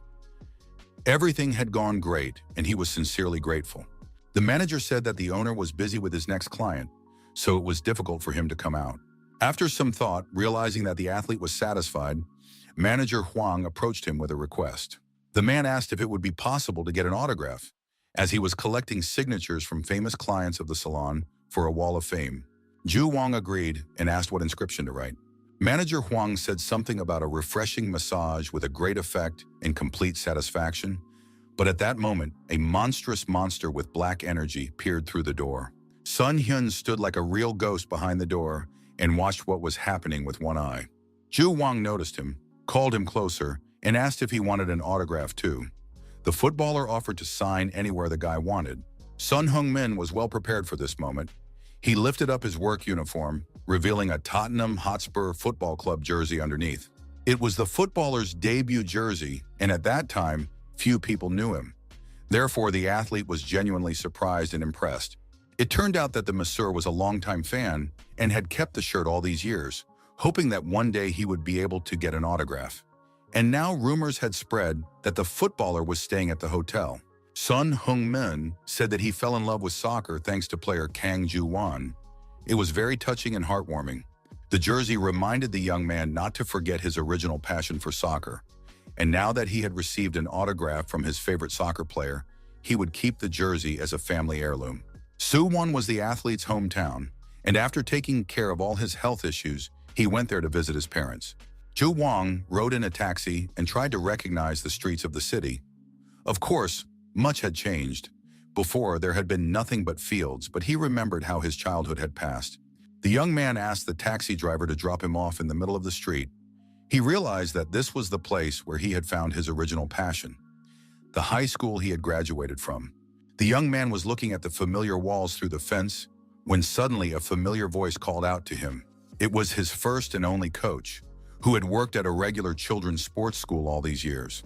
The men hugged and were very happy to see each other, and the coach said he had stayed there because he hoped that the world football star would one day return to his native land. The coach expressed his sincere support for his former student, saying that he understood how much the young man had been through recently and that he was genuinely happy to see him.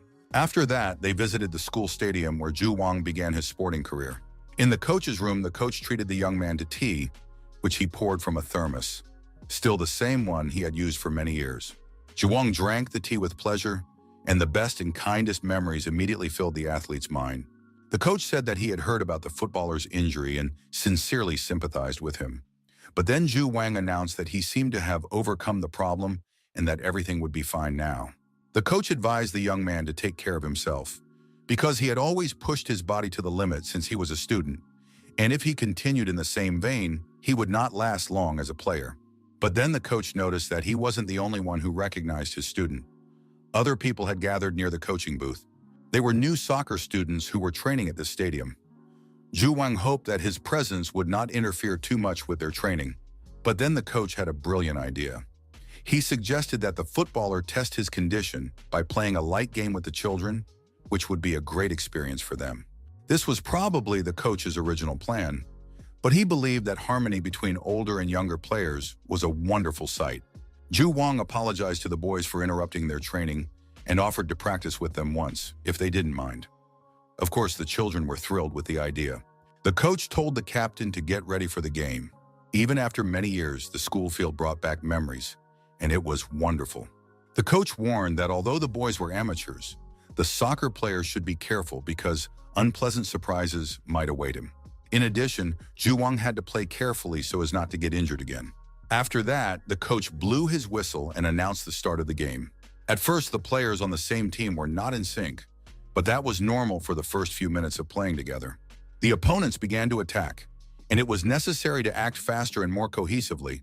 At one point, in order to intercept the ball, Zhu Wang jumped high into the air and headed it away, impressing the boys with his physical fitness. The game continued, and with each passing minute, it became more intense. But the team captain was still unable to keep up with the ball. He needed to focus. The boy apologized to the footballer for not being able to keep up. However, the problem was Zhu Wang, whose speed exceeded all conceivable possibilities. He advised the child to train to respond faster to passes if he wanted to play in the higher leagues later. Zhu Wang himself was amazed at his speed. He realized that his physical condition had indeed improved significantly. The speed and accuracy of his passes were top-notch. In addition, the boys couldn't control their emotions and cope because they were playing on the same team with such a brilliant athlete.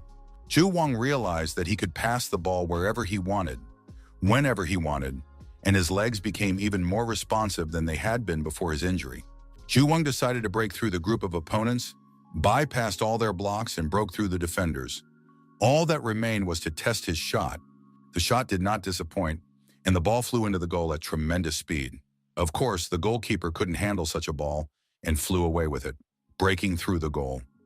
Zhu Wang was amazed at his physical condition, but realized that he couldn't control his strength. Incredible energy emanated from his knee. Perhaps in this state, the footballer could beat any team. Reporters were waiting at the airport, hoping to catch and interview Korea's best soccer player. They knew that the athlete was returning because he had experienced a decline. Now he is returning with absolute confidence, and journalists do not understand how he overcame the crisis. Zhu Wang thanked his fans and apologized to them for making them worry. He said that he had completely recovered from his injury and was in excellent physical shape. Now Kang Zhu Wang will return to the Premier League and repay his fans with even better play, surpassing even what he himself has seen. Taehan watched the news report about the triumphant return of the great footballer who had flown away to win trophies. Si-ah was mad that her date was distracted by his phone while they were buying camping gear. She warned him not to let anything distract him during their date. The girl scoured the entire store, choosing equipment. She liked and suited absolutely everything. But these were things that did not interest Taehan at all, and he was genuinely bored. CA didn't think things had to be useful if they were beautiful, and she was going to buy everything she liked. Besides, there was another couple nearby buying things for a joint hike. The young people were discussing plans for their first anniversary. They were going to grill meat, watch the fire, and do something else enjoyable. But the girl kept hinting at something, and the guy was confused and didn't understand what else he needed to buy. The girl agreed to such a wonderful way of spending their anniversary, although in her heart she was already ready to break up, because it was boring to sit around roasted meat and watch the fire all the time. CA noticed that the couple was arguing, but still planning to celebrate their first anniversary. It was very sweet. the girl decided to discuss their first anniversary with Tai Han on their next trip. She thought she should hint at a candlelit dinner, and then he could give her a bouquet of flowers and fill the trunk with balloons. And of course, confess his love. But the coolest thing would be if he gave her a diamond ring and proposed. The girl was already dreaming about the wedding, but suddenly realized that Tai Han had never even said that he liked her. It immediately became clear that the masseur was not going to propose to her, and it was unclear what kind of relationship they had. The young people were going on another picnic, but the mood in the car was not very cheerful. They settled down for the picnic again, and the young man grilled the meat. Then they enjoyed dinner for a long time and complimented each other. CA put down her chopsticks, gathered her courage, and asked the young man who they were to each other. Tai Han was a real blockhead and didn't understand what she was talking about. So Saa explained that, for example, the couple from the store had their first anniversary. They didn't have an anniversary because Tai Han had never confessed his feelings. Tai Han realized that he had made a huge mistake and missed something important. In the world of martial arts, there was no need to say anything.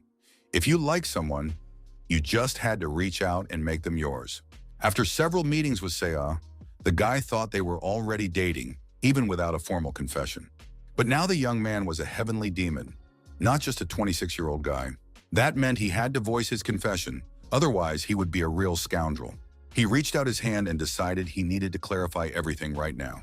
His hand glowed with some kind of bright energy, and he said that CA's beauty seemed to have attracted someone.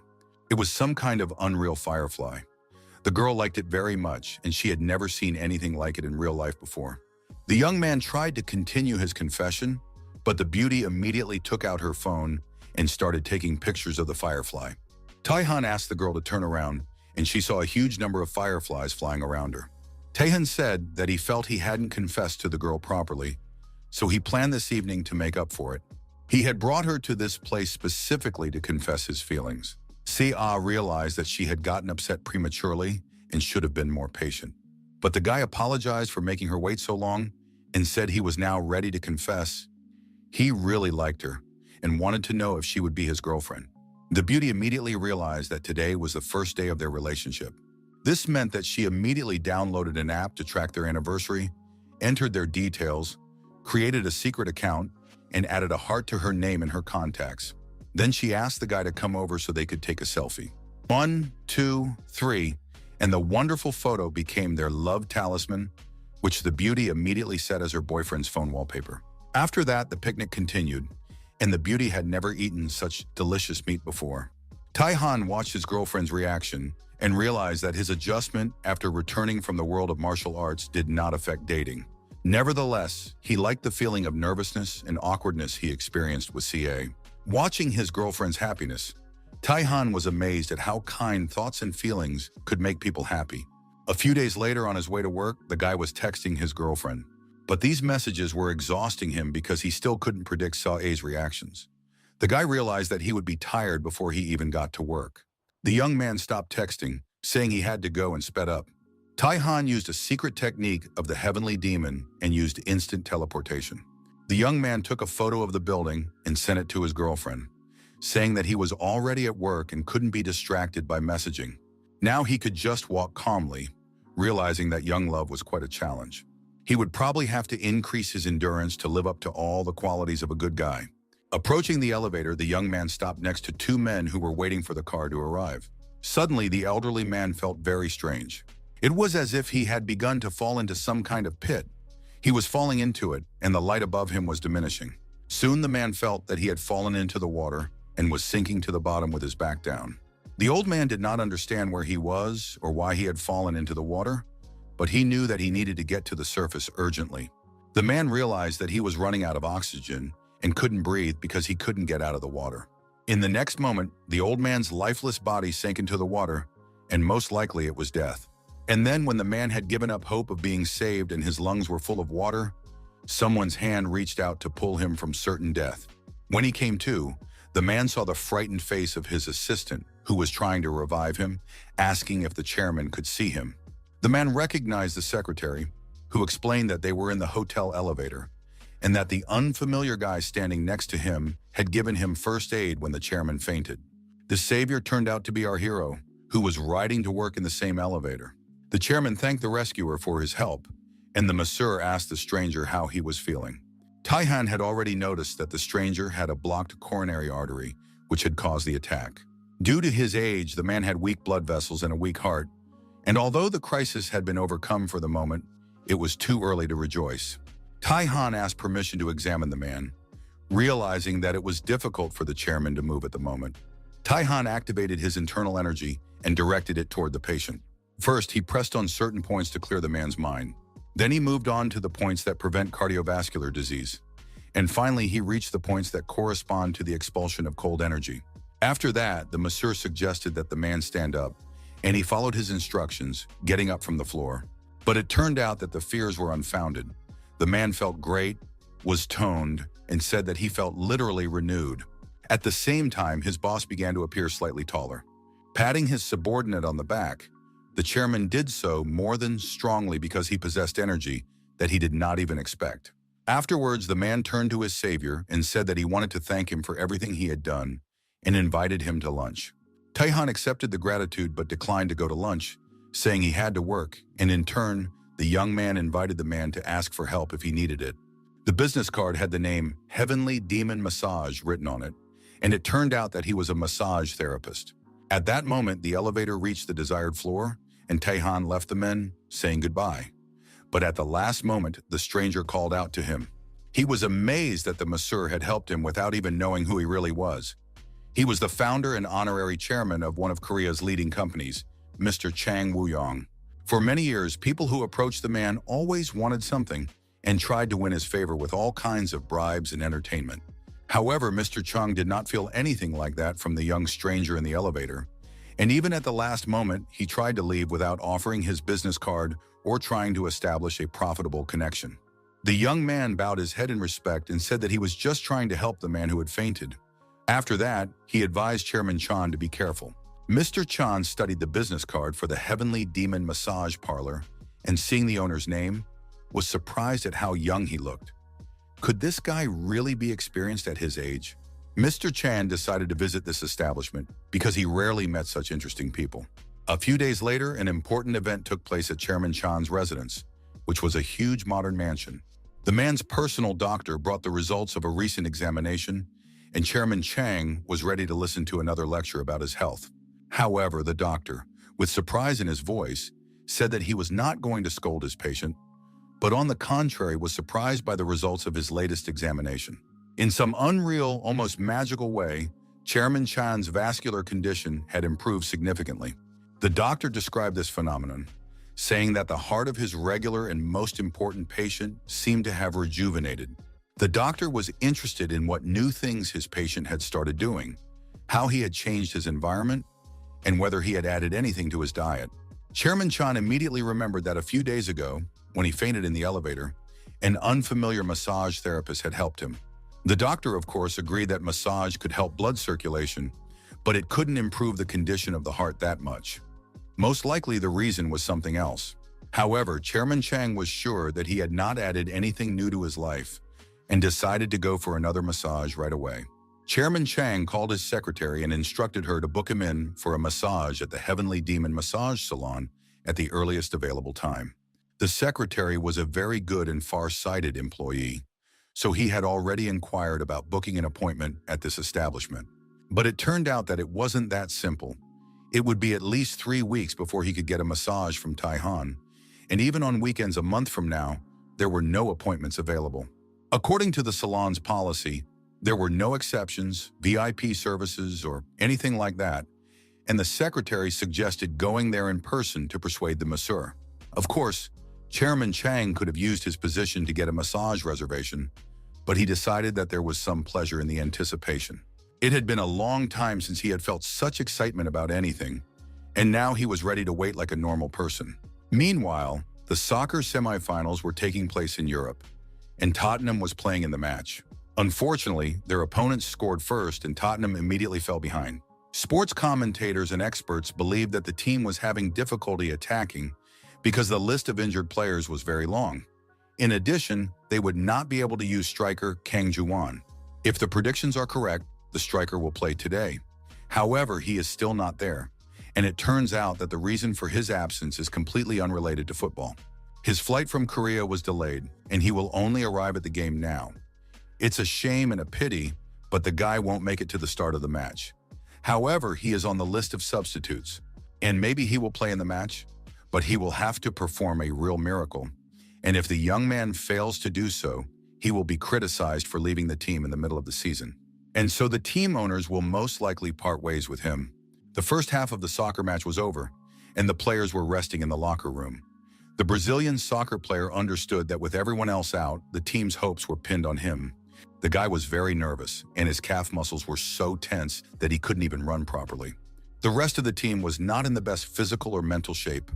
Their mood left much to be desired, and they even preferred not to joke around. The players tried to support each other, promising to play better in the second half, block everyone, and focus on scoring goals. After all, the game was not over yet, and there was no need to give in to negativity. The guys were getting ready to take the field after the break, and were going to do everything in their power.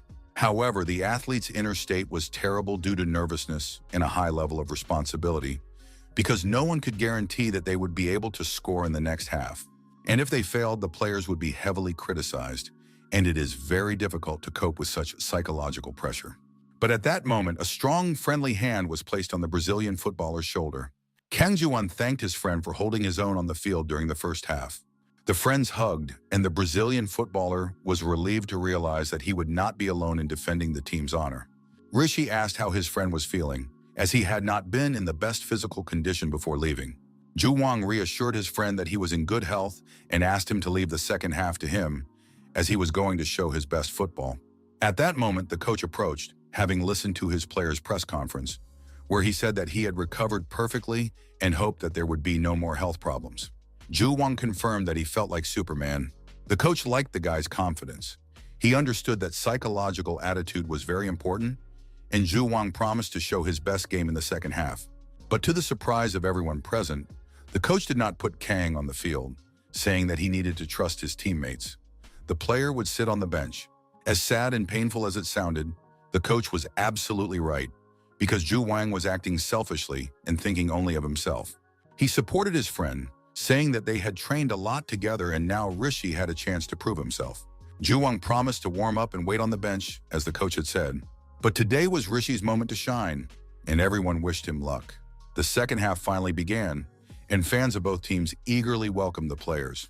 The commentators noticed Ju Wang on the bench, but didn't understand why he hadn't been sent on yet. Perhaps he wasn't physically ready.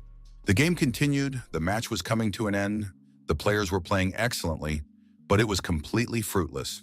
The referee added extra time, and it became clear that the team would still lose because they had been unable to do anything during the main match. Rishi decided that if it ended like this, the press would criticize him, and the young man wanted to play well here and move to the Spanish Soccer League. He literally wanted to run, and with these thoughts in mind, he rushed forward, positioning his head as perfectly as he could. It proved to be effective. A stunning header, and the score was tied. Looking at the scoreboard, Rishi couldn't believe his eyes. But it turned out that he had indeed scored a very important goal for his team. Ju Wang realized that the coach was trying to turn the situation around and raise the players' morale. He was a true master of tactics. But at that moment, the coach turned to Khan and announced that there would be a substitution and that he needed to get ready. Ju Wang was called on for the last minutes of the match. The guys greeted each other and wished each other luck. From his very first steps on the field, the player rushed into attack. No one had time to react, and in the first seconds of his triumphant return, Kanu scored a goal. The soccer commentators were shocked and wanted to see a replay immediately to study this amazing goal. The coach was amazed by Kang's incredible form and even thought he should have been brought on earlier. But just a few seconds later, another goal was scored. It was simply an amazing performance after returning from his hometown. The match ended with a crushing victory for Tottenham, who advanced to the championship final. Although a week had passed since the game, the football fever continued at the Heavenly Demon Massage Salon. The employees watched their favorite players' game over and over again.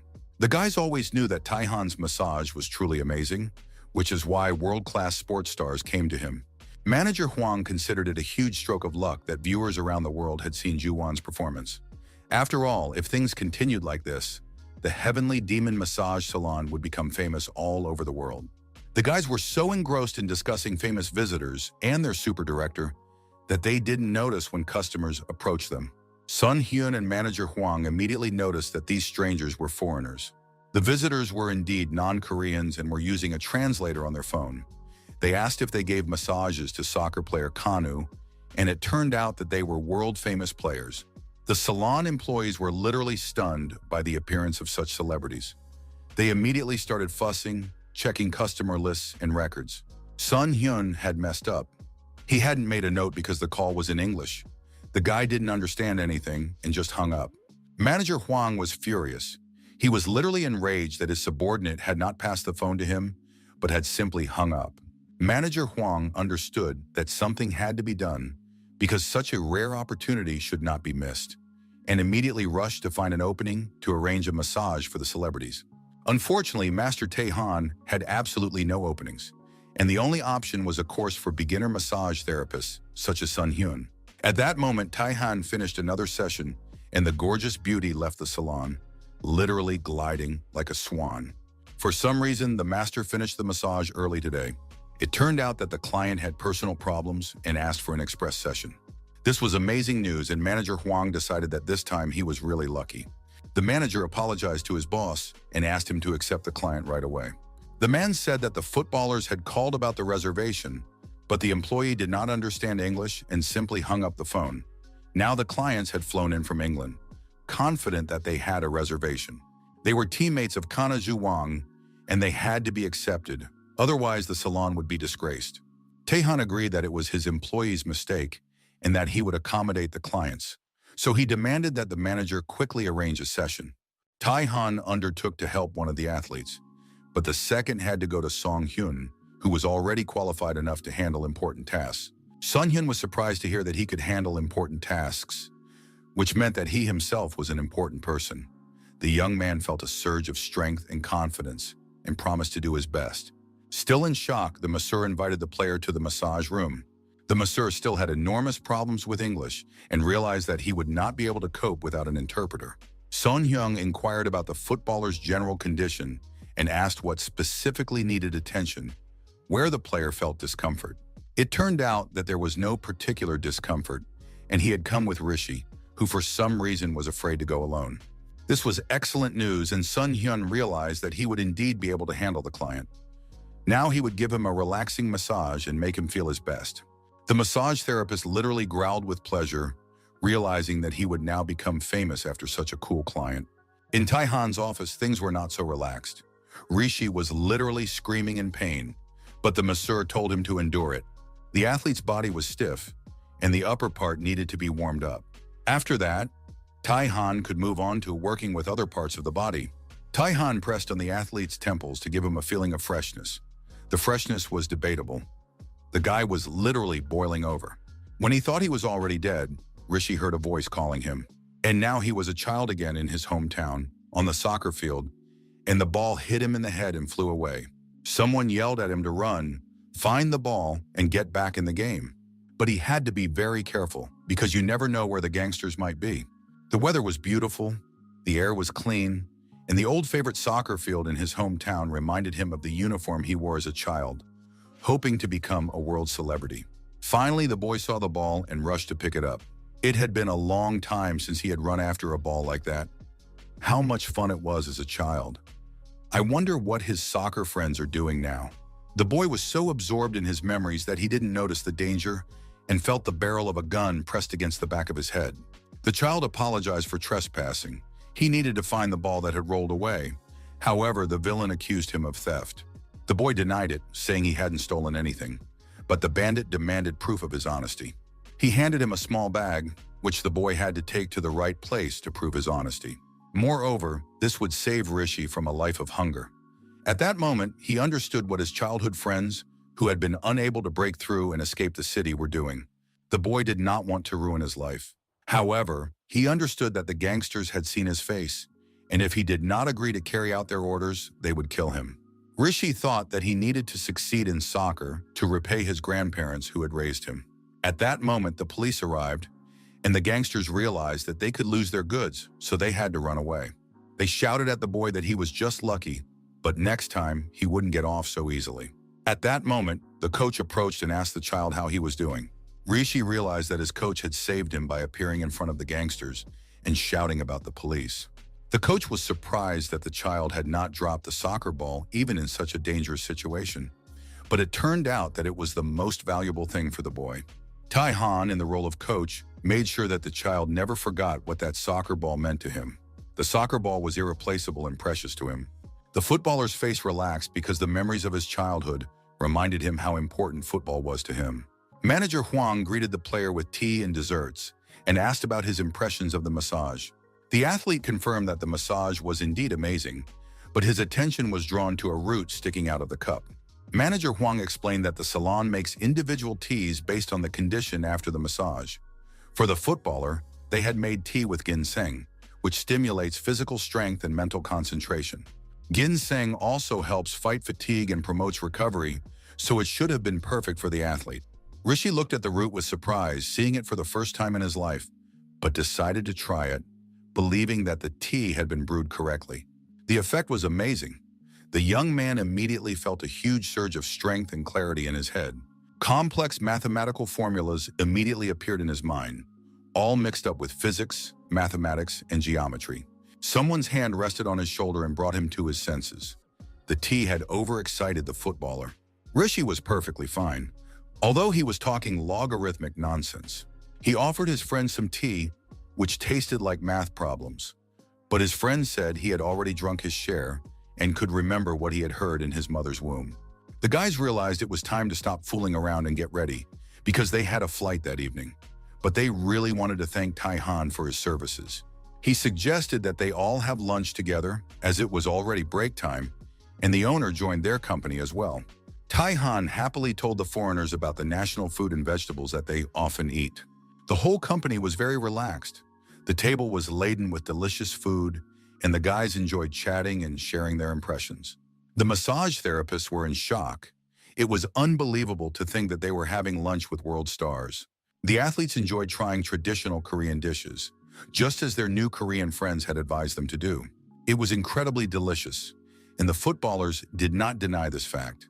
The vegetables and meat created a fantastic harmony of flavors. Rishi said that he had been to many famous restaurants around the world, but had never eaten anything tastier than this. Tai Han doubted the sincerity of his words, but Rishi was ready to swear that it was true. Sun Hyung asked how the players found out about the massage that made them travel halfway across the world. Everyone saw the incredible match with Kana's comeback. His performance was fantastic, and when asked about the secret, he told them about the massage. Rishi was so desperate that he almost didn't believe in himself and clung to any opportunity, so he rushed to Korea just for the massage. The team made it to the league finals thanks to Han's performance.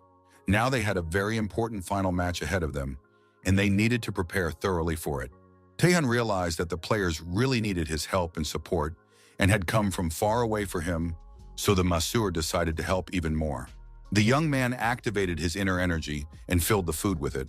Taehyun handed the energy-filled dish to the athletes, saying that it would give them more strength and help them win the final. He promised to cheer for the team from here and handed another portion of food to the athletes.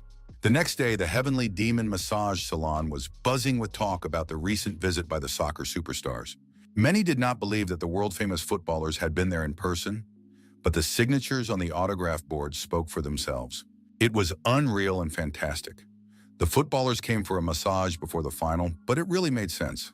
A new client arrived and announced that he was there for a massage session. The man's name was Lee Yae-man. This name was known to all Koreans and made an impression on the salon staff. The visitor was shown to the changing room. The massage therapist looked up information about the celebrity on his phone and was shocked. It turned out that the chairman of one of the most famous and influential companies in the country had come to their salon. Manager Huang returned to the reception area from the restroom, saw the new client, and asked his subordinates how they had greeted him. The massage therapists were shocked, and the manager tried to find out what caused such a reaction. The name of Chairman Chan, who was a very respectable and important person in the country, came up in the conversation. Manager Huang admitted that he was not familiar with this man. However, the client who had just come in for a massage looked exactly like Chairman Chan. Manager Huang had already decided not to be surprised anymore. After Premier League players who flew halfway across the world for a massage, anything could happen. However, the manager immediately had the idea of asking such a high-ranking client for an autograph. Chairman Chang changed into massage clothes in the dressing room and looked at himself in the mirror. In his youth, he was full of energy and could work tirelessly, but old age was taking its toll. This was excellent news. His heart had been rejuvenated, so today's session could make the man even younger. And if that really happened, he would be able to feel young again. Taihan greeted the client and asked how he was feeling. The man was pleased that the young man recognized him. He said that thanks to the masseur's actions, he felt much better. But last time the young man called it only an emergency treatment. Now the chairman had come to undergo the rest of the treatment and finish the job. Taihan laid the client down on the couch and began the examination. Chairman Chan was interested in the masseur's age, and the young man said he was 26. The chairman thought it was a wonderful age. When he was that age, he was afraid of nothing.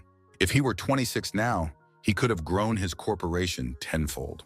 Mr. Chan said that his doctor had noted a rejuvenation of his heart, and the man believed that this was due to the masseur's touch. He wanted to rejuvenate himself with massage and was ready to make a deal. If the guy made him younger, the chairman would grant him any wish. Taihan felt an ominous energy emanating from the man, which he had not noticed last time. The guy realized that excessive greed had led the man to trouble and refused to make a deal, saying that he would do the massage first and then they would talk. Without wasting time on conversation, Taihan concentrated his energy and began the massage. After a while, Chairman Chang said that he was beginning to lose strength during the massage and was frightened. Was this normal? The masseur reassured him, saying that everyone reacts differently and that with age, even massage can be harmful, so one must be careful. After that, Taihan wished the client a good day and continued the treatment. The bright sun shone in the man's eyes and he squinted and couldn't open them. He felt pleasant and relaxed, and the luxurious hotel only enhanced this feeling, especially since his family was nearby. Finally opening his eyes, the man noticed his hands and feet. Not a single wrinkle. He jumped up from the sun lounger, ran to the mirror and saw that his face had become younger. It was crazy. Indeed, he was not imagining things. The man had become younger. In that case, he could get to work sooner and work even harder, thereby expanding the company several times over. At that moment, his children ran up to him with their swim rings and asked their father to play with them in the water. The man remembered that he had come on vacation with his children, but he thought that if he worked even harder now, he would be able to spend more time with them later. He told the children that he was too busy and would come and play with them next time. When one of the children took him by the hand to drag him away, the father reacted negatively. He yelled at his son and accused him of almost damaging his laptop. With an angry expression on his face, the man told the child that he had to work and that he should go play with his sister until his father scolded him. The children were upset and frightened by their parents' violent and aggressive reaction and ran away in tears. The man's wife tried to talk to him, but he rudely told her to hurry up and do her chores because he was very busy and was doing everything for the family. The woman reminded him that they rarely had family vacations, and her husband was busy with work again. He was always busy, so he could at least spend a little time with his family on vacation. In response, he said that she was being immature because she knew that he was doing everything for the well-being of the family. The man was sure that the children would understand everything when they grew up, and there was no need to worry now. All he wanted to say to his wife was that he needed to work and asked her not to interfere. He advised his wife to focus on her responsibilities and look after the children. She replied that if work was so important to him, she would no longer invite him on trips together. This answer seemed reasonable and ideal to him. The whole day passed, and the sun was already setting, painting the sky in shades of pink. The man had just finished work and was about to relax when he suddenly noticed that the water in the glass and the glass itself were shaking. The sudden noise and screams caught Mr. Chan's attention. He ran out of the pool area and saw that an earthquake had begun, causing the hotel building to collapse. The man realized that his wife and 2 children were in the building and immediately rushed there. Mr. Chan knew he had to save his family before the building collapsed. The man could barely feel the ground beneath his feet. He ran, jumping over cracks in the asphalt, with debris falling around him and flames shooting up. His only wish was that his family would be safe and wait for his help. Finally, Mr. Chan reached the hotel room where his family was staying. He ran out into the hallway and began calling their names.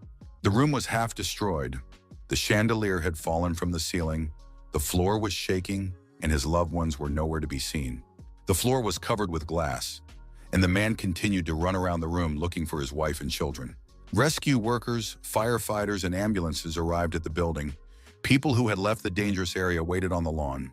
One of the rescuers asked the guests to immediately report if anyone was injured and needed help. Mr. Chang approached the rescuer, looking very bad, tears streaming down his face. The man said that his entire family was still inside the half-destroyed building and asked the rescuers to hurry. Fortunately, his wife had managed to leave the building with the children and came to her husband. The whole family was crying with happiness and stress. When it became clear that everyone was safe, the children noticed cuts on their father's feet. He had run barefoot from the pool, searching for them in the ruined building, and had ignored the pain. Mr. Chang realized that his son had grown up when he started to worry about him. The man sat down next to his children and apologized for his behavior, for not being able to play with them during the trip, and promised to spend more time with them now. He suggested they have some fun, since the vacation was still going on. The children immediately suggested going to the night market for sweets and then going on a safari. Mr. Chan was ready to fulfill any of the children's wishes, realizing how scary it was to lose his family. From that moment on, he promised to do whatever the children asked. Soon the massage was over, and Tai Han asked Mr. Chan how he was feeling. The man replied that he felt no discomfort and that the massage was exactly what he desperately needed. After the session, it was time to pay, and Mr. Chang handed the young man his credit card. The chairman added that, according to the doctor, his heart had become younger. He came for a massage thinking that it was all thanks to Tai Han's treatment, and now he had not only improved his health, but also gained insight. Tai Han was happy for his client and asked what new insights the chairman had gained after the massage. Mr. Chan realized that his time was limited and that he needed to use it wisely and effectively. In his youth, he cared little for his family, devoting all his time to work. Now that he was older, Mr. Chan couldn't change that, even if he wanted to. But now, thanks to the massage sessions, he was healthy again and would try to spend more time with his family. Tai Han felt that the harmful energy had finally disappeared and congratulated the client, saying that his family would be very happy. Mr. Chang was unsure, but remembered that he needed to call his son, dialed the number, and waited for an answer. Instead of the usual, "Hi, Dad," his son's voice said, "Yes, Mr. Chairman." Mr. Chang was stunned and demanded that his son call him Dad, but his son did not understand why his father was using informal language. The man asked if the weekend was free and suggested that the whole family go hiking. The son thought that something was wrong with his parent and that he should not overexert himself. Mr. Chan did not consider it overexertion and warned his son not to complain of fatigue during the hike, asking him to contact his sister and pass on the invitation to her. Mr. Chang ended the conversation, which seemed strange and unnatural to his son. Only later did he realize that he had not planned the hiking route, as he had never been to the mountains before. It so happened that Tai Han witnessed this conversation, so he suggested going to Mount Kiryusan. The young man said he had been there several times and that it was a great place for a family hike. He hoped that the energy of this mountain would have a positive effect on Mr. Chang's health. The chairman agreed to take advantage of this recommendation and added that all that remained was to find a restaurant where they could have lunch after their walk in the mountains. Tai Han also had a suggestion for that, a well-known noodle restaurant in the area where there had been long lines of people waiting to get in lately. The men said goodbye, and Mr. Chan left the massage parlor with the light gait of a confident and healthy person. He realized what was most valuable in life, and his steps became truly light. Tai Han thought that his own story was very similar. He also neglected what was most valuable, believing that he was working. By the way, it was his father's birthday coming up this weekend, and the young man decided to visit him. His thoughts were interrupted by a message from a CA. She had a shoot the next day, but she had fallen ill, and her throat was very sore. Tai Han rushed headlong into the utility room, using the energy of the heavenly dragon. A few seconds later, he came out with a jar in his hands, completely ignoring the shouts of manager Juan, who reminded him that the next recording was waiting.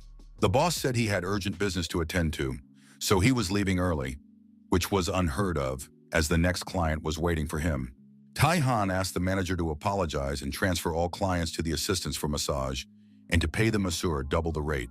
As for the clients, they would receive the service today without using their coupons, and the establishment would give them an additional one-time coupon. A few minutes later, the young man was already at Sae's house. The girl's mother answered the door. Tai-han introduced himself and said he was Sa'a's boyfriend. The mother assessed the groom and liked him. The guy was really handsome and looked reliable, and it was immediately clear that her daughter had good taste. The woman led the young man into the kitchen and asked what had happened and why he had come all this way. Taehan explained that Saya was not feeling well and that he had brought her something useful. In his hands was a jar of ginger tincture. The woman said that the girl's fever would not go away. It was very difficult, but she had recently fallen asleep from exhaustion. Sia was sleeping in her room with a cold compress on her forehead. The young man did not want to wake her, so he asked his mother to give her ginger tea as soon as she woke up so that she would recover faster and feel better. Tai-han decided to take his leave, as he had come unannounced and didn't want to disturb anyone. The woman said that he wasn't disturbing anyone at all, and that it was wonderful that the young man had come all this way for Sao-a. His mother asked him not to leave until she had served him tea and fruit, because Sao-a might wake up soon. The girl's sleep was restless. She tossed and turned and raved. The compress fell from her forehead, and she called her mother to bring a new one. Ca felt someone put their hand on her forehead, and her body relaxed, the pain gone. The girl felt relieved. Ca thought it was her mother stroking her, but when she opened her eyes, she saw Tai-han in front of her. He believed that his hands could also heal. The girl couldn't believe that her beloved was in front of her, and thought that her fever was causing her to hallucinate. But she liked this hallucination, so she decided to believe that Tai-han had really come. Then she realized that she could feel his touch, and that it was impossible to feel a ghost or apparition, which meant that Tai-han was really there. The young man explained that he had put off all his work and rushed over, even though his workday wasn't over yet, because she had said she was sick. It was very touching. The girl realized that she was unwashed, with dirty hair and unbrushed teeth, and couldn't appear before her beloved looking like that. Tai-han believed that when someone is sick, they get worried, and when they get worried, they want to visit the sick person. He was sure that Sa'a would do the same. Of course, that was the case. Finally, the girl came to her senses, and the young man offered her some tea to help her recover. It was ginger tea that he had brought with him, prepared according to his recipe. It was supposed to relieve her cold and ease her body aches. The girl usually disliked ginger tea because of its pungent taste, but now she was ready to drink it. Tai-han had come all this way for her, so it was impossible to refuse. After just a couple of sips, Ca felt as if she were in that very tea house where they had once met. Tai-han remembered that she really liked this place. It was warm and cozy, so he brought her back here. Sia felt her body and mind relax thanks to Tai-han. After that, the young man asked her to turn over so he could give her a massage, which was good for colds. Saya tried to refuse, saying that she was already feeling better after the tea and that it would be better if Tai-han rested without straining himself. The young man said he would stretch the muscles that were aching from the cold and wanted to look at her back, so he asked her to turn around. Ca didn't really want to do this and kept insisting that she was fine, but the masseur had already begun the process. Placing his hand on her back, he felt the energy circulating between them. The girl felt as if she were heating up.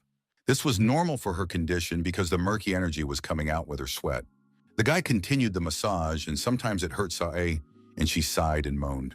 These sounds attracted the attention of Sa-a's vigilant mother, who immediately reacted. Realizing that something was happening behind the closed door, she quickly approached her daughter's room and opened the door without knocking. It is unclear what she expected to see, but she found the masseur at work. He was kneading her daughter's back as she sat on the bed. The young people turned to their mother and asked what had happened. She replied that everything was fine and that dinner would be ready in a few minutes. Sia felt that the massage had really healed her, and she knew that there would be no problems with tomorrow's shoot. Tai-han advised the girl to get a good night's sleep so that she would be completely healthy the next day. He also said that they would not be able to meet on the weekend because he would be busy. It was his father's birthday, and Tai-han had to go to his hometown to congratulate him. A brilliant and fantastic idea immediately popped into Sa'a's head. She declared that she also wanted to go with him, and this desire literally stunned Tai-han. Sia confirmed that the two of them would go to celebrate his father's birthday and that it was not up for discussion. Thus, the following weekend, the rising Korean star and Tai-han celebrated the man's birthday together. The young people, along with Ho-yeon, sat at a table with a fancy cake in the center. Everyone wore Christmas hats and held party poppers in their hands. After making a wish, the man blew out the candles on the cake. Mr. Kang was touched by this situation, and he was especially pleased that the girl woke up so early for him, despite her fame. Although his son had warned him about Sea's celebrity status, the man was still amazed. CA said that her fame was nothing unusual and asked to be called by her first name. The amazed father looked at his son, his head swarming with questions he wanted to ask. He decided not to ask anything now and simply stated that Tai-Han continued to surprise him. The birthday cake was truly magnificent, and Mr. Kang was proud of his son's inheritance. The young man was just like his father. Mutual compliments, jokes, and laughter filled the restaurant when the first visitors arrived and the bell above the door rang. Chairman Chang said that the family had gone hiking in the morning, but had arrived in town earlier than expected and were now ready to eat. The noodle maker noted that the restaurant was not yet officially open. Tai-Han recognized the guests and warmly greeted the chairman. The young man's father heard the word chairman and remembered that the man's face seemed familiar to him. He just had to figure out where he had seen him before. The restaurant owner racked his brains and realized that it was Chairman Chang Woo-yun, the head of one of the largest groups in the country. Chairman Chang was pleased to meet the young man and asked how often he visited the restaurant. Tai-Han admitted that it was actually his father's restaurant. Chairman Chang's family joined the conversation. The man explained that Tai-Han was the benefactor who had helped him regain his strength and health for such hikes. After that, Chairman Chang introduced his family to the masseur, starting with his wife. The man's daughter, Ji-young, was the head of a hotel group. His eldest son was next in line to lead the group, and his name was Tai-hyun. Meanwhile, Tai-han's father came to his senses and offered the chairman a snack, inviting everyone to sit down at the table. After the Chang family sat down, the man approached to take their orders. Noodle chef Kang talked about the signature dishes that they prepare regularly. Everyone chose a serving of the signature noodles, as well as vegetable and meat dishes. Everything was prepared quickly and appetizingly. Tai-hyun tried one of the dishes and said that there was nothing special about it, just ordinary sweet and sour pork with a banal sauce. Mr. Chang immediately scolded his son for his criticism because they had done them a big favor by serving them before the restaurant opened. "Eat without complaining," he said. After that, the whole family ate the prepared dishes silently and with pleasure. Mr. Kang was so carried away by the noodles that he was transported back in his memories to many years ago, when his children ate with pleasure and sincerely shared their emotions with their parents. He promised that he would earn enough money to go to this restaurant every day. The father warned his children that he would not be able to play with them much because he would have to work to afford such trips, and this would continue until they went to college. But it turned out to be longer. Even though the children had already graduated from college, their father was still working hard to provide for the family. The son admitted that he resented this during his school years, but after becoming the head of the company, he realized that it was not an easy task. Now he is proud to be the son of such a respected father, and is not offended that he did not see him often as a child. His mother noted that this was normal. It was the price they paid for their father's pursuit of work in his youth, and the children did not learn to spend time with him. Mr. Chang thanked all the family members for finding the time to spend the day together. Jae-young, the chairman's daughter, said that the situation was becoming awkward and asked to finish the meal quickly. The girl recalled one of her birthdays when she sat at the table wearing a party hat and receiving congratulations.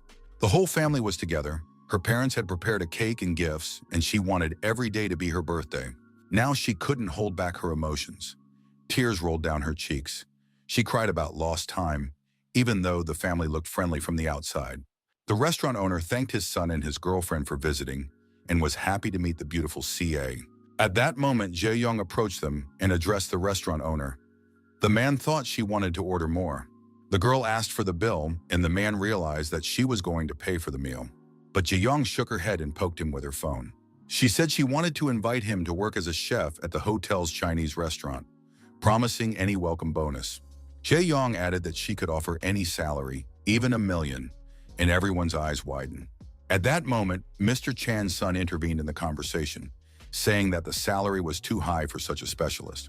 His sister sternly rebuked her brother, saying that they had never experienced such emotions from eating such food before.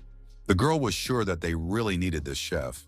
If the noodle chef joined the hotel team, he would become its strength and center, and the restaurant would be included in Forbes' list of the best. Jae-young summed up her speech by addressing the chef. This is a great opportunity for everyone.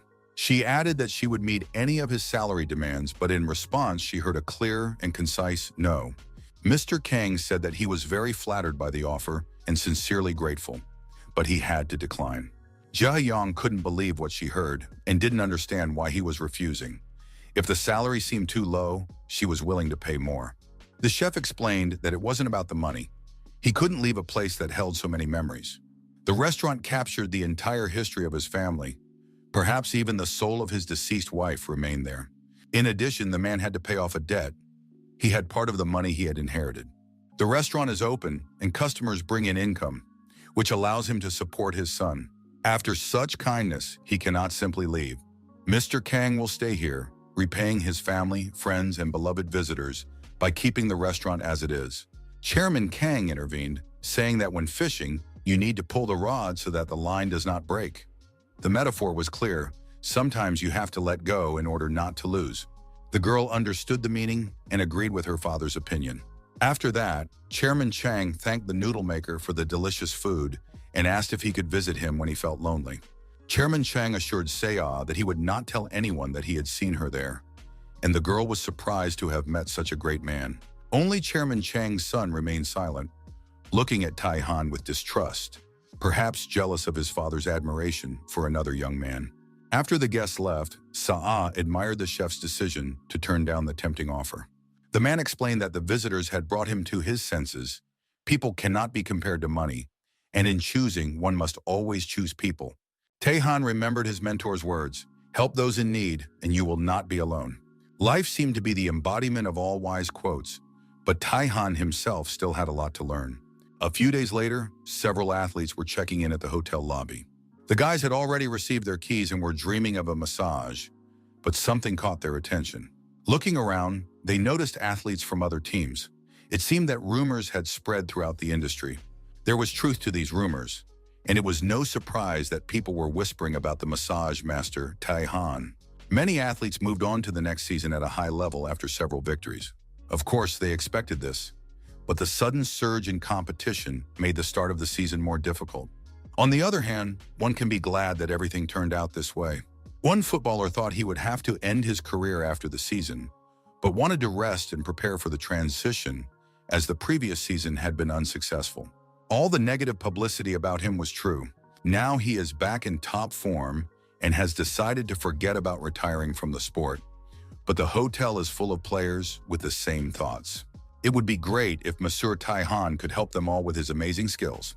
Sometimes it seems that athletes are superficial, but in reality they are deep and understand the feelings of others. The success of the Tottenham footballer has boosted everyone else's self-esteem and inspired them.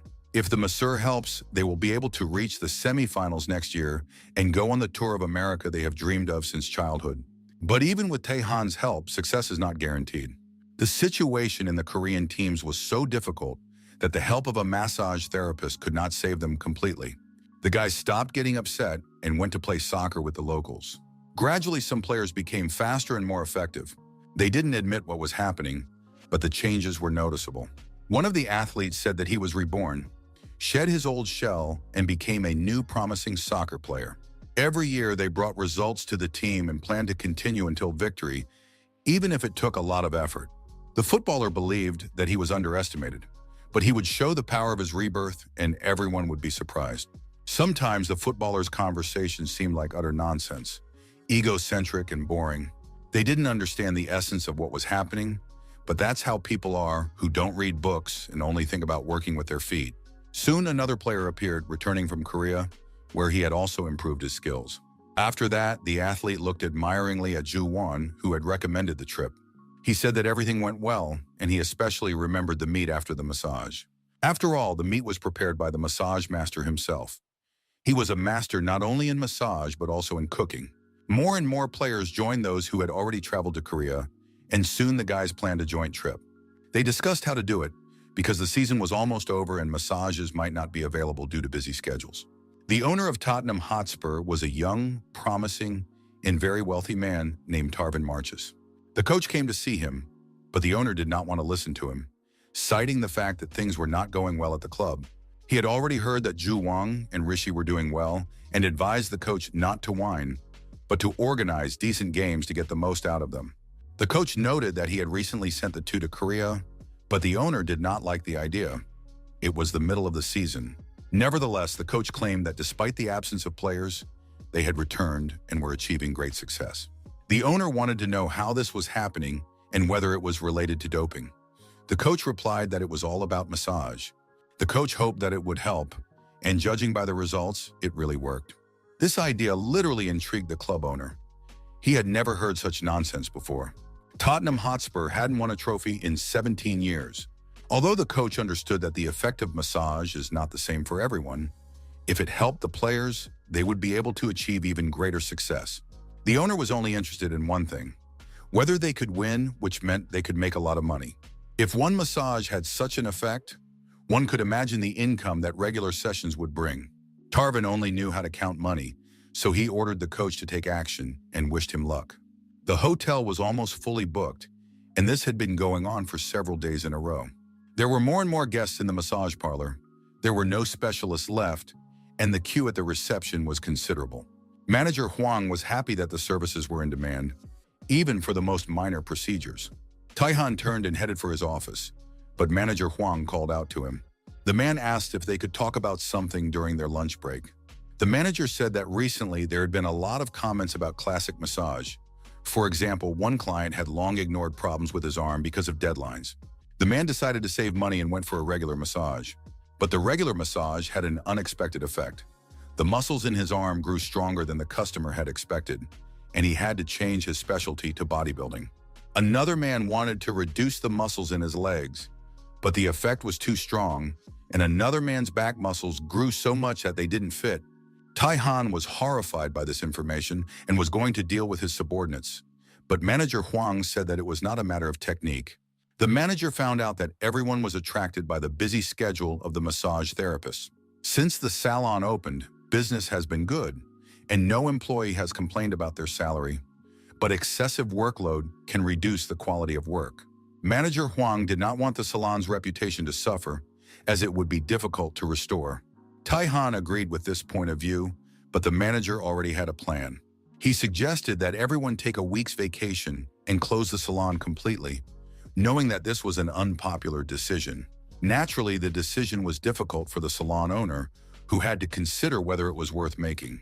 A meeting on business development strategy was taking place at the office center. It was clear that the company would not move forward with its current plans. The manager told the manager to leave the room and come to the next meeting with some good ideas. The company's shares had fallen sharply, and one of the managers explained that this was due to sales in the markets. The manager was stressed and noticed that his hair was falling out. Everyone knows that stress is linked to hair loss, but the manager yelled at the employee, demanding that he focus on his work. The manager explained that the shares had fallen because of a new company that had debuted last year and taken their place in the market. The manager wanted to know why they had been displaced, but received no answer. The subordinate shared a rumor. There is a well-known massage therapist who is used as a consultant for working with clients. The manager asked him to repeat it and tried to remember where he had heard about this masseur. He remembered a scene with his father, Chairman Chan, and a young massage therapist who opened a studio in a large hotel with the chairman's support. Manager Cho explained that the salon belonged to a young man who had helped Chan when he was unable to continue the business. Taehyun remembered that the name Divine Massage refers to the novels about the Demon King. The man found the name suspicious, but customer reviews showed that nothing bad was happening. The men didn't know how to feel about the establishment, and Manager Cho said he had found a way to learn more. Taehyun no longer wanted to listen and was about to leave the office. He decided that if his opponent had a plan, he needed to work on it, rather than lying around and losing in the stock market. Taehyun realized that he would have to act actively and strategically. Otherwise, he could lose his position. Soon, the man arrived at the hotel where Heavenly Demon Massage was located. He was sure that his intuition was right, and today he would learn about all the masseur's dark intentions.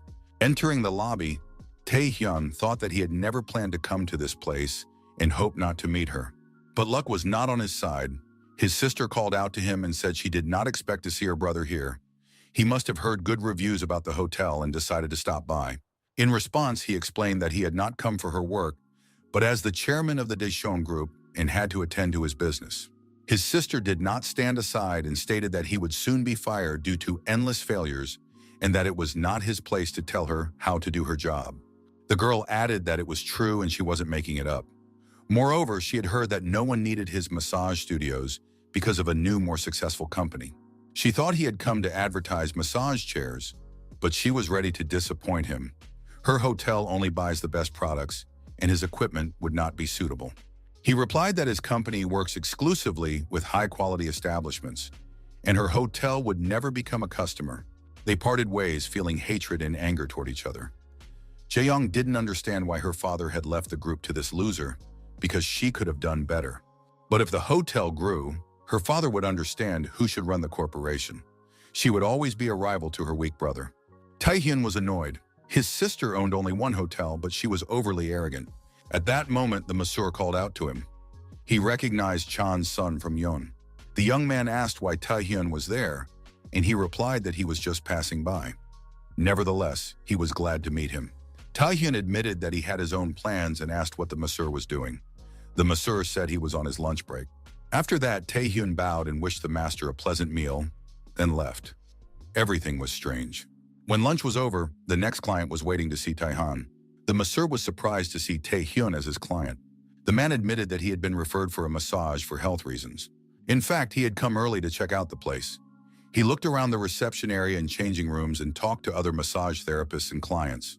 Taehyun listened to everything and said that it was necessary to do the massage before the situation worsened.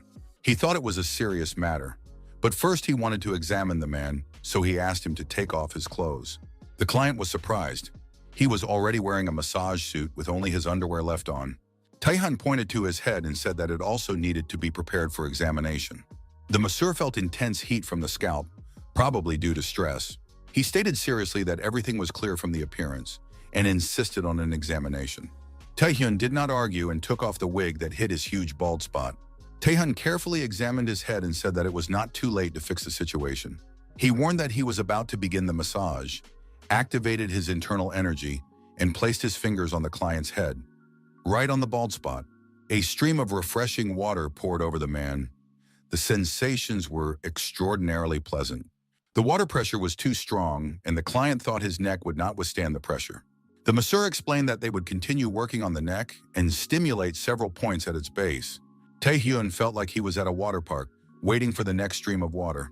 Taehyun said that the massage was not over yet and asked the client to stand up. Taehyun admitted that the sensation was pleasant and refreshing and gave his hand to the masseur. Taehyun pressed the point between the thumb and index finger, stimulating it strongly. The man's tension and explosion of internal energy caused his hair to stand on end, and his body felt as if it had been electrified. The helpless client lay down on the couch, and the masseur warned that there would be subsequent effects soon. He recommended coming back if he liked the effects, but did not disclose any details. The next day, morning came in Chung Taehyun's apartment. The man felt great. His head was clear and his body felt light, although he didn't understand if this was due to the massage. Stretching, he realized that he was full of energy and ready for an active day. He hoped to learn about all the effects soon and visit the massage parlor again. Looking at himself in the mirror, Taehyun understood why his father liked the masseur so much. He felt wonderful too. He took off his wig, regretting that Taehyun might be a spy for the competition. Squeezing shampoo onto his hands, he began to wash his hair, thinking how nice it would be if the massage had an effect.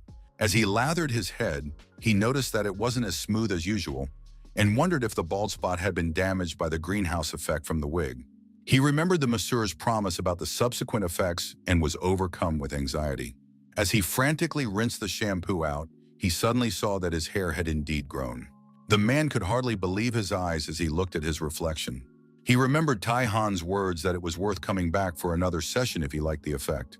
Chung Taehyun got dressed in a few seconds without even eating breakfast, grabbed his phone, and urgently called a car through his assistant. He immediately headed to Divine Massage. Everyone was surprised by the presence of the chairman of Daecheon Group, who was looking for Taehyun. Taehyun knelt before the masseur and confessed that he had misunderstood everything, caused unnecessary trouble, and sincerely regretted it. There were rumors that the massage parlor had achieved success thanks to the advice of a certain great man. Taehyun thought that perhaps his father had revealed some secrets during the massage, and that the masseur had taken advantage of the old man's weakness. Now he felt ashamed. He was ashamed to suspect Taehyun, because if he had been their enemy, he would not have helped with such an amazing massage. When the man took off his wig, it turned out that his hair had started to grow, and the massage had really helped. The result was truly incredible. Tai-Han reached out his hand and suggested moving to another room, as there were too many ears in the reception area.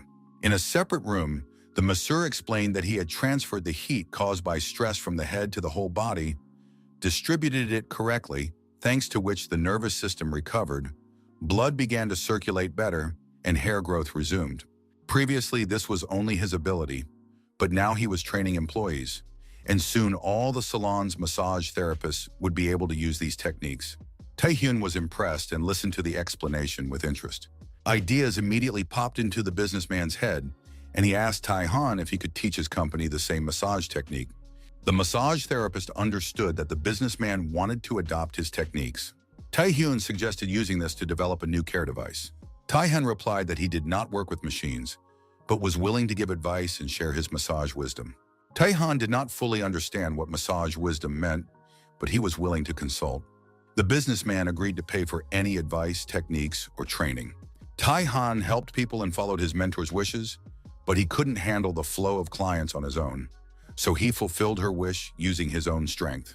The massage therapist agreed to cooperate. The men shook hands and agreed to start when it was convenient for both parties. At that moment, Manager Hwang entered the office and apologized, informing them of an urgent call for a massage. Tai-han remembered that the company had previously decided not to travel to clients, preferring that they come to the office themselves. Manager Hwang reported that a request had come in from England. The Tottenham team was ready to accept any conditions if the massage therapist came from Korea.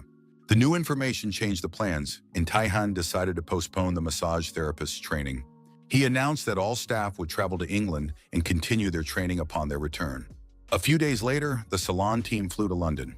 A representative of the Tottenham team met them at the airport with a welcome sign. On behalf of the staff, Tai-han thanked them for the welcome and said that the flight had gone well. The massage therapists were driven to the Marchesini estate, where servants were waiting to escort them to their rooms. Everything was magnificent, and the team did not hide their emotions. Team owner Tarvin personally greeted Tai-han and thanked him for accepting the invitation. Tai-han in turn thanked the owner for the invitation and the comfortable conditions for the employees. Tarvin immediately stated that the purpose of the visit was to win the European League. However, the team owner was surprised by Tai-han's young age and delicate hands, and began to doubt that he would be able to help. He was not sure that such a young master could be trusted with the players. Tai-han sensed the owner's coldness and nervousness. He realized that the strict and businesslike owner was actually very sensitive and hid his emotions. The young man decided not only to help the athletes, but also to improve the quality of life of their boss. He put his hands on Tarvin's shoulders and said that the massage would be not only for the players, but also for him. Tai-han promised that the club owner would like it. A little boy of about 10 was standing in the square, dressed in white Middle Eastern clothes with his head covered. He looked at his hands and body and realized that he had become younger. It was little Darwin Marches. Looking around, the child realized that he was in the courtyard of the huge mansion where he had spent his childhood. The boy hardly remembered the house, but deep down he missed it. Back then, he only played and didn't think about money. Suddenly, there was a growl behind him and monsters appeared. Two huge predators, a lion and a lioness, pounced on the defenseless child, ready to tear him apart in the first 30 seconds. But instead of attacking, they rolled the child onto his back and began to lick him. And the boy laughed and called them by their names, Max and Coco. The three friends hugged each other, and the child said how much he had missed his furry friends. The boy's father, as usual, ignored his request to play with him, saying that he was busy with work and would buy him new toys. Darwin's only true friends were the lions. With unchildlike seriousness, the child told the animals that he missed them, that they were his true friends, and that spending time with them was the best thing in his life. At that moment, the lion brought the wallet that had fallen out of the boy's pocket while he was hugging the animals and gently handed it to him with his teeth. Inside the wallet was a photo of a soccer club. The boy looked at it and realized that he couldn't hide forever in this world behind the lions. Important things were waiting for him. Tarvin had to keep his promise and lead the team to the top. The boy turned to his loyal friends and said that he had things to do now, but he would definitely come back and they would play together again. The child said goodbye to the predators, hugged them, scratched their backs, and wished them good health, assuring them that they would meet again soon. Tears of happiness flowed from the eyes of the serious businessman who did not even take off his glasses. hiding behind dark lenses. Tarvin confessed to the massage therapist that thanks to his help, he felt joy again and met up with his old friends. Taihan promised that every player on the soccer team would receive a personalized massage, as massages can be tailored to each individual. The club owner recalled his feelings and agreed that it was a wonderful experience, and he hopes that the players will experience something similar. The man asked the massage therapist to help the club win an award. Everyone was interested in having the same amazing abilities as Kana for all the players on the team. The club bus with the players arrived the next morning. Rishi was in a hurry and called his teammates to meet the massage therapist as soon as possible, feeling excited about meeting Taihan. The other athletes were skeptical of his behavior, thinking he was exaggerating. What could be so special about a massage therapist? Kang Ju-won confidently told his teammates that Rishi was not exaggerating and that they would indeed feel better than ever. He knew what he was talking about because he was the first to experience the effects of Taihan's massage. The other players had already noticed an improvement in their game after returning from Korea. They were happy to meet again with the man who had given them back not only their physical fitness and football success, but also their joy of life. The team of massage therapists led by Taihan was already waiting for clients, and the guys couldn't believe they would be working with Tottenham players. The three of them would be working together. Taihan had taught his personal techniques only to Sun Heung-min and Sun Heung-min. The rest of the salon staff were resting, and Sun Heung-min thought this was unfair, as he was one of the best massage therapists and also wanted to rest. Taihan reminded him that with great money comes great responsibility. The best employees should not rest while the weak ones rest. Son Hoon was worried that the players would feel worse after the massage, but his boss reassured him, saying that he would start himself and his assistants would continue what he had started. Taihan assured his subordinate that they had honed their skills and now needed to believe in themselves. Sun Hyun supported his friend, saying that it was time to show the power of divine massage. Sun Hong agreed that there was no need to be afraid because he already knew a lot and was ready to show his abilities.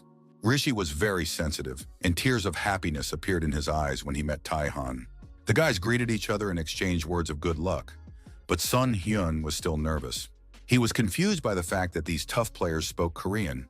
It all seemed too good to be true, but the boss suggested taking it as a sign of respect.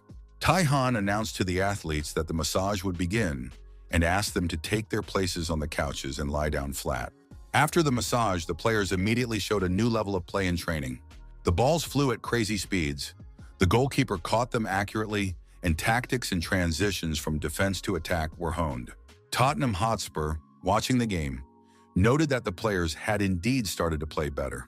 Another player finished his massage and confessed to his friends that his muscles had become as strong as a real horse's, and energy was literally emanating from him. The young man said that in his dream he was a centaur and ran a whole mile, and when he woke up, he remained strong and full of energy. Those who were nervous before the massage were supported by their teammates, who assured them that soon they too would become strong and fast. Soon, almost the entire club had been treated by the massage therapist. One of the players doubted his abilities and did not believe he could become a champion, but Kang assured him that without such a professional, the team would never have made it to the league. The player constantly doubted himself, believing that if he were a little stronger, he would bring the team closer to victory. Ju-won advised him to trust the massage and stop criticizing himself. The young man decided to get a massage, push himself to the limit, and earn the cup so that he would have no regrets later. Kang supported his friend and said that everything would work out and that the player was already close to his goal. It was Ben's turn, and he went for a massage with hope for success and faith in the best. The European League final was held in Bilbao, Spain, and the decisive game was about to begin. The final saw two very similar teams face off, Manchester United and Tottenham Hotspur, both of which had not won a trophy in a long time. Until the very last moment, it was unknown which team would break the losing streak and win the cup. There were masseurs in the VIP box of the stadium, and Sun Heung-min still couldn't believe he would be watching the game from such a cool place. He was nervous and fidgety on the eve of the match, but asked his boss not to fire him if the game didn't go well. Taihan said that he would make his conclusions after the final game, but for now he should just watch the match and try to enjoy the event. At that moment, the masseur received a message asking if he was free the following evening, as someone needed to discuss something important with him. Taihan replied to the message and suggested that Sun Hyun finally calm down and relax. He wished his colleagues a good evening and advised them not to get drunk after the game and to go to bed early. He also instructed the masseurs to make sure that the players were fine after the match and that they would not be late for their morning flight. Daehan left the VIP box without even watching the match, informing the staff that he was urgently returning to Korea because he had important business to attend to that evening. He did not tell his colleagues what exactly awaited him, but said that he knew for sure how the match would end and who would win the cup. Tottenham Hotspur. The next evening, Daehan arrived at the meeting he had been invited to the day before. The young man greeted Chairman Chan and asked why he had been invited to the restaurant. The man really liked Daehan's businesslike approach, but he suggested having tea first to make the conversation easier, as the topic made him a little uncomfortable. Chairman Chang said that among his sponsors was a powerlifter named Choi Aram, who had won gold at the last Olympics. Unfortunately, something bad had happened to the girl. She was suffering greatly from an injury. The chairman asked the masseur to examine her personally. Daehan realized that the injury had a complicated history, which surprised Mr. Chang. Chan admitted that he understood the seriousness of the situation and asked Daehan to tell him everything he knew. The athlete Aram has a sister named Boram, who is about 12 years older than her. The sister's parents died in a terrible accident when Aram was in first grade. The relatives did not know what to do with the child. The older sister was also in a difficult emotional state. The relatives asked Boram directly what she was going to do with her younger sister. The girl did not understand what they meant, so the relatives said directly, "It would be better to put the baby in an orphanage." They tried to persuade Boram, saying that modern orphanages were not bad, and she would be able to visit the girl and help her financially. After all, they had no other relatives. Wouldn't it be easier to leave the child and live their own lives? Boram was outraged and said that her relatives were simply afraid that she would ask for help, and the man confirmed this. They had their own children, and if she demanded help, they would not have time for her. The girl was outraged. She never expected such betrayal from her relatives, because it was not their concern, but a desire to rid themselves of problems. Her relatives continued to persuade her, saying that if Boram sent her sister to a shelter now, she would be able to get back on her feet and take the girl back later. Boram was adamant the baby should not become an orphan when she had a living family nearby. She decided to take care of her sister herself and promised never to burden her relatives. Unfortunately, little Aram overheard this conversation. After the tragedy, Boram had to drop out of college and work tirelessly to support herself and her sister, but they were happy because they had each other. Daehan asked why Chairman Chan liked these sisters, because of their difficult and unhappy lives. Chan explained that his company had always supported athletes from difficult families and continued his story. The sisters grew up, and one day on their way home from school, the older sister fell in the middle of the street, and the younger sister didn't even help her, only remarking that Boram had become clumsy. Aram demanded that her sister get up quickly and not embarrass herself in front of people. Boram, with tears in her eyes, confessed that she couldn't feel her legs. One day, the girl completely lost the ability to move. It was terrible, and even Daehan couldn't imagine such a thing. Indeed, it was a tragedy. The world is cruel, and the poor girl had suffered a terrible fate. The main irony was that after that, Aram started playing sports. Since her sister could no longer walk, she decided to become strong. And when she became strong, she would be able to carry her sister in her arms and repay her for all the kindness she had received from Boram. The younger sister was not easy. She worked hard and eventually won Olympic gold. The injury manifested itself later, but its nature was not simple. It was not damage from training. She developed the same syndromes as her older sister. Once Aram was exercising on a treadmill when her legs gave way. She fell off the treadmill and hit the floor. Fortunately, it was not fatal, only minor bruises. But something inside her was still damaged, and with each workout, she could lift less and less weight until even walking became difficult. Daehan analyzed the situation and realized that it was either a mental problem or a spinal problem, and he could only help in one case. Chong admitted that his request sounded silly because even the most famous doctors couldn't help, but he asked anyway. Daehan became the man's only hope. The young man asked when Aram could come for a massage, and Chong realized that his request would be granted. Daehan admitted that he couldn't take her for a direct appointment. All the slots were full, the salon was busy, but he could work with the girl after closing time. However, he asked for 2 days to prepare. Aram spent her time in the gym trying to lift weights, but she realized that with legs like hers, she couldn't exercise. There was a wheelchair standing nearby. The athlete realized that this was the end of her career, and therefore, the end of her life as she knew it. At that moment, Chairman Chang entered the gym and asked if the girl should take a break.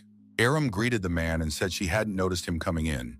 He admitted that he had entered very quietly, deliberately, so that she wouldn't notice him. The chairman asked how she was doing, and Aram replied that nothing had changed due to idleness. The girl was trying to adapt to the situation.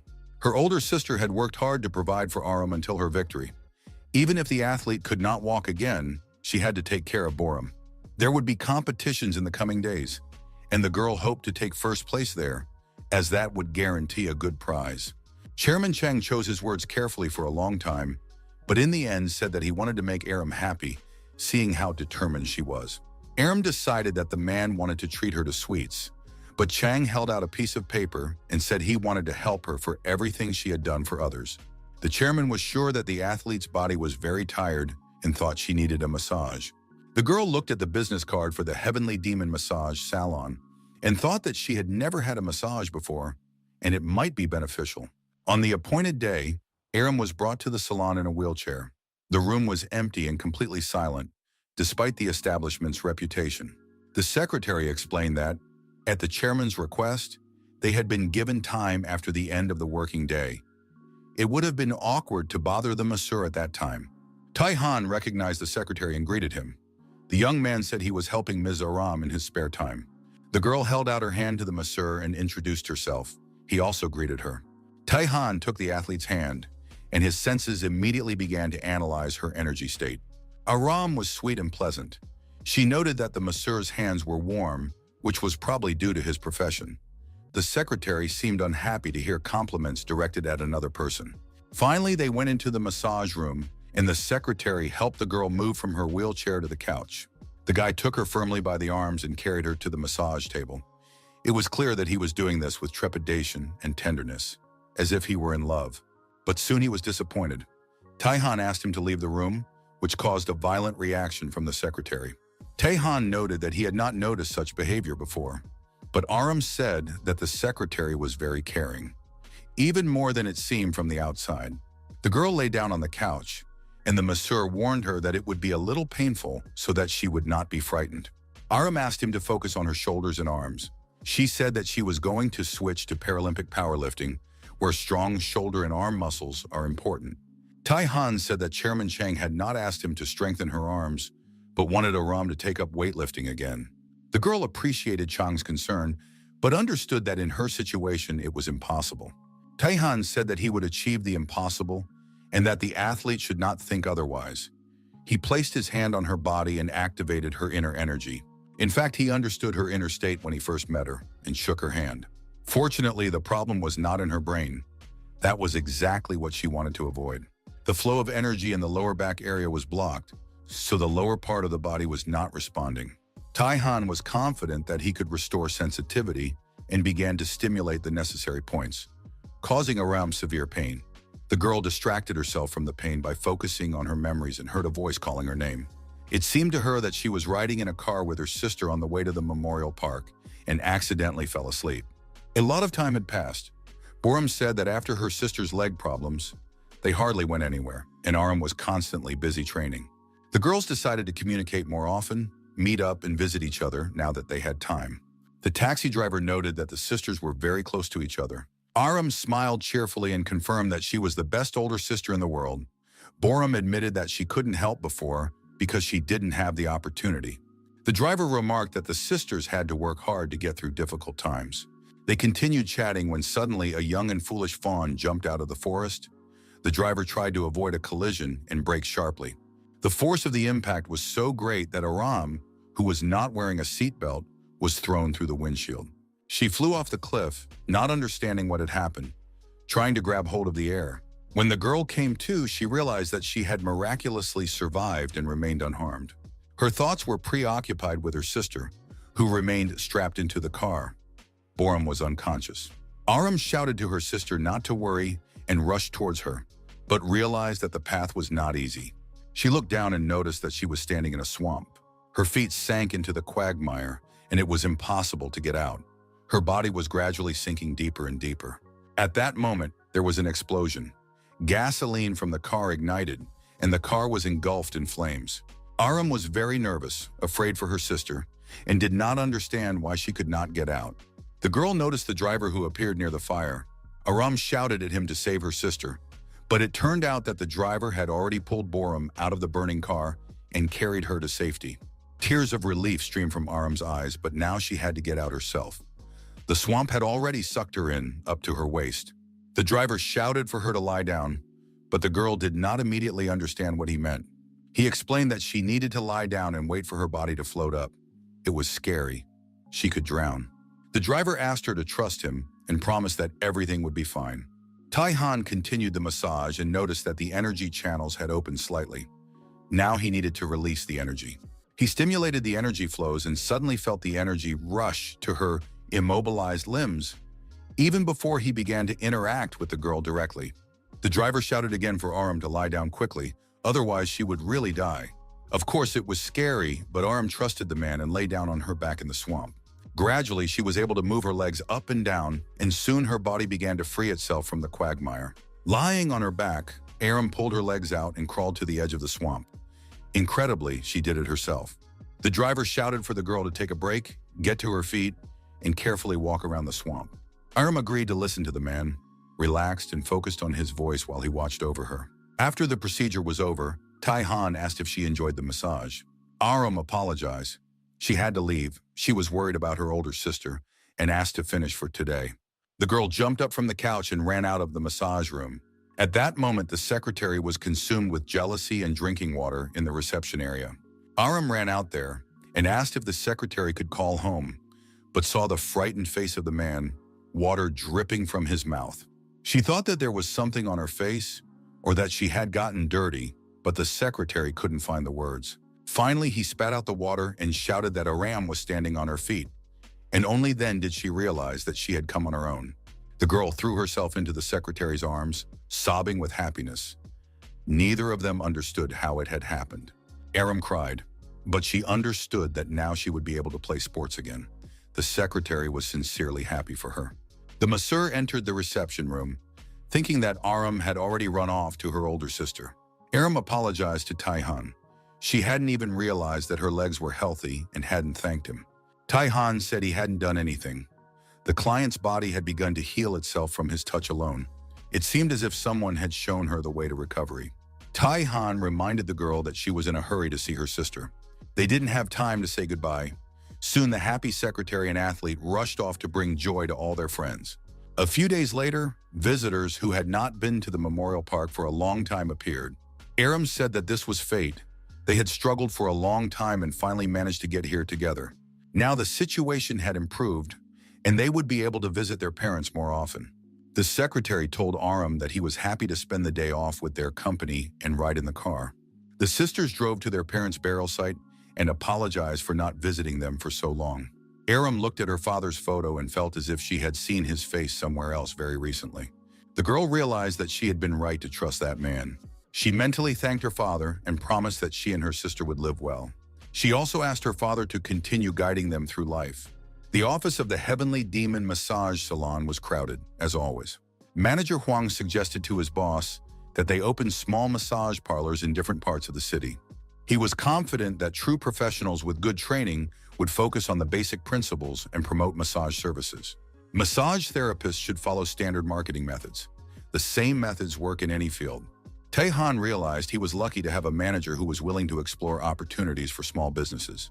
Manager Juan was pleased to receive a compliment and words of support from his boss. He thought development was a good idea. In any case, it was important to move forward gradually. They would discuss this in more detail in the near future. Taihan said he had plans for the evening. Chairman Chang had invited him to dinner. There would be many interesting and important things ahead, but the main thing was to be true to himself and his principles.